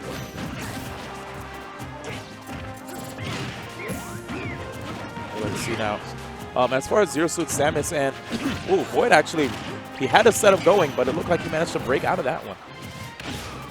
SS, that is. And right now, again, they're going to get him in 2v1 position. Nairo just going to hang out, do a couple empty short hops of shield when he can, waiting for Void to come back, which did work out for him there. And everybody at high percent here looking to get killed. Wow, that down smash was actually had enough knockback at his percent to go ahead and get the kill. Did not need the follow-up. That was actually a little too funny. Ooh, K9 looking to see if his opponent was actually going to jump out of shield for him to get the up tilt. Must have been an awful lot of potential energy hidden behind that. Uh-oh. And just enough of that to get him the stun into the back throw. SS capitalizing on that play. Oh, okay, I was about to say Void was hanging on to that shield quite a bit. It looked like it was really hard for Nairo to actually stop the red team on their offense. Jeez. Yeah, again, they're able to get these throws on the side just to separate each other and then try to go in and get a quick 2v1 situation and either rack up the percent or go for the kill, which is what they're going to have to do the rest of the way through. These guys are Yeah, they're just making it happen right now. You can see Nairo and Void, they're trying to keep up, but man, this teamwork that they're having, coupled with the fact that also Nairo SDing at times, you know? Yep. Whoa. Okay. There you go. Yeah, follow that extra hit off the top is going to get that stock off of K9. And so tied in stocks at least. Percentages are still looking a little loose on the blue side.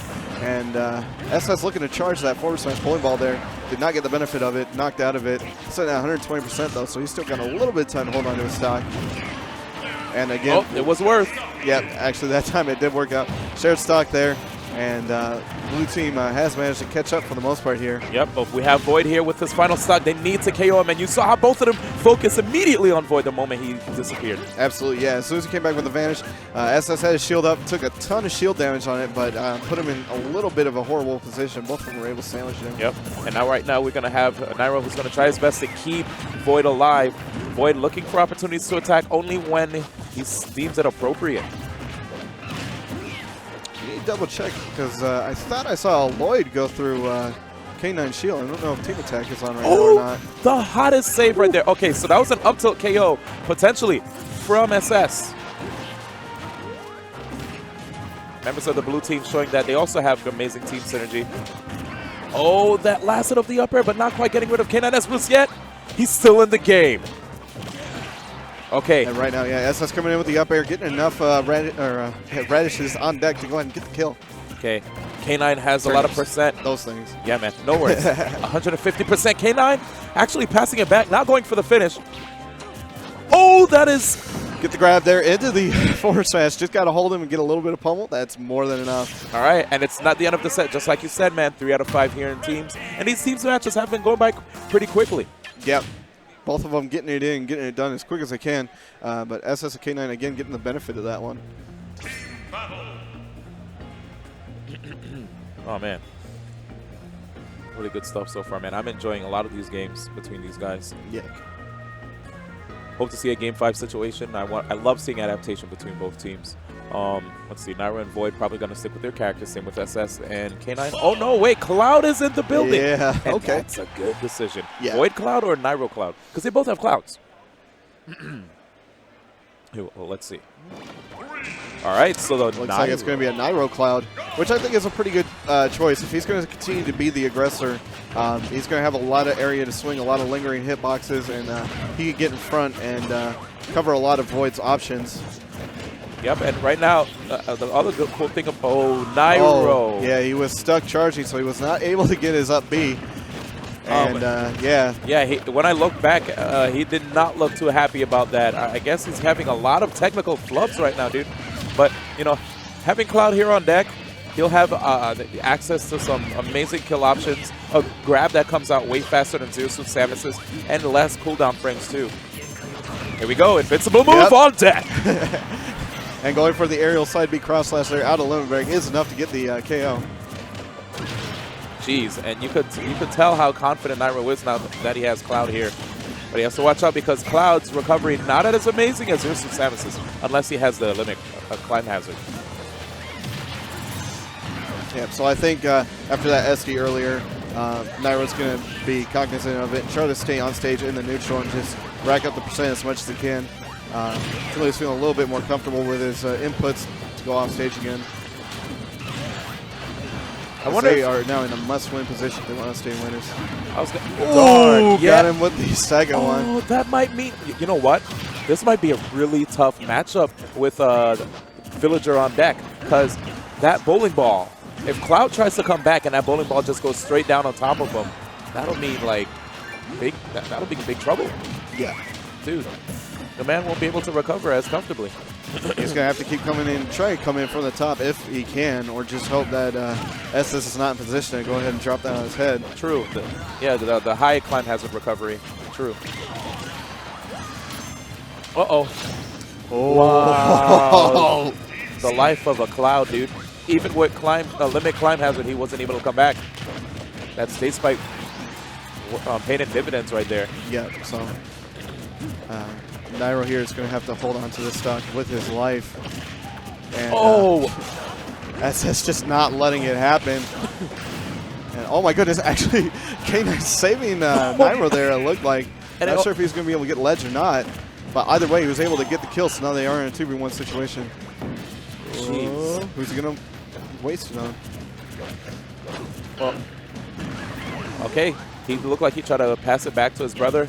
Nairo making sure to hold on to this limit because he's going to need it big time, especially when it comes to. Oh, he let his brother do it on the dunk. Darn, man.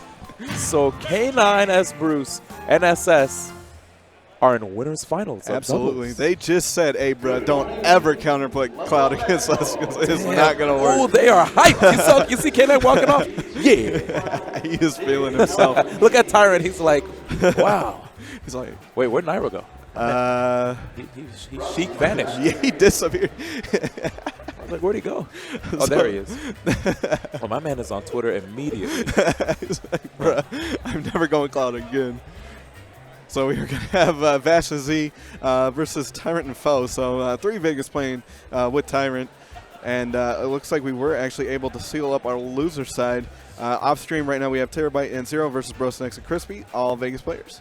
And Xax, Larry, not Xax, it's Larry Lure and Champ versus Horse and Austin K. Okay. And they're getting ready to go. Let's see. Oh, right now. TK's getting on. Cool. I'm going to dip. Okay. Yeah, we'll let him on. All right, yeah. I'm going to dip. Thank you guys so what? much. Oh, are you going to? Okay. Yeah, it's oh. fine. Yeah, because hey. you have a lot of knowledge when it comes to the players, and I think this is a good opportunity for more people to know about Donkus anyway. I appreciate that. So, yeah. Plus, D1's been working all day, so let's give this man a break. Thank you, man. But as always, it's an absolute pleasure commentating with you. Thanks for letting me do it again, guys. Yeah. Yeah, guys. So we'll be right back after this really teeny tiny short break. TK Breezy is about to be on. Stay tuned.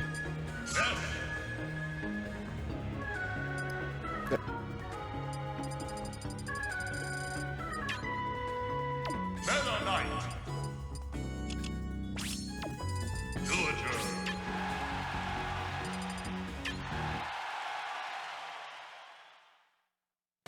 Three, two, one, go!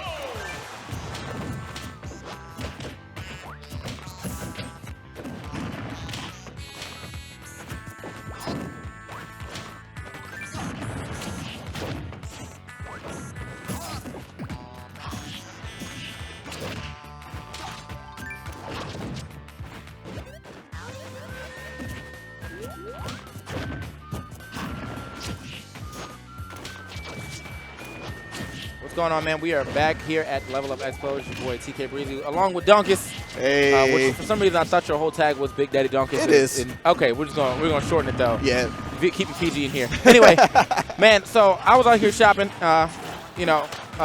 As you would at a convention. I bought at least 17 posters. Because I'm trying to fill up my other art wall. So I went to go buy a mouse pad after that, and they were like, your card is declined. I was like, what? So I went to go look at my PayPal, and it was like, stop spending so much money, basically. I got enough money, let's put it that way. I have the money for it, and they were like, nah, man, we freezing your card. We don't really think you out here in Vegas. Yeah, right, they didn't know. They either think I've had enough. They're probably thinking I'm gambling all this way. They're like, look, man, you lost enough money. So I just been like, all right. It's all like, I mean, it's all good. Like, I don't think I only needed to buy one more thing anyway, so I'm just gonna go ahead and pull the cash out and get it. But like, I can't. I join it. Like, getting declined knowing that you have the money, still feels bad. Like, getting declined when you don't know if you have the money, that feels bad. But getting declined and you know that you're sitting on enough money, and you're like, wait, what? It's like, what happened? Identity theft. So, all right, so they did sit down. So, yeah, we are going to have Vash Z versus Tyrant and Foe. No, so you know what's really interesting is that K9, I'm going to assume K9 and SS just won that, right? Yeah. K9 got up like he didn't win. And so, like, I was like, dang, man, that sucks. And he was like, Apostle's like, wait, no, he just won. And I was like, what? Because I can't tell, man. I think it was a little extra pop-off. So, yeah, Nairo counterpicked in the Cloud, and they just shut it down completely. Okay. So. Well, I mean, why didn't he just stay with ZSS? Is that getting shut down too? Yeah. Okay. All right. He was a man with no options. He had an option. It just unfortunately didn't work out for him. But they're going to get the run back and kind of feel bad for, let's see, they were in A. So loser of Larry Lure or the winner of Larry Lure and Chad, Horse Asuke, they're going to feel that wrath, I'm sure. Okay. All right. So it looks like we're going to get into it, man. We have Tyrant, Enemy Tyrant, and Foe versus Power Up Vash and Sugoi. Yep, Sugoi Factory Z. Okay. So, yeah, they just go with their mains, which has the weirdest kind of combination ever. It's more a lot of Z going in, racking up a lot of percentage, and then jumping out of the way and letting Vash go through with a super armor, trying to get a stock. The footstool, yeah, he's gone. Oh, And, trying to get the save, and he got it. Tyron got it. That's that. You know why they were playing basically. Everyone just saving. And then Z goes in and saves Vash. But like from all the times that I played team, Get off basically the side. all I can hear like in my head is something help, like because it happens all the time. Man. I'm dying. Oh wow, nice So, little yeah. KO right there. I see what you're saying about the red team though. With Yeah, the way getting that they're forward trying to throw, get and it, then yeah. he's had in position to go ahead and get him kill off the top there. Yeah, the first combo that they actually did was forward throw into an up smash into a forward air by Pikachu. So like that was dope. Just madness all over the screen though. It's always like basically Oh my with the way goodness. that like top level dubs goes, like even in a 2v1, one of those people in the 2v1 is most likely going to get punished because the person not in the 2v1 is just waiting for someone to throw out a risky move and then body him. Oh, here we go. KO punch online. Woo. Trying to get to the ground. Got to the ground, yep. but he lost it. Unfortunate. Well, Tyron able to knock it off there, coming back to the ground. But yeah, Vash and Z, after Vash having lost that stock, it looks like Z having lost his. The threat of having lost those two stocks early when they were off the side to the left there, they really make quite a bit of a comeback. But and then as soon as I start talking, they drop it. I felt like the reason why Z even ended up on the right side was because he was actually attempting to go out and save Vash, but he did it in a way where like he was definitely going to get hit by the hitbox of side B. So he either should have did it really early or did it really late. But either way, you know, not too far off right here. He gets kill on Ness, and they even his game up. Yeah, and I gotta imagine right now if they can't just giving the biz, other than just straight raw knocking him out. That was unfortunate right there. He just got the KO punch and then immediately got stage spike. So see what they can do with this. Bring it back down into it. That was interesting. Oh, that was kind of cute. I mean, I wish he did that the first time instead of the up air or the down air. But either way, you know, definitely a decent option to try to choose right there. Two people stuck in jabs. Why not try to get your strongest move out there? Good recovery. Vash over here getting a little tricky right here with the Little Mac recovery. Ooh, not like this. Oh, nice save right there by Tyrant though. Coming off that on incoming right there. Coming off that Halo. Oh, but he tagged it. Let's go. All right. I'm sure Z knew that he was gonna have to use side B there. He was ready to go. This is it. This is right. Oh, that's what he's looking for. KO punch. Oh my God. Just short and whiffs it. The save was so real though. Yeah. Like he was, if that throw had completed, he was definitely gonna get KO punch. But because Foe came in, he was like, "Nah, man, let me hit you before this is over." Very nice. Just enough to the side, but yeah, if he'd been up a little bit more, he would have got both of them. Yeah, I think so. Excellent time. So he's like, "Hey man, I saw what you did." Hey, that was really good, man. Because he was about to get him. He's like, he was right here. He was like this. He had his fist up, but you were like this. I pushed him away. Oh man, that's I don't know. That would have been a beautiful team combo, but it's definitely good to see teammates like on the ready to stop a team combo like that, you know. Yeah. So if he does have the option available to him, if Z can come down with a short area with a lingering hitbox, just hold them both in hit stun. Vash is free to just walk out and KO punch all three of them. Okay. Like I said, weird synergy, but it kind of works. So. Oh yeah. I mean, I get it. I mean, honestly, all Little Mac needs is someone who's going to set him up. Yeah. And as long as he knows how to like get the most out of his stocks or not get gimped at like 20, yeah, that's a pretty dominant team. That's why the Florida team, Seoul and Rio, do so well. Yeah. It's just straight up setups, man. They got the footstool setups until like whatever Little Mac decides to do, because Little Mac will always be killing around the 90, 100 percentile. You know what I mean? For sure. All right, so in game 2, we right back on Smash Veal. Yeah, it's Vegas, man. I'm just going to run it back. Yeah. I mean, I don't agree with the fact that y'all got Lilat on the on the starters, but I do agree with the fact that everyone still likes to start on Smash Drill. Yeah. So let's go. It's the salt, man. You just hit that start button before you can even think about a counter pick. Oh, so he just like ran through that and then immediately started punching as he got reversed right here. Ooh, oh man, that would have been good for Vash, but ZR was already in forward momentum with that forward air, so kind of broke that up B up. Might have actually killed Tyrant. Right now, Tyrant looking to finish there, did not quite get it, but the really? Yep, KO punch. Okay, that did work. Jab, the KO punch. I feel like that was a little bit of a waste, only because Tyrant was already at high percent. he could have saved that for when he came back, you know, possibly. Oh, my. It may be so, but I'm thinking respecting him enough that he figured he's going to die pretty quick, so he might as well take the benefit of it. Sure. I feel it, though. He could have definitely held on to it. And Z looking to go off again to try to get the save. Vash way too far out of position for it to happen. But everybody just dropping stocks here. I don't really know.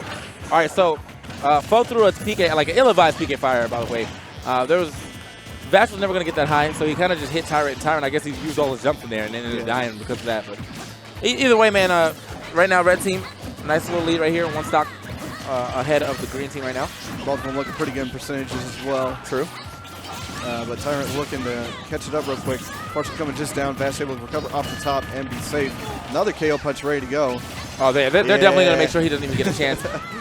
So, see, thinking about going down again, definitely not going to be able to save him once again. He already used his double jump. Yeah. If he would have, even if he would have managed to get that save, they both would have died, or Z just would have never made it back. Well, from what he had to use, he probably had to use forward air, so yeah, he would have just killed him. So anyway. Vash right now, he has not really got a chance to really show you any KO punch prowess outside, or team prowess at least. I mean, he did get Tyrant one off jab, but they haven't really got any throws into it yet. Like the pressure right here that they're exerting right now, he's just pushing them off. Ooh. Yeah, they do not want to put themselves in a 2v1 situation with Vash still alive if they can help it. That, and I mean, between the two of them, Vash is just going to be the easiest kill due to his recovery. Yeah. Vash still living right here. Oh, wow, the missed opportunity on a punish right there. Tyrant came up the hill with an up B, did not connect. Oh, what? He gimped his own man. Yeah, he did. I know what he was going for there, but it did not work out at all. So, yeah. Oh, man, yeah, right. He's going to have to, they're going to get the teamwork up just a little bit to go ahead and take this winner semis right here. But, you know, congratulations on getting the winner semis in general. Kicking that man out of here. Yeah. He is gone. They should be able to take the second game if Tyrant does not manage to clutch this one out. Got the F smash, so there's one. He could do this. This is Meta Knight. All he needs to do is throw him off. So he got Vash. All right. He's not having none of that. Vash and Z congratulating themselves. Good job, sir. Good job, me. Good job, me.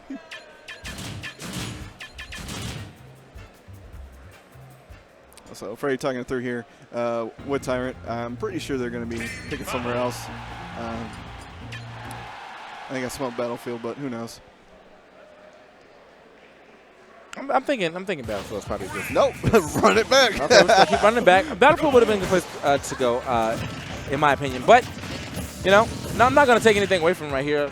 Both of them want a game here, so it's pretty much down to whose team is working better at the current moment. Yeah. All right, off stage right here. He's got them both off stage. Look at the wall they're trying to put up. Now, I think Tyrant and Foe need to kind of decide who's going high and who's going low right now, because both of them just went high, and that caused Foe to eat a little damage that he shouldn't have. Oh! Freddie with the Foe with the PK Thunder 2, getting one stock off of Vash. Did not have a single hope of living through that. Z being a little bit lower is coming back. Tyrant went for the wildest drill rush I've ever seen. Up there at the top. Now, he was trying to catch Z, but, like, still, like, that wouldn't have really led to much. But either way, they get the stock off Z right here. They'd be in good position. Oh, that shield looking extra done. Nice stuff catching him on the roll on as well. Down smash covering a lot of options. He threw out the KO punch, but it got hit before it actually activated. So. Z coming back here trying to finish up with down B. Does not get it. Got the up smash, though. Very nice. Throwing out smashes left and right. Gets another. Falls into another forward smash from Tyrant, though. And Vash putting his foot in games, trying to do a little bit of dancing here. Oh, coming through. Duffed. Like, that's all you can do. He just got duffed. Chopped up, man. Oh, nice stuff right there. Making sure his partner can get back on stage safely, only to put him right back off. And Freddie, Foe coming down with the up air, trying to get the kill. Z able to cover with the Thunderbolt. Oh. Oh. Yeah, pretty smart. Vash just danced through, trying to get Z out of that situation. Okay, that would have been really nice right there. Down tilt into, he lower angled it, so it wouldn't have went that far, but he at least got a lot of shield damage right there. It would have done a lot of damage to him too, which is good because he's at a low percent. Oh, good tech. Oh my, don't. He didn't say, he killed his man. And then downstairs, yeah. He killed his man, man. So Z's in the wrong spot a lot, but I also think he just needs to have a little more faith in Vash. Yeah. Because Vash got the tech, and I think maybe he thought he wasn't going to get that tech, so he had to go save him. Right, every time he's down and off stage, he's always going out to try to save him. it's been working out in a couple of situations, but a couple other situations not. And Foe working out there. Nice. Go with Trump. Nice Trump. And still living. Yeah, man. I mean, this is a hard-fought battle for him to do right here. I mean, this is 4 stocks to 1. He's already at like half percentage of where he would potentially die unless Foe managed to get him with a nice little PK Thunder too, of course. Definitely. Which is definitely possible, you know, given the throw that Meta Knight has. Meta Knight can just down throw, holds him in place for a long period of time, and if Foe knows where he's got a DI, they can get it. Yeah. And Z playing smart here. He stopped using his neutral beats. He's not going to give Foe a chance to absorb it and try to get some of his percent back. He's at 110% here. Nope, there it is. Yep, second up B. All right, man. So good stuff right there by Green Team. A good 4-stock victory. Gold team rules. I wish they were gold team. Was there what? They wish they were gold team. Gold team. So I gotta say I think that was a really good idea for them to stay. Obviously, I feel like in the second game they kind of gave a lot of stocks up to themselves. Green Team, I mean. And so they were like, you know, we don't really need to switch. Like, let's just go ahead and buckle down, stop hitting each other as much. And as I said, like, they obviously have pretty decent teamwork. The only thing I would like to see is, like, when they get someone off stage, to decide who's going to go off. Basically, decide who's going to go off stage. I mean, like, decide who's going to go to the top and cover that option, or decide who's going to, like, go low and see if they're going to recover that way. And then, or they can do the same thing that one person does, where one person stands where you're supposed to roll, and then the other person goes to the ledge trunk, so you immediately force that roll in, and then you body the get up because of that. So, but we're now on Duck Hunt yet again. Favorite song playing on Duck Hunt, Swan Lesson. Best song. Shouts to Esam. He definitely loves that song. Make a lot of people mad. I'm not a fan. Actually, this song puts me to sleep. And that's the whole point, man. I'm already tired. I mean, I was like, look, man, I'm trying to go out tonight, but not have to listen to Swan Lesson. Anyway. Frank coming by with the PK, Foe coming by with the PK Thunder 2, trying to catch him again. Not quite getting it, but he's keeping that on tap. Going for just straight highlight reels this match. Besides, how are you going to do your friends like that? Okay, so got the neutral layer. Should not be able to make this one back. And, yeah, at that point in time, yeah, that was pretty much the best thing Z could do was go over there and try to punish Foe's landing. Exactly, yeah. And he did that, you know. Yeah, Foe's landing, and then if anybody decided they wanted to follow up and make doubly sure that Vash was dead, he was going to have the opportunity to punish if they tried to jump off ledge. And Vash is dropping stocks left and right here. So, I mean, that was the first stock that Z dropped too, but Vash literally just got carried off forward airs. Nothing he could really do about that, you know, being Little Mac, kind of just stuck in that situation, especially against Ness. Yeah. And I know this Vash and Z chilling on platforms the whole time. They're probably talking real quick to each other, just, hey, man, slow it down. We got this. Taking advantage of super armor there. Wow, got 2 of them. There we go, up smash. KO punch is online. Yeah. Got him. Woo! And he managed to get back on the ground too. Yeah, very smart. He was like, bro, I wish you would F smash right now. Yeah, that was a terrible time for him to try to go for F smash from KO punch online. However, you know, still got a decent lead right here. As Tyrant holding these stocks for dear life. Not gonna hold that one anymore though. Down tilt to up B. True little string right there for Lil Mac.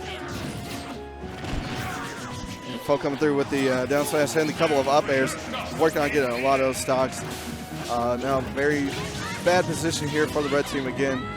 Z over 100%, last stock each, and right now Freddy not only getting the kill, but was definitely keeping him busy, letting Tyrant go ahead and juggle Vash for free.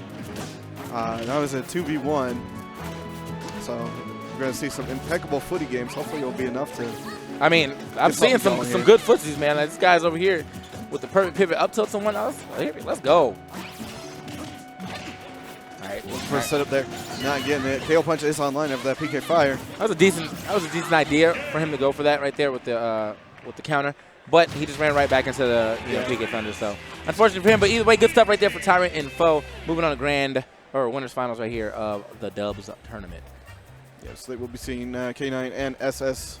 And I gotta think that's actually kind of a cool setup. So he had him with the PK Thunder and held him in place enough that it was pretty easy up B there for Tyrant to go ahead and nail to get that stock. Yeah. Not hard to land anyway, but that looked pretty clean. Yeah. I mean, either way, man, good stuff to Z, you know, and Vash for getting this far in general with such an unorthodox team. But I always like to give like Little Max a little shout out because it's like, yo, it's real easy for you to lose stocks and kind of be a liability to your teammate, but then it's also really you're really beneficial to the team by being able to get kills earlier on. You know. Absolutely. So, yeah. Yeah. Good stuff to him, man. And he's good at it. I guess up next we're Unfortunately, gonna have what was it? Winners finals. I believe you're right. Yep. Winners finals. We're gonna have K9, the brothers K9 and SS versus Tyrant and Foe. It's gonna be pretty hot. Yep, they didn't go anywhere, so Yeah. yeah, that's going to be it. So, again, Vegas is going to be playing each other off stream. So, Vegas is knocking off Vegas here. They're going to have to play Terabyte and Vegas 0. He killed me with the. I'm telling you, man, like he won that game before this, and I swore he lost the way he played. He rolled up serious face. I'm like, oh, did he lose? No, we won that. Win that all the time. So it's gonna be pretty interesting right here. We have is he going Villager? Was SS going Villager? Yeah. Okay, so Yeah. Villager Sheik. Villager Diddy Kong. I can get with that too. So, I can imagine they're probably going to stay. Yeah, against Meta Knight and Ness. Yeah. So as I said, man, you know, obviously. Both Tyrant and Foe are pretty good at teams. They've been playing this game for quite some time, so I feel like they're definitely a good team. Foe actually having a static teammate for a long time with the Villager, Yeah, that MJG. MJG. Yep. So he should definitely know about what that Villager wants to do, as far as like what he's trying to avoid as he's playing, and that should be good. Maybe he can go ahead and pass some of that information over to Tyrant as well. Yeah. So that way, Tyrant doesn't get caught by anything jank. And then of course, everyone knows how to play Diddy now. Used to be the best character in the game. Still up there in characters that are good. Gimped his own mans, yo. Oh, I hear Meta Knight though. I mean, a lot of things being picked. Tyrant. Okay, yeah, never mind. That was that was Tyrant though. Yeah. Yeah. All right, so Diddy Kong, as you said, Diddy Kong's on the stage. Villager. Yeah, and he went Ness. So. And the Nest. Okay, so basic teams that we're expecting right here. I'm going to get right into it. Once again, guys, you're watching Level Up. This is Dubs. It's going to be the last tournament for Smash here at the Cashman Center. Yep. I like it. They stepped up a lot from the way it was last year. They what? They oh, stepped yeah. up, yeah. Okay, I think we got something warmer going on. Yeah, I can hear last the year, slides. they had us stuffed upstairs, had 4 streams going in there at once. And this year they gave us a stage and all this cool stuff. I was like, must have heard you guys were coming, so they gave us the cool stuff. Did they incorporate more games too? Because I feel like that's really what Yeah. drew. Okay, Yeah. so it was like last year just Smash? No, last year they had Street Fighter, KI, and I think also Mortal Kombat and some other stuff on the side, but I'm not sure, because I mean they got the DDR out. I didn't see that last year. I'm not sure if they had a Mario Kart tournament last year or not. Okay. I mean, we had, I feel like a lot more last year. I think it was, not a lot more. I think we had 250 something. No, we broke 256 entrants last year. Okay. How much did we get this year? For singles, I want to say it was 180 range. Okay. It's not bad. Yeah. All right, man, we're going to get into it, man. We have Nips Capers, K9S Group. This is, if everyone knows, Nips is the artist. Does a lot of good work out there. Also, Panda Global SS coming through just as well against enemies Tyrant and Foe. So let's see how this goes, man. Tyrant and Foe just won winners semis the other side a second ago, so no stranger seeing them. And then you guys saw K9 and SS win a little bit earlier than that. Yeah, right now, though, I have to say, Red Team's a little behind. Only by K9. But I mean, he's gonna make up for it right there. He got his man out of that combo. Yeah, rolling through there, evading all that stuff. Looking like they're probably gonna try to separate again to the side to try to get a little bit of sandwich combo working. Oh, but, nice. Yeah. Dash attack to up B, man. So free for Meta Knight if you don't DI it correctly. So, there's back throw. Should be living that. Does indeed live that. And good option for him to not go for the side B, because I feel like that's why Foe was out there for so long. He stayed like in a general range where if he would have side B, he would have just dropped down and hit him. Absolutely. And made him recover high and got him in it. I mean, he got out of it, but it wasn't a great position to be in. Yeah. Ooh, okay. Team hoo-has. I like to see that right there. Down throw to the 3. He actually got lucky with that, too. 3 turnips on the up air. Scoop. Pocketed it, yep. So it wasn't going to trump him, but it did at least manage to make that not put on any extra percent. Oh, all right, scooping him up right there. Kind of, SS looked like he was walking up to see if he could get something popping, but Tyrant with the aggressive dash attack. SS going on the stage right here, not going to be able to stop him, but just get the ledge trump. Trying to, I like that right there. The team's right there. He actually tried to hit him as well, but luckily for K9, SS missed that back air, so therefore he was able to hit him when he grabbed the ledge again.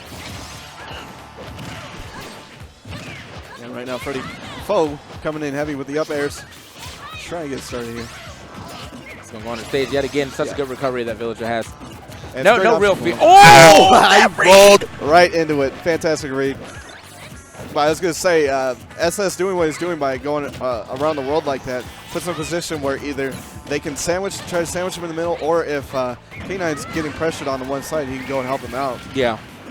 So Yeah, I mean, it's definitely forcing them to like reassess the right into that up situation. air.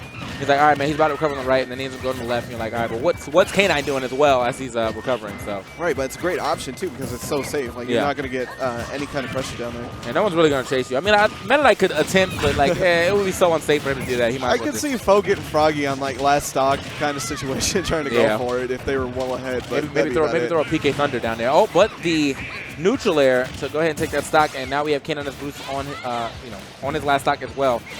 Not that he can't do this, he just needs to find a way to get down to the ground right there, and he finally did it with that back air. Yeah, but I can imagine Foe's going to be throwing out a lot of the PK Thunders, try to set up for an up B. A Oh. little bit out of position there, and he just went He just let it go. straight on up there.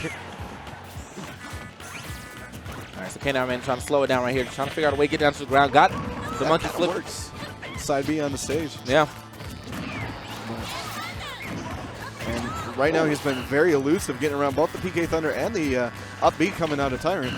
Side B's on stage yet again, putting himself back in the air. Didn't really like that option as both these people are trying to get you in the air so they can finish you off. Another one, Buddy gets caught trying to jump off of him instead of actually just hit him. Regardless of what he was going to do, though, I think he was going to get caught. That young Jimmy Neutron brain blast. Yeah. Even if he got the hit, he would have jumped up too. So he just kind of had to hold that. Happens. Yeah. Got to finish with the extra swag, bro. It's all mind games. Okay. So they're kind of thinking it out right now. That was game one. SS, managed or dropped the stock to a stage spike a little earlier than he probably expected. Thus leaving K9 out there by himself. But I mean, very close games. I mean, this is what winners final should look like. No one should be getting straight up ran over just yet. Right. So good stuff to both got a free competitors. bracket. Yeah. But no, with 36 teams and all these people coming from 35, I think it was, but with a lot of people from out of town coming in, I mean, they're their heavy hitters. That's why they came out. So nothing's ever free. True. At a regional.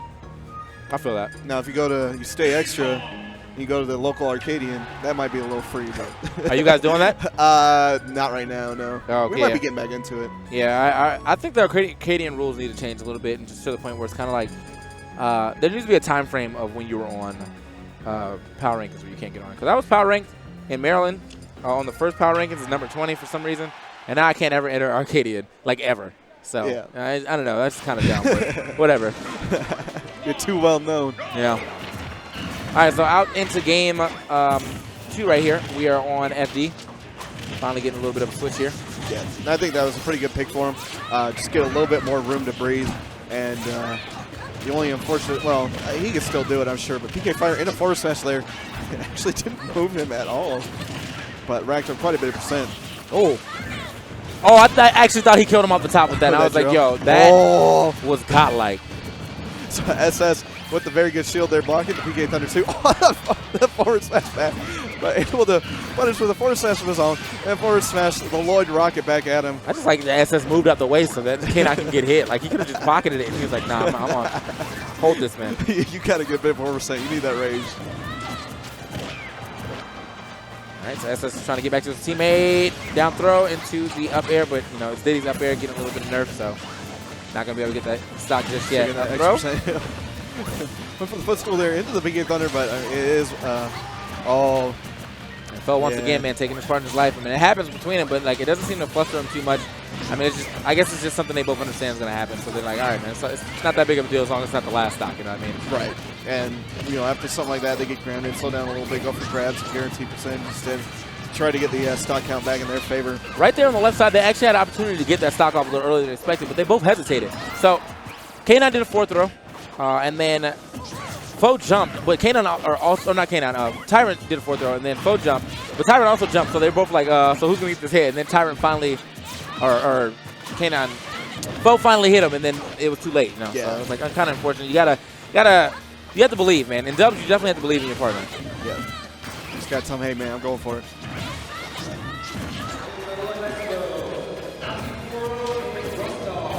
Oh, right now, all of them slowing it down. I'm sure they're trying to figure out a way to get this hit onto Foe to try to grab this stock. Almost got that almost got that up air to up B, but not enough percentage on K9 just yet. Yep, Oh, nice turn flare. Yeah. Single turn was enough to get that stock finally onto Foe, but a little bit of the opposite here. He's holding his stocks really well for him. Right now, brothers down to 1 stock each. Tyron doing a really good job also getting a lot of these Nair kills off stage. That was the second one he got in a row where he just kind of ran off stage, got that Nair, told that man, you know, sit back.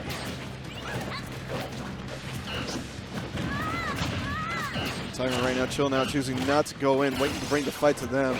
Sitting at 96%. I know he wants to go ahead and hold on to the stock, not give anybody an opportunity to put them in that position. Unfortunately there for K9, having hit SS off the side, wasn't going to put him in any kind of danger, but has him off stage, which you don't really want to be, and all that additional percent they don't want to take. Oh! All right, well, I mean, he didn't need it, but it was probably better for him to take that than whatever they were going to deliver him if he tried to land on stage. So, yeah, very smart stuff by Foe. Going on a decent amount of PK fires right here. Oh, rushing in. Oh, with the up air, followed up with the. Oh, so unfortunate, but he still punished him for actually getting the stock. But the thing is, he's so far behind already. Like, you know, it's good that he managed to get a stock. But he got the tech there. So after the PK Thunder, Foe not going to be able to get it, but yeah, that's yeah, I mean that's free. Yeah. Backdoor to whatever your opponent, your teammate wants to do. Yeah, what do you want to kill him with? Yeah. Just throw it out, man. Dealer's choice. What do you want to kill him with? They chose Jimmy Neutron again.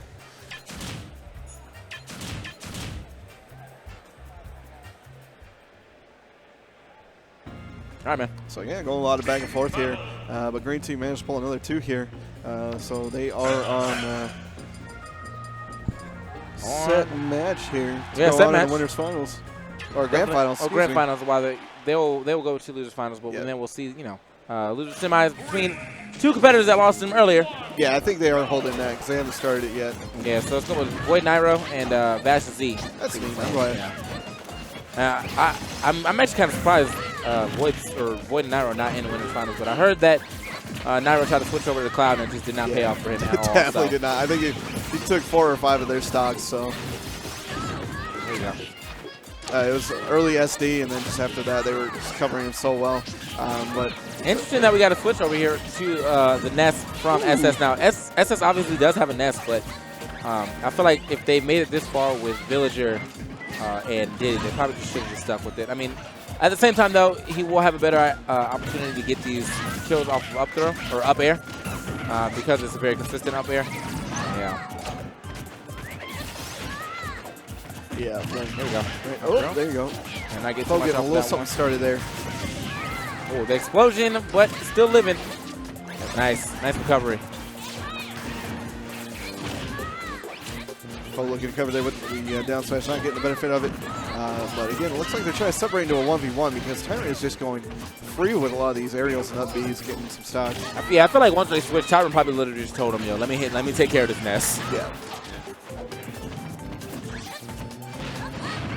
And actually going pretty smart stuff there. Holding him and then going for the throw.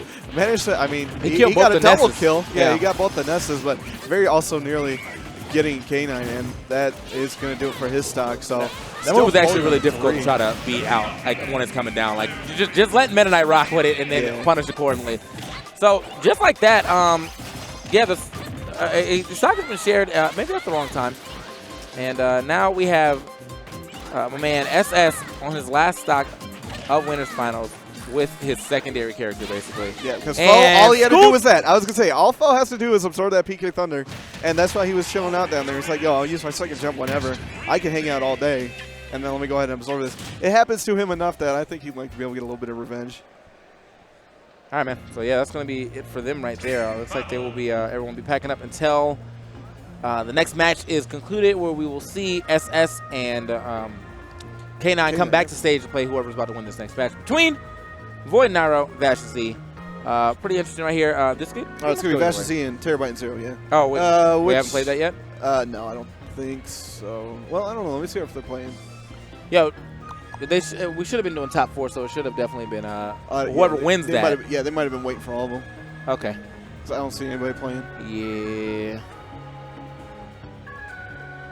I mean, they're still sitting there chilling. Oh, yeah. Oh, jeez. Okay, so yeah, that's Terabyte over there again. Kind of a bummer, but so it Terabyte happens. and Zero. Yeah, are still in? I believe Terabyte's playing with Skinny. Oh, all right. So that's Okay, interesting. yeah. All right. So basically, right finishing now, the Mario Terabyte Kart. is apparently in Mario Kart Party. Mario Kart, yeah. So yeah, we're gonna take a quick little break, and then we will come back with some more doubles action for you. See if Gamer wants to throw up the break screen. Hey, Gamer.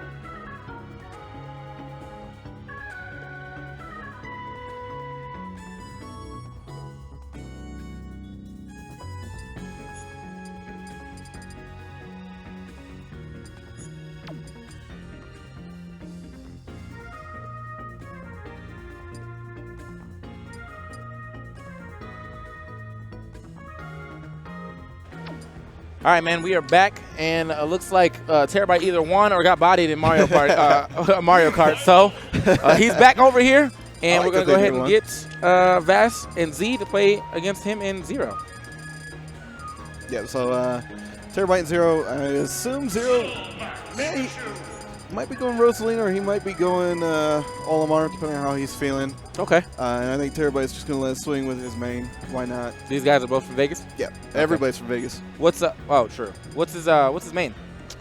Man, why you gotta ask me that? I forgot. I want to say it was Pikachu, but he may have switched. I did hear some Pikachus out here, so we'll see if it depends. Like it's the I don't know if Pikachu he of wants, Legends. yeah, I don't know if he wants to match up against Z, because Z is definitely going to be going Pikachu. I mean, if someone is definitely better than you with your main, I mean, I feel like you shouldn't switch off your main regardless. I mean, like this teams is a little different.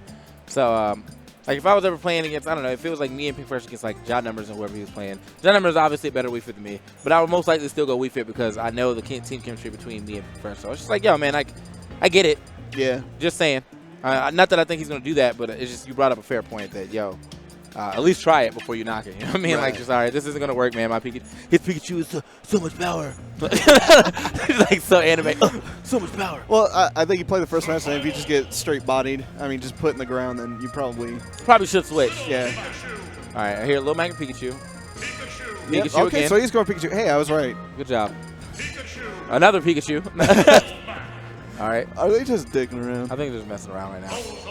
Rosalina and Luma. No, okay, he did say Pikachu. Hey. He did? All right. Yeah. So we're going to get the Pikachu out here. This always looks extra awkward. Everyone's just like looking at the camera like, huh? Hey. What? Oh, now? Oh, can we play it? Can we play it?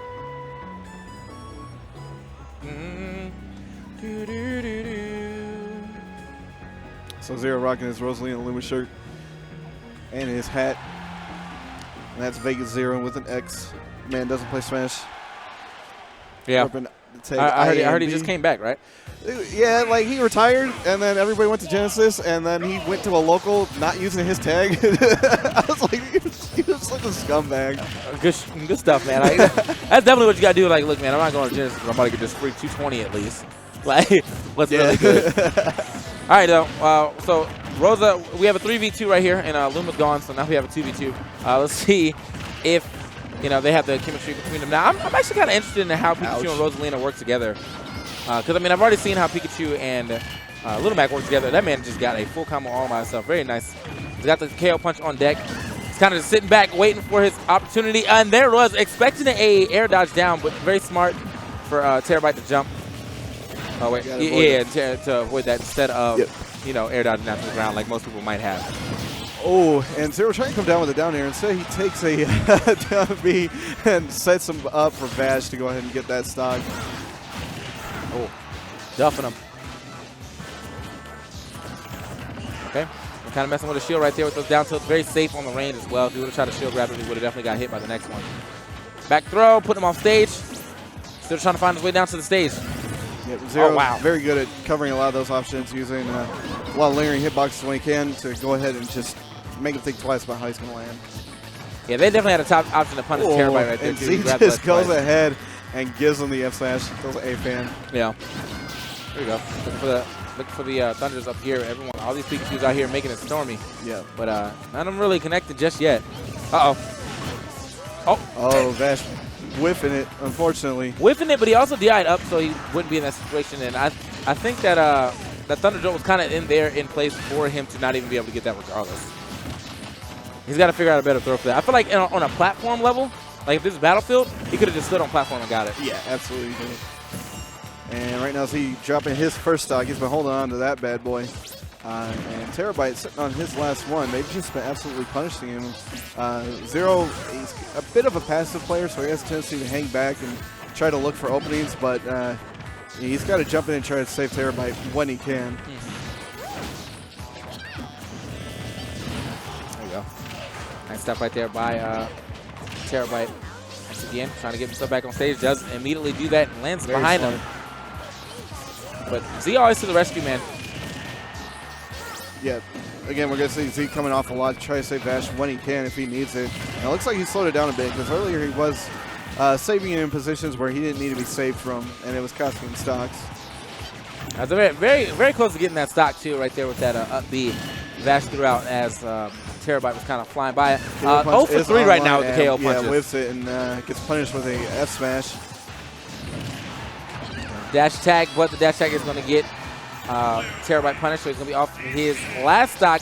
Nice And stuff. Zero doing work here. Hold up. Got the shared stock. Yeah, got the shared stock. So if he can get the stock off, he can get a really good up smash on Z right now. He can make this an even game. And like Rosalina versus Lil Mac is not really something I'm trying to do. Right. You know, you always want to think about it and you say, oh, well, it's 2v1. I want to share the stock. But if the guy with the upper hand is got pretty high percent, it might be time to overthink, or think again. But right now, it looks like what he's expecting is, okay, he's going to go after Z, and when he does, I'm just going to be able to punish him with whatever I want and get this easy stock.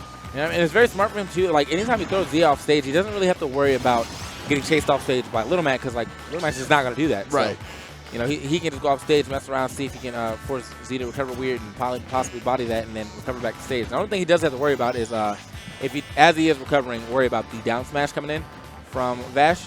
If he times it right, you know, he will lose the stock, but, you know. Right? I mean, like, very patient gameplay coming in from Zero. Yeah. Not wasting any time. It can be kind of frustrating for some of our players, but he knows he's got 8 minutes to play with. He will hold the whole clock if he can, if he thinks it's going to give him the win. But I like that. So he's got Luma separated, trying to turn it into a 1v1 situation on both sides using Luma. Didn't quite work, but if he'd been able to sneak something easy on Z, it could have happened. Definitely just walked up there and duffed that Luma off. So Yeah, once again, he's going to be waiting. Both of these, both green team, not really trying to take any chances, not trying to get punished for doing anything reckless, which is smart. Yeah. Because, I mean, the way he's playing, like, this is one good back throw away if Z ever tries to get a little reckless. Oh! Oh! There you go. Now Z, put on a little pressure. Nice air dodge to get through that Luma. Zero again chilling out here. What I'm really expecting from Vash here, if not just that, was expecting set up into a raw up B, try to get a kill off the top. But I mean, at that point, it was Dio's choice. Whatever he wanted to pick, it was going to kill. Wow. So that was I mean, that was very interesting into that game right there. Rosalina kind of started off like an extra minute and a half, basically. Which I don't want to say stalling out because, I mean, he's playing it the way he knows how. Yeah. It's like, yo, I need Luma to be able to win this. Luma's gone for like 14-ish seconds. So let me just not approach you guys while this is happening. Right. And it's one of those situations where it wasn't like he was looking at 4 stocks for the other team. They had 1 stock each. So if he could have got something sneaky, and there was a good chance that he was going to be able to pull it back. Unfortunately, it didn't work out for him. But you roll on to the next one. So we'll send it over to Battlefield for round 2. Okay. No swaps. Yeah, no going to stick with Pikachu. I mean, what secondary would he even have?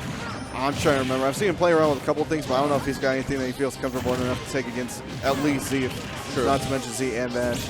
Yeah, no, I'll feel that. I mean, you don't want to try to pull out the, this might work here in losers quarters right here. The big difference between 4th and, I guess 5th and 4th. Yeah, dropping that first stock though to Vash.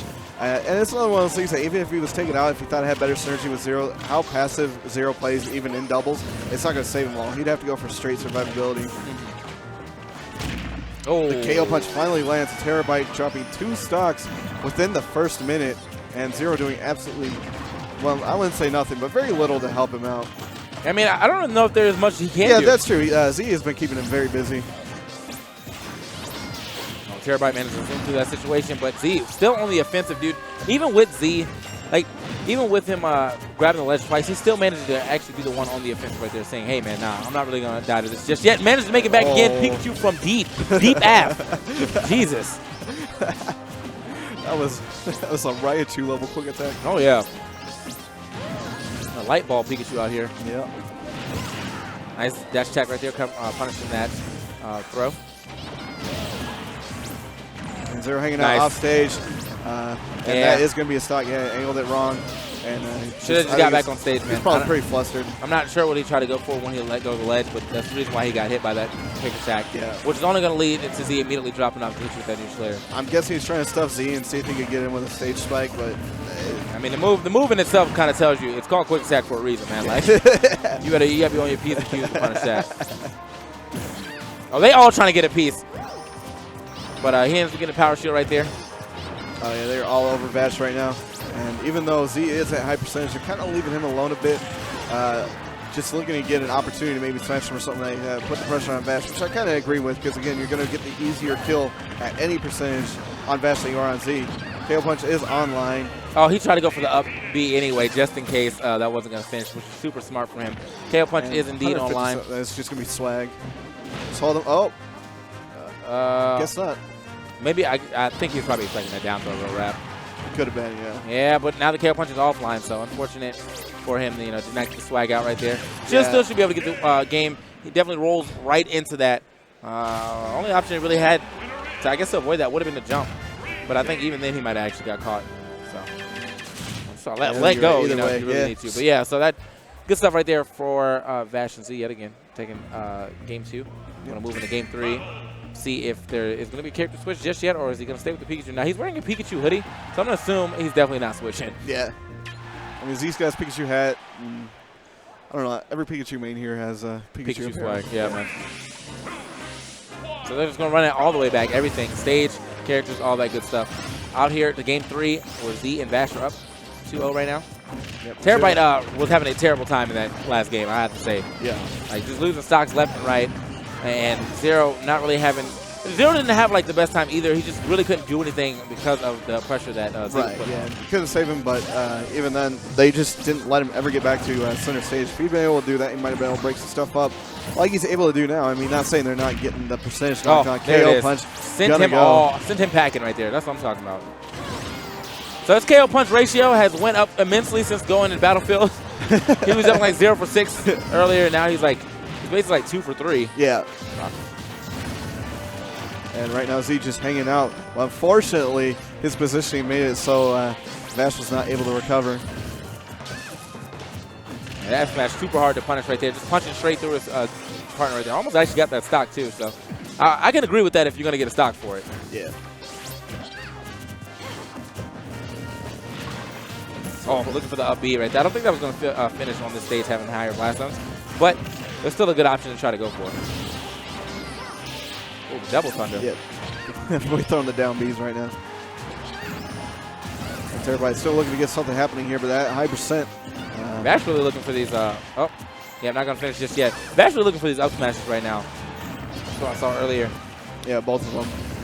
Having both powerful up smashes. Yeah, nice coverage right there from Z, though, making sure his partner got back on stage safely by going out there and harassing Zero off stage. Zero now will be losing that stock to an up smash. So, I mean, not looking too great right here for the blue team yet again. Vash, or Z, with all of his stocks. Not even that much percentage on him, and then Vash with another KO punch online. And Zero having to fully charge that up smash to make sure that Terabyte was out of the way. Otherwise, he was going to probably not kill him, but that would not have been really too good.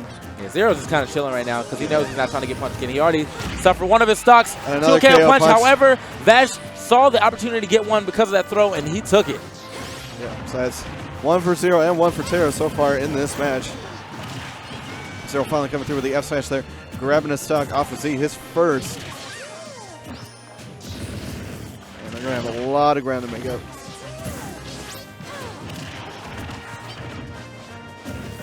Okay. Both of them slowing it down really well. I like Going it. for a lot of shields I like there, it. but yeah. I mean, he was gonna kill someone. So yeah, he killed the right one right there, though. He just straight up punching through everything right there, saying, you know what, man, it doesn't really matter who dies as long as I get one of y'all off this game. Like, they have so many stocks right now, they can do that. Absolutely. And even then, if you're going to be holding shield, I'm going to get a shield break at least out of it. So. Wow. So the opportunity to swag out is gone yet again. This time Z's fault. So yeah. Not letting his mans get on the highlight reel. Oh, they're trying to get on the highlight reel right here with that footstool. That footstool in the so Zero again trying to separate Rosalie and Luma, looking to make it the 1v1 again. But Vash decided to just turn around here and start putting the pain on Luma as well. And there's the up B is going to finish. Nice stuff, just sneaking under that platform, getting him with that. Everyone's over here paying attention to Luma. He said, no one's going to pay attention to me doing this over here. So good stuff. That's what I like to see, man. Now we're going to go ahead and have these two continue to sit down. Z and Vash will go on to play Nairo and Void. In a second. In a second. In a second, man. No.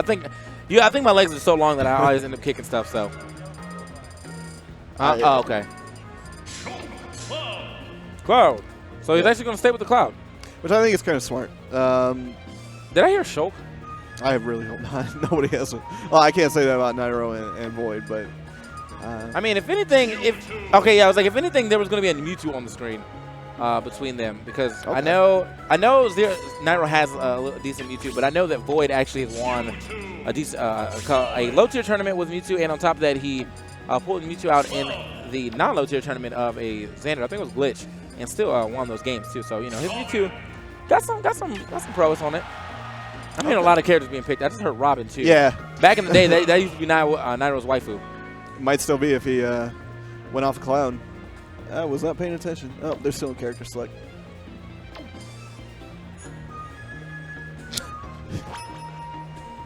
Still in character select right here. Void has the most blank stare. He's like, bruh, what's going on? But like his face is literally always like that, man. That just kills me. I'm just hearing characters. Yeah. Did you have a Squirtle backpack? Where did you get that from? I wanted one of those forever. Right here. Oh, maybe here. I don't know, man. I feel like first gen doesn't sell nearly as much as it should. That's gonna be making me mad. I need more, as much Squirtle paraphernalia as I can have. What are they doing magic tricks over there? on the other stage, like we about to have some magic tricks over here. What? I was looking, or I mean maybe Yu-Gi-Oh. Yeah, I think this is either gonna be Yu-Gi-Oh or Magic or whatever the other Actual card game was tricks. they're playing. Couldn't tell you though. Anyway, I feel like I saw the dude playing something I've never heard of before. All right, so they're actually going to opt to go for the Cloud at the beginning of the set. I guess they're trying to work on this, instead of Nairo pulling out the ZSS again. Yeah, which again I kind of agree with. He's going to have a little bit easier time. I mean, not that Lil Mac has an easy time against either of these opponents, but he's going to be able to survive a bit more against Vash. Oh, all right. So I had to waste that up B, but still got a little bit of damage off that, so that's pretty good. Right here, you basically have two characters that need to kind of be looked out for when they're trying to recover, with Cloud and Little Mac. The thing is, Little Mac or Cloud sometimes has his chances looking out for himself because of limit. Right. But until then, I do expect to see some team saves coming out from both teams right now. Nice down smash. Yeah, beefy. So, and the other thing that he can benefit by playing Cloud is neither of them are playing Villager. So the only thing he really has to look out for is the down B. And Zero actually does get it and the stock. Zero should have actually brought him with him too. He did the up B. He actually hit him, but he did not do the second part of it. So therefore, he didn't get the he didn't get the spike. Would have been good to try to even it up like that. But either way, oh, here we go. Team combos. Yep. Big damage coming in from blue team right here.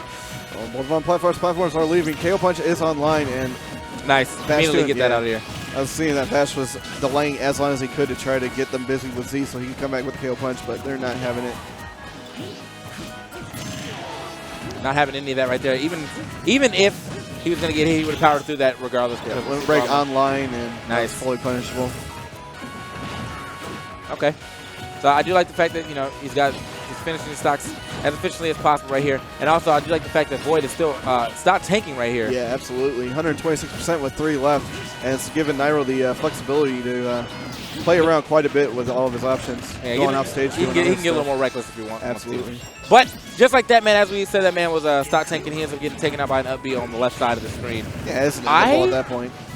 I think he just went for a finishing touch in the air, which it might have killed with the amount of damage, but I don't like that option being used nearly as much anymore, in the air at least, because of the nerf. I'd rather you just go for, oh my, this man is getting sorted right now. Here we go. Forward air maybe? Oh, there it is. Finishing touch with this. So that's going to do it. For the first one anyway, Vash is going to recollect here, think about where they want to go next. I can't imagine Z's going to make any switches off of Pikachu. He's got a couple of people at his disposal. We saw his Palutena yesterday. And I mean, he's got a Palu. And I know he wants to work on it. Z does. Oh, true. He could pull it out. If it gets dire, yeah, he could pull it out. But it's one game. Don't need to sweat it yet. Just get a good counter pick in and figure out what you're going to do. And Vash making sure nobody hears, cupping his hands both sides. He's like, hey, Doc. What are you doing with me? Which is wild because Vash is very soft-spoken anyway. You can barely hear him. But he's making sure the camera doesn't see his lips moving. He's like, yo, no one's going to know our secret plans. Someone text Nairo reading lips like, I said this. Yeah. No stream delay. We got it. All right. So getting into game 2 here where Void and Nairo managed to take that game 1. It wasn't looking too good from that at the very beginning of that, but then as the match went on, you could see that it's pretty much the way this team is going to go is that Nairo's going to go in. Void's probably going to punish anytime he gets punished, and he's going to live, therefore allowing Nairo to have more stocks, being the kill power of this team right here, which is pretty good. And exactly. Building up that, I think what they're looking to do is, have Nairo on stage doing all the percentage, but if he can also get the knockbacks, Void's putting himself in a position where he can capitalize off stage with Monster Fish or something along those lines to try and steal stock as well. Yeah. All right, man, make it back on stage, chopping him up. And Limit Break, we're online. Limit Break won that fight. Vash is going to be losing his first stock. Oh, definitely. Right in the chops. There we go. See, was looking for it right there, but now we're not giving the air dodge. Very smart. I mean, I feel like you should almost never give Little Mac the air dodge. Like, he's not going to chase you in the air, so you just got to be like, all right, man, don't air dodge down to the ground. Here we go. Team combos, big damage. Did not get the spike that he's probably looking for right there. Vash not really where he wants to be yet. Coming back to neutral now, looking to knock out both of them with that. And, good job on him avoiding the F smash, throwing it backwards, but he only connected with the last hit, and that hit connected on Void, so unfortunate right there for blue team. However, they still got a decent lead right here. We already have Vash at 85%, and that's Little Mac. That is a little scary. Yeah, and KO Punch is offline, being knocked out of it there, 111%. He's going to recover just fine. They're going to take the opportunity, try to get 2v1 action on Z. He's just going to chill and shield. Yeah, Z and Void were actually over there boxing a second ago, straight up jab. Smash. Covering so much and sending him straight horizontally, there's really not much Little Mac can do about it.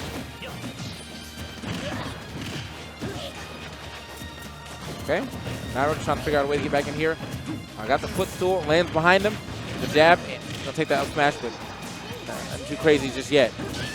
Coming down with the buggle stick there. And limit break still online, and I like that he's holding it. Not that he's even really worried about falling off, but yeah, exactly that. Getting the side B off the side. He just wanted to make sure he was going to get the stock when he needed it. Absolutely. And that was good, you know. He saw Z flying over there. He was like, I'm definitely about to take the stock regardless of the percentage, so. I mean, not to say that Nairo ever would, but I appreciate the fact that Clouds are starting to hold on to their limit break as long as they can. Yeah. And I actually kind of like that from Nairo as well. He knows he's not coming back, so the best thing he can do to fastball is just up B right there, peel his stock off, and get back to the platform as soon as possible. Okay. Yep, and unfortunately no stocks to share with ZB on his last one, and Void is keeping Z busy to... Oh my, Nairo's going for it all right there. Yeah, say he's letting Nairo charge for free, and it's either going to be going for another jumping finish touch with the Clem Hazard. Yo, what? Yo, who even... Do you understand you have to actually purposely go for the sour spot hitbox? But have to go, like, Nairo is out here styling, dude. Four throws a sour spot hitbox for forward air to an up air from Void to finish that stock. Very nice. Beautiful team combos coming in from the boys. He's got that chibi Little Mac. I see a bunch of those running around. Someone's doing all the Smash characters. Yeah. So right now thinking again, this is pretty much it for him. If they can't pull one off here, they're going to be done. But again, it's Void and Nairo, so... And, yeah. I mean, they're putting up a fight, too. They're not giving up, which I definitely respect, which, I mean, neither of them will ever do. But it's just a lot to get through. All right. So let's see how this goes, man. Now this game 3 right here. We got Void and Nairo, you know, showing that they obviously, you know, they lost in winners, I guess, semis, winner semis. Yeah. And you know, they managed to bring themselves all the way back here right now. So after this, they will be playing against K9 and SS. Yep. So they're going to get the run back, and I got to imagine that Nairo will not be choosing Cloud for that matchup. I can't say that. Maybe he's feeling a bit better about him now. He's not making the technical mistakes he was. Everybody dropping stocks here. And actually, Z has not been touched yet out of everybody. Man. I mean, talk about a perfect game right now. Only 7%. Finally getting hit by his partner, though. Not even the person who who should be hitting him. But ends up getting hit in the first place. Like, Jesus. And Z chilling down. Quick attack there. Not going to be able to get him to ledge. And he does run into the Clem Hazard. Finally able to recover, but not before picking up quite a bit of percentage there. 73%. And they're just letting Vash hang out. They're not worried about him much at all. Here we go. Vash looking to figure out a way to get in here. Throwing out footsies he may or may not need to be doing, but I think he's just looking for openings. KO punches online. Void's going to make sure that doesn't happen. Bouncing fish there. Not only knocks out KO punch, but gets the stock. And Nairo again being able to charge this limit break for free. Drops down on him. Side Does B. get the side B. That's going to be it. Yep. So here we go. Nice little combo coming in from him as well. Got the up air, up tilt to neutral air. Nice. Landing down right here, just kind of pushing it back toward his partner as per usual. Now he's pushed him out, trying to get this 2v1 going. Absolutely. And Void not really worried about the 2v1. He was handling it very well there for a minute, just juggling both Z and Bash. Nairo like, yo, let me get you with this quick fair, bro. And going for the Clem Hazard there. I have a feeling he thought he was dead anyway, so he was trying to at least get a stock. Didn't happen. So actually right now, with Z holding onto the second stock so very well, and the first stock as well, having that very early 2 stocks drop by Void and Nairo here, looks like they might be able to take this into a game 3 as long as it keeps going their way. And Void getting the tipper there, not quite enough to kill. Oh, got him yet again on the other side. Very nice. Just throw it out twice. I mean, this is a really fast smash. Yeah, limit break is online. Yep, that's I was going to say Z needs to respect the side B, but he did not. Well, I don't think he really had an option there. Even if he jumped or rolled, he was going to get hit by that. So, I mean, tough once position. again, man, we got one stock on from everyone on this board. I mean, it's definitely possible for him to do this, but at the same time, man, the team combos are looking crisp. I thought he was going for the down air to continue it. Oh, he was looking for the 4th throw right there, but he actually threw him back. Yeah. You definitely don't want to be getting scooped up in these. Oh, that would have been nice. You definitely don't want to be getting scooped up as the person in the one side of the 2v1s, because right when you start getting scooped, that's just when everything seems to go bad. If Zeke gets grabbed here, I mean, you're going to see side B. Yep, there it is, and that's going to be it. Even if he got the grab, he was just going to take that because like it didn't really matter. I mean, he knew he was going to kill one. He knew he was going to kill Z regardless if he was going to kill Void at the same time. Yeah. And again, when you got enough stocks to hang on, you don't really worry about killing your teammate at that point. Even if he had 2 left, it's still definitely worth it. All right, so Void and Nairo going to go on in spectacular fashion. Quick 3-0, knocking off the last guys from Vegas. Vash and Z will be finishing 4th today. K9 and SS going to be coming up here to give them the run back.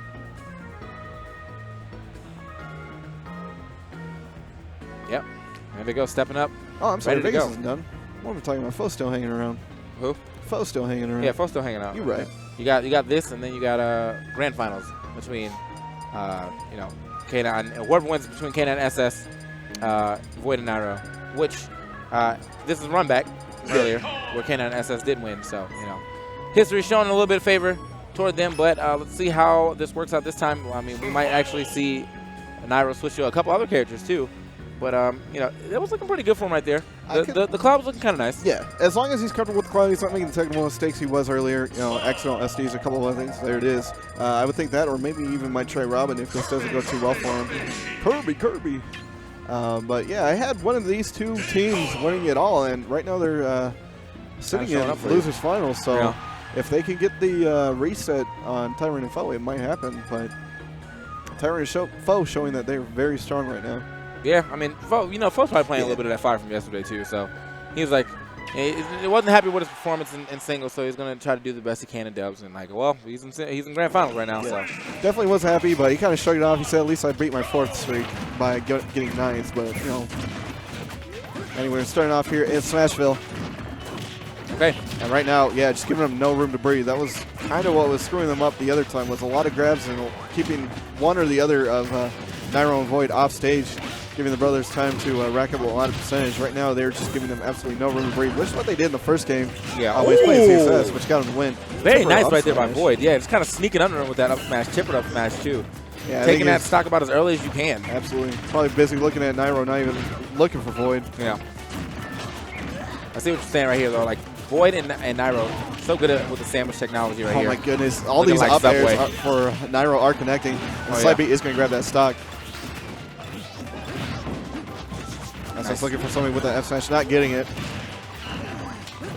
Okay. Thought he was gonna try to. He's trying to catch SS as he's jumping up a little farther with that down air, but SS actually not gonna challenge it too hard. And Nairo with the riskiest challenge right there, dash attacking that bowling ball. Got the hit though. That's all that matters. Yeah. Oh. And going off with the side B there, he had a second jump, so it was fine. And I like what he was going for there, because if he caught him, it was probably going to knock him underneath the stage, get a little stage spike action. Yeah. But even recovering high in a way like that, now he's on platform. Hey, he's good to try again real quick here. Oh. And going for the finishing touch there. K9 just above it and not getting hit by it. SS coming down with the aerial, ton of knockback right in his face. Oh, actually taking out Void right there with that up air. Unfortunate, but I mean, either way, they still got it pretty decently right here. Now, Nairo, the only one with full stocks in here in this game. Avoid that situation. Playing with that full rage, too, so you know he's out here chopping. Wow, the neutral air. Getting him off, almost got him killed with that by the up smash, and that up smash will take, though. The golf swing, as Cody likes to call it. Still living? Yeah. And even got enough time to finish charge. There's one break for the Master to get back. And that's kind of unfortunate, though. I feel like he didn't really need that limit to recover, so he could have actually saved that. But, you know, it's smart for him to go for that in the first place. I mean, you always want to try to get limits regardless of the stage. I think it was just kind of to guarantee it, but you're right. Either way, I mean, he charged it in the air, so he's going to have to burn it either way, but he might have been able to get back without it. Unfortunately, monkey flip there on K9, dropping his nuts right into Villager's mouth. All day. Up air, let's go. He's landing pretty much all of these so far. Can I not say that? Yeah. You got to hold it. Anyway. My bad. And down smash there from Nairo coming out.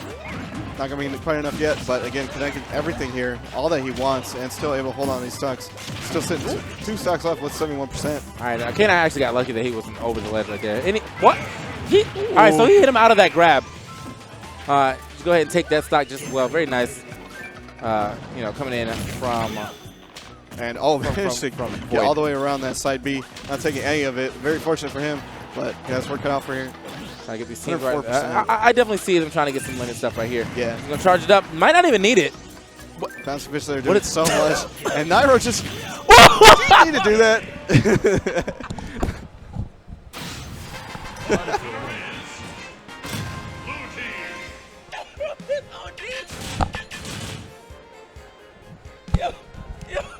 Yo, Nairo is OD. Yo, you know someone's gonna highlight that. Oh, I'm crying, yo.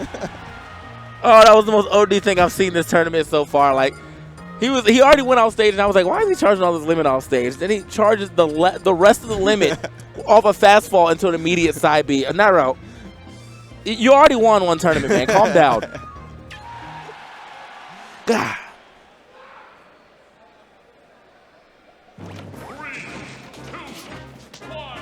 So on the next one here into Battlefield. That was. I'm sorry, man. I'm still on the last match. Nairo is actually OD. Yeah, I think that was a little bit of revenge for the first time around. But yeah, complete opposite how it was the first time around. He was able to stock tank so super well. Go. Okay, so that was a little bit of a comment right there that Nairo started. But either way, you know, nothing too crazy coming from the K9. I think he might have stopped that from actually hitting. So unfortunate. You know, it would have been some good damage to catch that. And he was looking for the roll out, but he did not get it. Either way, oh, that was a good option that they were trying to go for. But had to give it up to SS as well for DIing in, so therefore he would not get hit by that. Yeah. And just misses the ledge there, but he was able to get it back with the Clem Hazard. Coming high. Coming in from deep, yep. I liked it. Not even going to just let that fall. He's going to come down with an aggressive option, which is that hitbox from second half. Clem Hazard and the spike! Back with the fair for the spike. Grabbing 2 stocks very quick. All right, man. Nairo putting on for his team right now. Like Feeling he said, hey, man, look, I know you guys did well in the first set, but we're going to go ahead and take that right back.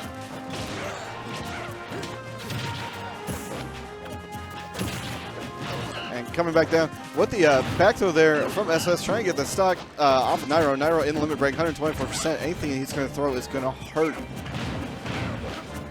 They are up 2 games, right? I think it's just. That was game 1? Hey, all right. Hold up. All right, just tossing them off there. Yeah. And again, Nairo holding on. Clem Hazard there, getting a little bit of knockback there on SS, and just making sure he's got safe option to get back onto the ledge. Okay. Looking for a way to go ahead and finish this off right here, but getting push off saves. Push off save yet again, but this time it's K9. The dash attack coming in from Nairo. Might, yep, I was like, nice little team comment right here. I was like, he might actually get hit from being thrown out by K9. So with SS coming back, just go ahead and snipe that man on his way back. Very nice. SS accidentally grabbing K9 there, getting rid of him immediately. And he's going to be able to come around the world here and try to get a mix-up on the other side. Oh, big damage. Oh, gross. Boy, showing off a little bit of swag himself. It's so OD. Yo, I mean, honestly, man, Nairo has been at the SoCal house a decent amount of times. Maybe they were just practicing this stuff like, yo, next time we got a team, man. And that shield looking extra minuscule, man. Here, go ahead and stop blocking right now. I was about to get broken by a bunch of up airs. I think he might have monkey flipped when he wasn't supposed to. And yeah, that's definitely going to be it. Holy, right now, Void and Nairo back with a vengeance. They say, you know what, SS and K9, you guys did good the first set, but not again. And they're definitely showing you why. Like, everything that they're doing right now, just so OD. OD. Yeah. And Void still with a blank stare. Maybe he's just in the zone. Nairo looking super calm. And K9 and SS not looking too rattled, but they do need to figure something out here. I don't even, man. Jesus, man. This is wild. I got to follow Void, too. I don't know why I wouldn't follow him already.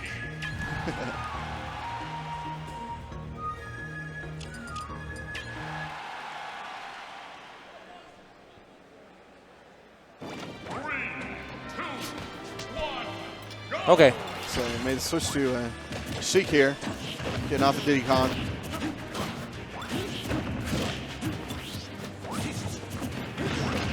Oh, just F-Boy juggling everybody. I'm about it.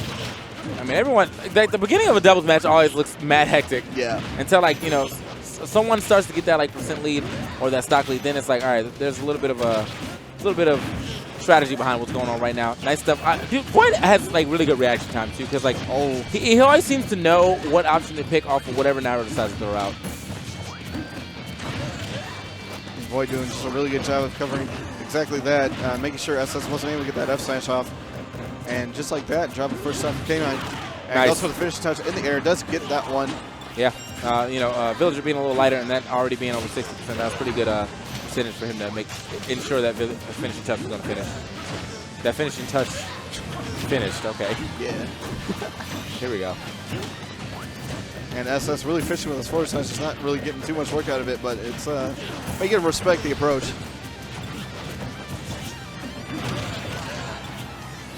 Oh, juke back, very nice. Step back right here and getting behind the boys yet again. Doing a lot of, oh, he actually got hit out of his limit break side B right there. So good stuff to K9. And actually got the stock off that one too. So SS able to get with the back throw and then the follow-up to get the stock.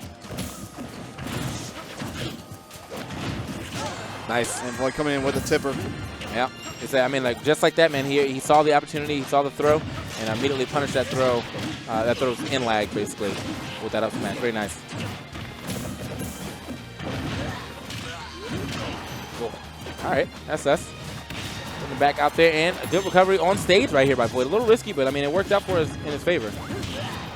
SS is trying to find a way to get back into the mix, but, like, that's just so hard for Villager to do without just kind of, like, Rex jumping in with, like, neutral there. You know, because I feel like right now in this match, he's supposed to be kind of just in the bag, covering K9 anytime K9 might get hit away. Yeah.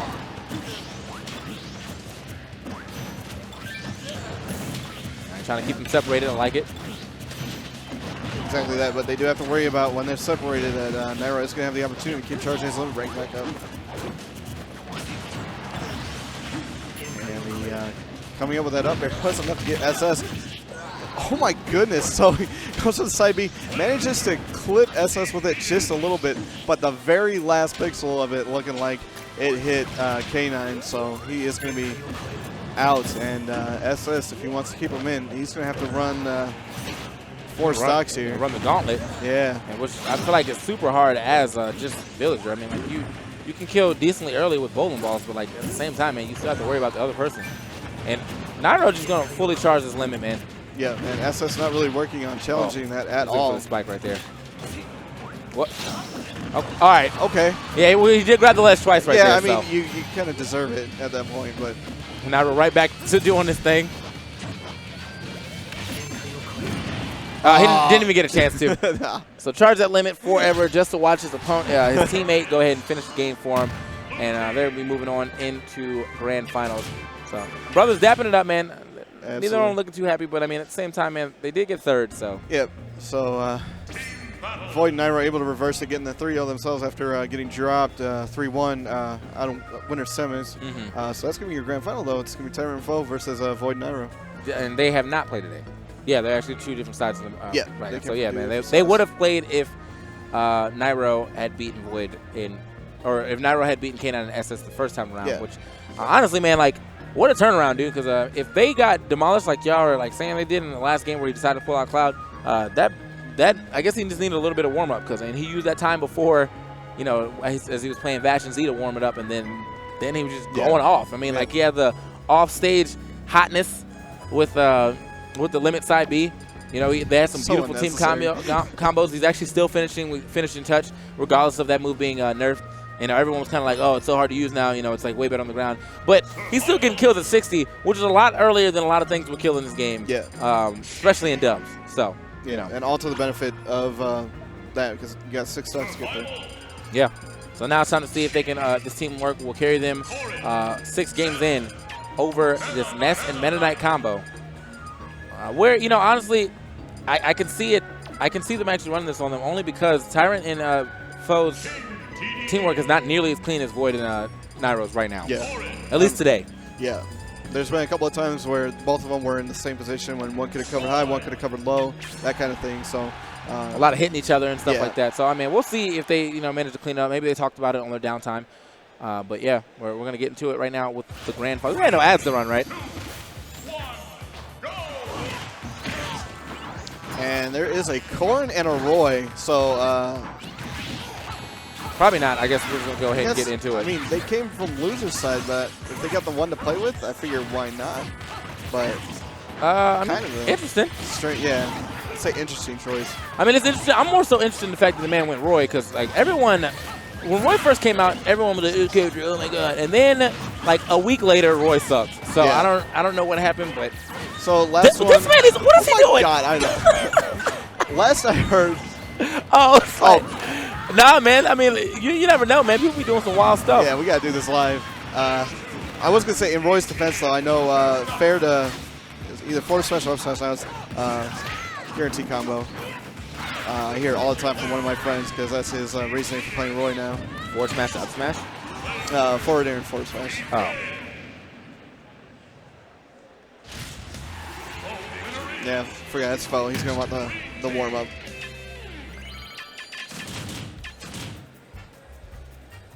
Actually, I think that's the first one he's taken today. So we get some real teams set up here.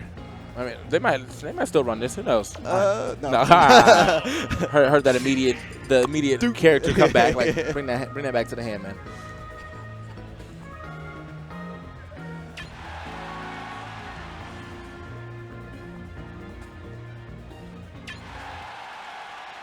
Okay, so we're gonna get into it. Right on into Smashville. So yeah, we're going to go ahead and keep his momentum going with his Cloud. And Void coming out and very quickly pushing both of them to the side, giving Nairo a little bit of room to break, get some limit break going. Super interested in how they're actually going to play this one out, man.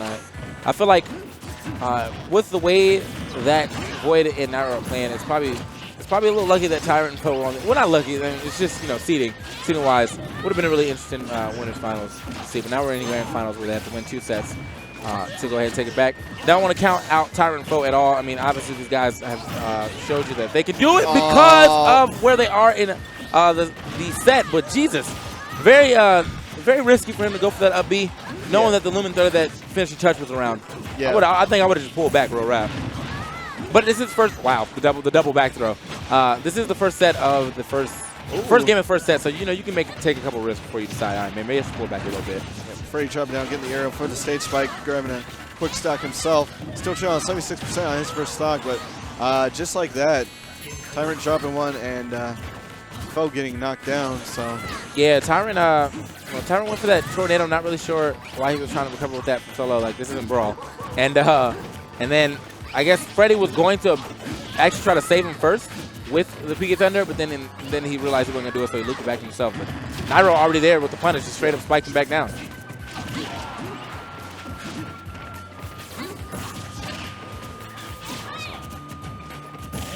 just not a really great position to be in, and it's starting to loosen up a little bit for Foe now, but earlier on, I mean, he was just in the middle of it, having to hold shield the whole way.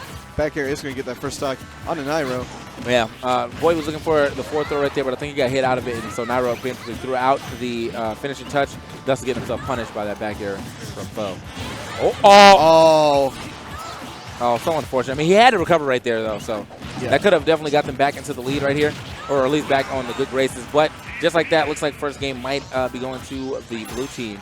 And it looked like that synergy, man. Yeah, it looked like Foe unfortunately did grab Tyrant with that back air or back throw. So both of them dropping that stock age. So Foe sitting here with just one left, having to get through 3 stocks here with Nairo in limit break. And I'm expecting they're probably just going to juggle around a little bit if they can. Grab doing all the pummels that he can right there to try to see if he can hit Void with it as well. Void holding shield. And to get a little bit of a punish, but nothing too crazy. And that should be it, enough, yep. Beautiful stuff right there from blue team yet again. Void and Nairo definitely been stepping up since they've been on the screen so far. Tyrant and Foe kind of talking it out, probably telling, a couple of mistakes that they made. Hey, man, don't do this when I'm around here or something like that. Or, hey, man, when I do this throw, try to hit him with this, Yeah. Team synergy stuff, man.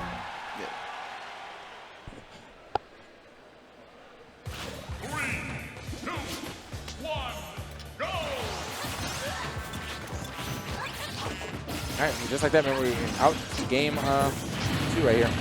Of the first set. And Fo looking excited, coming there with the down throw into neutral there. Not able to continue it on, but had he done it, he would have got a little bit more percentage, if not the stock. Okay. So, I mean, like with that being all said and whatnot, like, I still do believe that Tyrant Fo could potentially take this. I think they just have to develop a game plan of who to take out first. And there it is once again, going for the up B, but looking like even Nairo has really good DI. Oh. Or he's just not resisting that first hit right. Nice stuff right there by Nairo. Yet again, always ready to go ahead and finish that touch. Yeah. And I imagine the idea is probably to try to work on Nairo the best they can. Oh, did he really get it with that blade thing? Okay. Got with the up air, so PK Thunder going to get him back. Fo getting a little bit of redemption there, but he really hit that man with a blade beam from deep. Oh, that's going to be it, yeah. Fo return with a bit of his own. But yeah, I think they're going to try to focus Nairo, even though they really shouldn't, because they're letting Void just sneak in the up smash tippers. And I mean, it's really hard to choose who you want to focus on this team. It's for that exact both reason. of them are killers, so. Like, you know, that was beautiful. Both of them, it's not even both of them killers. It's really hard to focus on Sheik because she's so elusive. And then if you just focus on Nairo, well, then Sheik's going to be out here, you know, getting all this punish damage for you guys. Focus on him. And then Nairo gets the opportunity to get him extra stocks because of share stocking, because of Sheik just, you know, stock tanking. Right. And Nairo's shown that he's able to hold on to a lot of percentage for you guys as well. So Void right now sitting 138% on his first stock. Doing some cool tricks there just to delay the inevitable, put him in 2v1, let him come back for free. And Nairo capitalizing with that with a limit broke side B. Nice. Oh, so meaty. Actually getting Void with it, but yeah, I mean, like, I saw what he wanted to do, but like, yeah, Void unfortunately in the wrong place at the wrong time. Okay. Cool. So right now, green team once again down by a couple stocks. But the percentage isn't too non-manageable right now. I mean, like, I feel like they could just kind of push Nairo off. Well, not that he has limit, maybe not. They need to push him off though. And that was cute. Yeah, so went for the back throw there and had it all set up to get both of them with the up air. Still not getting that yet. Again, he keeps missing that second hit. I mean, Nairo, like, you know, living by the skin of his teeth every time. Oh, just F smash. Still not quite enough. A little too far back to get him on the side there. Up. Yep. Another one. Another clean finish touch right here. And that's where Cloud will always excel in teams. I mean, like, as long as he has limit, there's the potential of someone losing stock real early. Yeah. And Fo taking advantage of that to at least get the punish with the back throw to bring it down to 3 stocks, 102% with 2 sitting for Void. But Fo by himself at 111%. I don't know if he can get a back throw here. Well, if he can even get on stage. Now there was a limit break, I imagine. Yeah, he was expecting to jump. Okay. Did not get it. I mean, that was a decent idea to read right there. Yeah. A lot of people would have jumped in that situation. Right. And I was thinking maybe he'd want to just chill there, turn the other way, and try to get a side B and try to cover 2 options. But going for the extra swag there, I mean, you got the ability to do it. Might as well. So, man, now in the first set of Grand Finals, Void and Nairo are up 2-0. Or if they win this next game, we get a bracket reset, and then we will see if they can do it again, or is this the 3 games that Fo and Tyrant needed to lose to move on and figure out how to win? So we'll see. Yeah, right now they're talking out really well. Might be thinking about possibly some character swaps or where they want to go next. Not going to swap any characters. Well, maybe we are. Nah, just kidding. And right back on to Smashville. 3, 2, 1, go! Yep, just go ahead and run it right back. I mean, not really much they need to change right here. Just develop a game plan, and that's all you can really do right now. And like the game plan is gonna be, there's gonna be holes in the game plan, obviously. Oh, okay, it's just like holes in that idea. But like, there's gonna be holes in the game plan, obviously, because as we were pointing out the last game, this is really hard tactics to really just kind of get around. Like, you can't just focus on one person and think it's gonna be okay, because it doesn't work like that. Like both the players on this team are strong. Yeah. Nairo earlier putting so much pressure there on Fo, trying to get him on underneath, but was out of position. Unfortunately, going to be dropping that stock to SD. A lot of stuff by Nairo, though. A little bit of breathing room for green team.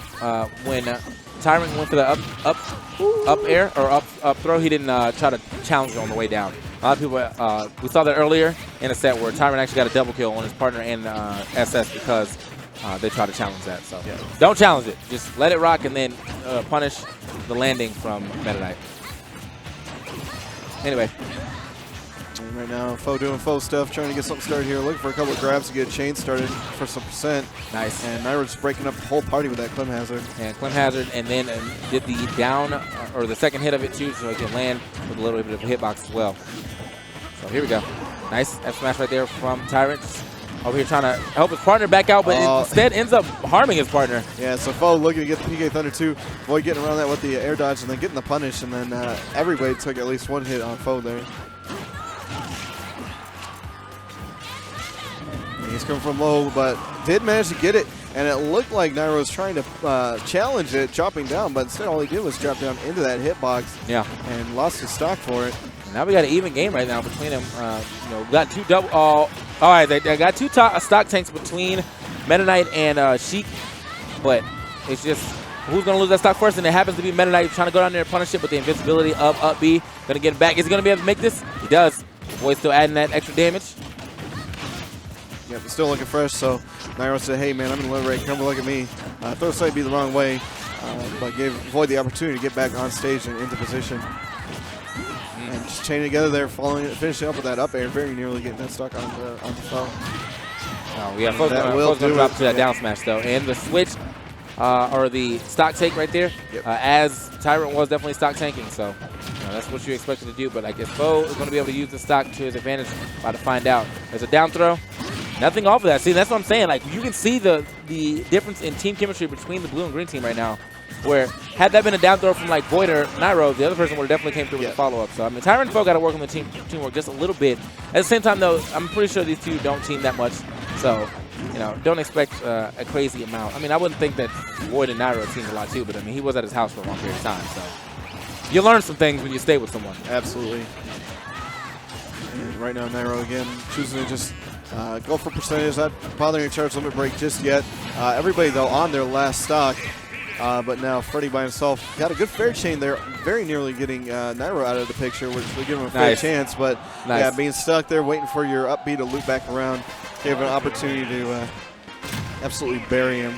And wasn't much he was going to be able to get to do getting away from that. So yeah, that was the first set right there. Void and Nairo cleaning that up with a quick 3-0. Now we're going to go ahead and set 2. We're zooming in on right now on Tyrant and Foe, seeing what they can talk about, what they can do. It's pretty much Foe telling Tyrant stuff. Like, I feel like Tyrant didn't really have an input of what's going on right now. It's kind of like, yeah, man. Yeah, whatever, man. So decisions have been made. No characters have been swapped. Are we back to Smashville? We're still running back to Smashville. So set 2, both of them are losers right now. Obviously because the bracket just got reset. So Tyrant, Foe, still trying to figure out a way to get past this team of Cloud Sheik. And, I mean, they got a little closer to that game. But still, I mean, it's still pretty dominant in blue team's favor. Yeah, they had a little bit of help with Nairo chopping that early stock when he was messing around trying to chase Foe around. But, can't count on that happening every time. Yeah. And right now, Foe just taking every up air. Okay, big damage to the shield right there. Foe actually not getting the punish. Interesting. Oh, but very nice stuff there. Comes with the quick up air to go ahead and get the stock. Oh, nice stuff right there. Nice coverage from Foe. Void went off stage to try to, pressure the Meta Knight or Tyrant, and then Foe decided to throw that PK Thunder and hit him, get a little bit of damage right there. And oh no! Oh! I was going to say big props to Tyrant for finally getting the second hit of the up B for that stock, but very unfortunately there gets knocked right into Ness's PK Thunder 2, losing that stock, and then Foe just turning around losing his as well. So 2 quick drops there, very well evenly, or gets us back to even. Yeah. Here we go. All right, trying to recover right here. Oh, nope, just going to gross. cross-slash it and did not even get the tech. Very nice cross-slash coming in from Nairo right there, going way off stage. Now, just go ahead and don't respect Ness when he's off stage when you got limit bases. What he's saying. Yeah. He was like, yeah, I'll even go behind you where the PK Thunder is going and still chop through that. Yeah, and I mean, at that option, if he manages to absorb the PK Thunder, he's got the stock that way, and he can Clem Hazard back up. Or if he's not going to get hit by it, he can go ahead and do what he did, go for the cross slash, get the extra boost from that to go ahead and recover anyway. And a second limit break cross slash is going to get the last stock. I still think that's the funniest throw in the game. Like the thing about Meta Knight's throw is like the actual throw does not kill, but if anyone's under you, they will die to that. Like, like Void died when Nairo was the one who was getting thrown. And Foe going to have to figure something out here to hopefully at least grab a stock or two to make himself feel better. But no, the throw into finishing touch in the air is going to be enough. Finishing touch with it. Both these guys just looking for a little bit of momentum to get something started here, but Nairo able to pretty much shut it down anytime they start to get something started. They really don't even have like a – they're not talking anymore. It's just like, let's just play it out, man. Because, I mean, there's not really much – I feel like there's not really much they can say at this point in time. Just do the right things that have probably been said before in the sets that they've already been speaking, you know? Yeah. I think you are 4 games in now.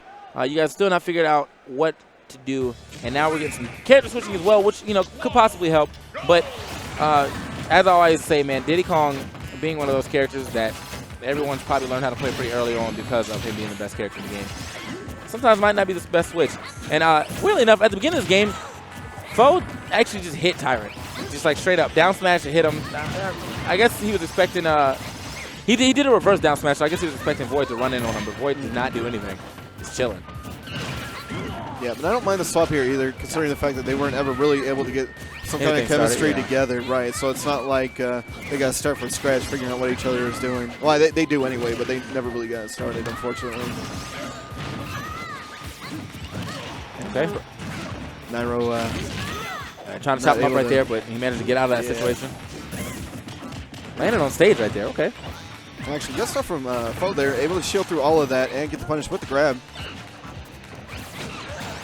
And, wow, that was so smart, he waited, let him go for the up air, actually hit Void with it, and then Foe got the hit in of his own.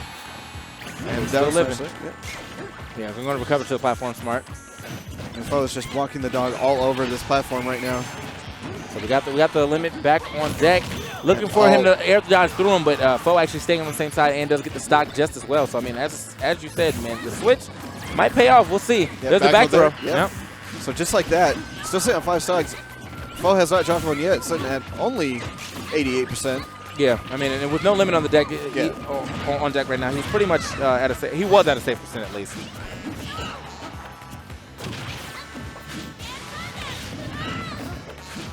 Okay. Make it back on stage. Yeah. Didn't happen. Oh. Void chasing him up there just as well, trying to get a bouncing fish for that extra damage. Did not get it. And nice stuff right there by Foe. Covering his partner as he tries to land a shield stab, though. Holding that shield way too long, and Nairo knew that and just threw it out. Said one of these is going to hit. Yeah, he went for the dash and saw that, or knew that Foe was going to start shielding because obviously that side B's coming. And delayed it just enough that he was able to get the stock. And was able to stuff that PK Thunder the first time. Oh, good save. And yeah, Tyrant coming back with the save off that up air. Recovering high. Not really where he needed to recover right there. And Tyrant was not in position to try to save him at all, though. So, unfortunate. Trying to get him with the climb hazard on the other side. And Limit Climb Hazard did knock him away, but got him with the second one up onto the platform, so Nairo is going to be safe. Nairo is out here scrapping off stage. Oh, he tried to drift back to avoid the down smash, and he did drift back enough, but just too far for him to actually manage to make it back on the ledge for all this stuff. So good stuff right there for Foe, putting that pressure on the ledge to even force him to do that. Yep. And, I mean, just like this, man, they actually had a pretty decent lead earlier, and now they're off that lead, managed to make it back. Both of them off stage. And then, now, this is times where I say they need to really decide who's going to be off stage right now. Because that was a situation where someone could have hit Void away, and then set up for a ledge trump situation where they could have forced Nairo to roll on and got a hard punish on it. Absolutely. Either way, Nairo once again getting another stock over here. Oh, come on. Oh, I don't. Okay. I don't know what that was supposed to lead to. That joint looked hot though. Well, the first part of it was pretty cool. Yeah. All right, so dash attacks that. Yeah. Not letting him get back for free. And instead, you're definitely not coming straight up, so you actually go straight toward the ledge right there. Oh! And Tyrant coming through. Come on, man. Come on, you can't. You're just making stuff up now. You're just making stuff up right now. Like the needle from deep into the. I'm already climb hazard down. Like that was on Void. Like Nairo was already gonna do that regardless. But Void was like, well, let me just go ahead and make sure that actually finishes.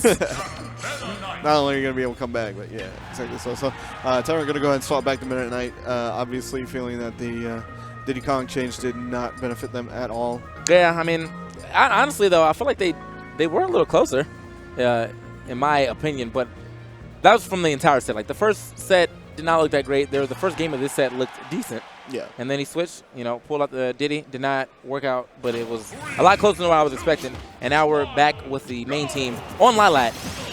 So maybe a stage choice or stage switch right here might benefit them some way, but we will see.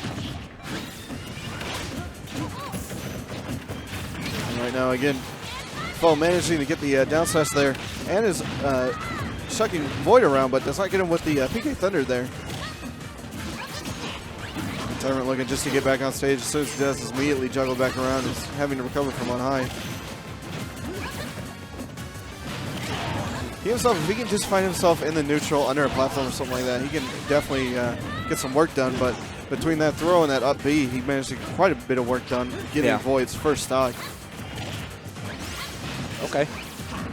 So seeing how this is going to work out for them right now, it seems like it worked out a decent bit in their favor. They got the first stock and some really high damage on and now stock on Nairo. So it's looking good for the green team. Maybe this is what they needed. Just a little refresher, a new stage to work with. Yeah, this new stage kind of helping them out. Could be the platform layout, man. It could be, but I'm also thinking the fact that right now, the fact that Tyrant has switched to pretty much using that throw exclusively is due to the fact that they find that they're fighting most of their battles, at least, or when they're throwing their hits around, is at short hop range, a little bit in the air. So if he could throw him into that position again with the up B, so he's 2 for 2 right now with those. 3 for 3 with the quick happy birthday. Okay, so he went for the hardest save I've ever seen. Actually, he kind of had to do that because if he would have up aired him, he probably would have killed him. Right. So he went for the, you better tech this save. Yeah. That down smash is going to send him all the way across the stage to the other side and get that stock. Yeah, he might actually be too far. Yeah, he is too far. Yeah. Double neutral air pushing him just too far away from that and immediately losing that stock at a very low percentage. So unfortunate, but it looks like Blue Team has got themselves back into this game now. If they could do that again, I mean, you would make this an even game by far. And the team combo's coming out. Oh! And he got on the ground, but not enough to finish. Good DI right there from Tyrant. He was on the ground, though. And the spike. Why did Freddie? Why did he challenge it? I'm not sure why Freddie went out to challenge that Clem. I think he was actually too far from the ledge. He would have just died. Yeah. Oh, man, that is unfortunate right there. Went for the challenge. A little off right there, but either way, going for the side B. Does not get it with the stage spike on the other side with the neutral air. What a way to come back from the blue team. Is he going to try to save his man? He should be able to get back. Yeah, okay. He's going to be all right there. And then, yeah. Is that it? He's going down there. He's going down there. Yeah, he's just short. Yeah, my God. Stage tipped the other way. Had it been down, he would have been fine. That was the most explosive comeback I've ever seen. Like, literally everything that happened between the time they got on their last stock was all amazing. That was so unfortunate. It was looking so good for the green team. I thought they were going to get on the board. They got a stage that was working for him. He was getting a lot of up B kills right there. It was working up for him, and he just, nope. And it was one of those things where Timer got 3 or 4 of those stocks, and as soon as that happened, they were able to get some kills on a foe that maybe he shouldn't have really lost his stocks to. But after that, they were able to definitely focus down Tyrant a bit more and get some either 1 or 2 stocks onto him to the point where they had to start making some rash decisions. Yeah, and those decisions really didn't pay off for him. Honestly, I really do feel like the turning point of that last match was Freddie trying to cover that Clem hazard. He could have air dodged through it. I'm completely sure Nairo was too far from the ledge to grab it with the way that he did it. So he was going to die. But he traded. That trade worked out in his favor. And then after that, he just wrecked for the rest of the game. So, like, dang, man, good stuff. Right. Once again, Nairo won both tournaments. Yep. And then Void got second in doubles and second in singles and first in dubs. So, good job. These guys will be walking away with a lot. Definitely putting on, showing you that they are top players. But that's going to be it for us. Yeah. Level Up Expo here at the Cashman Center over here in Vegas. It was a fun tournament, man. Glad we got to commentate together for the first time. It's fantastic. I guess we're just going to dip out. I'm down. Yeah, man. All right, man. I'll see you guys. Make sure you guys follow Donkeys on Twitter. Do it. Do that. Do the following right there and all these. Yeah, you're already following him, but show him man some love. I think it's. There it is. Yeah, there we go. We pointed it right. All right, man. I'll catch you guys next tournament. Probably at Xanadu or something. So. Yeah. You'll never see me again.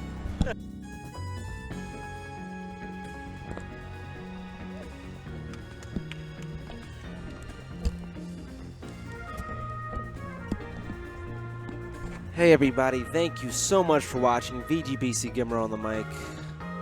You know what it is. I'm gonna go into subscriber mode real quick, just to put some links in the chat.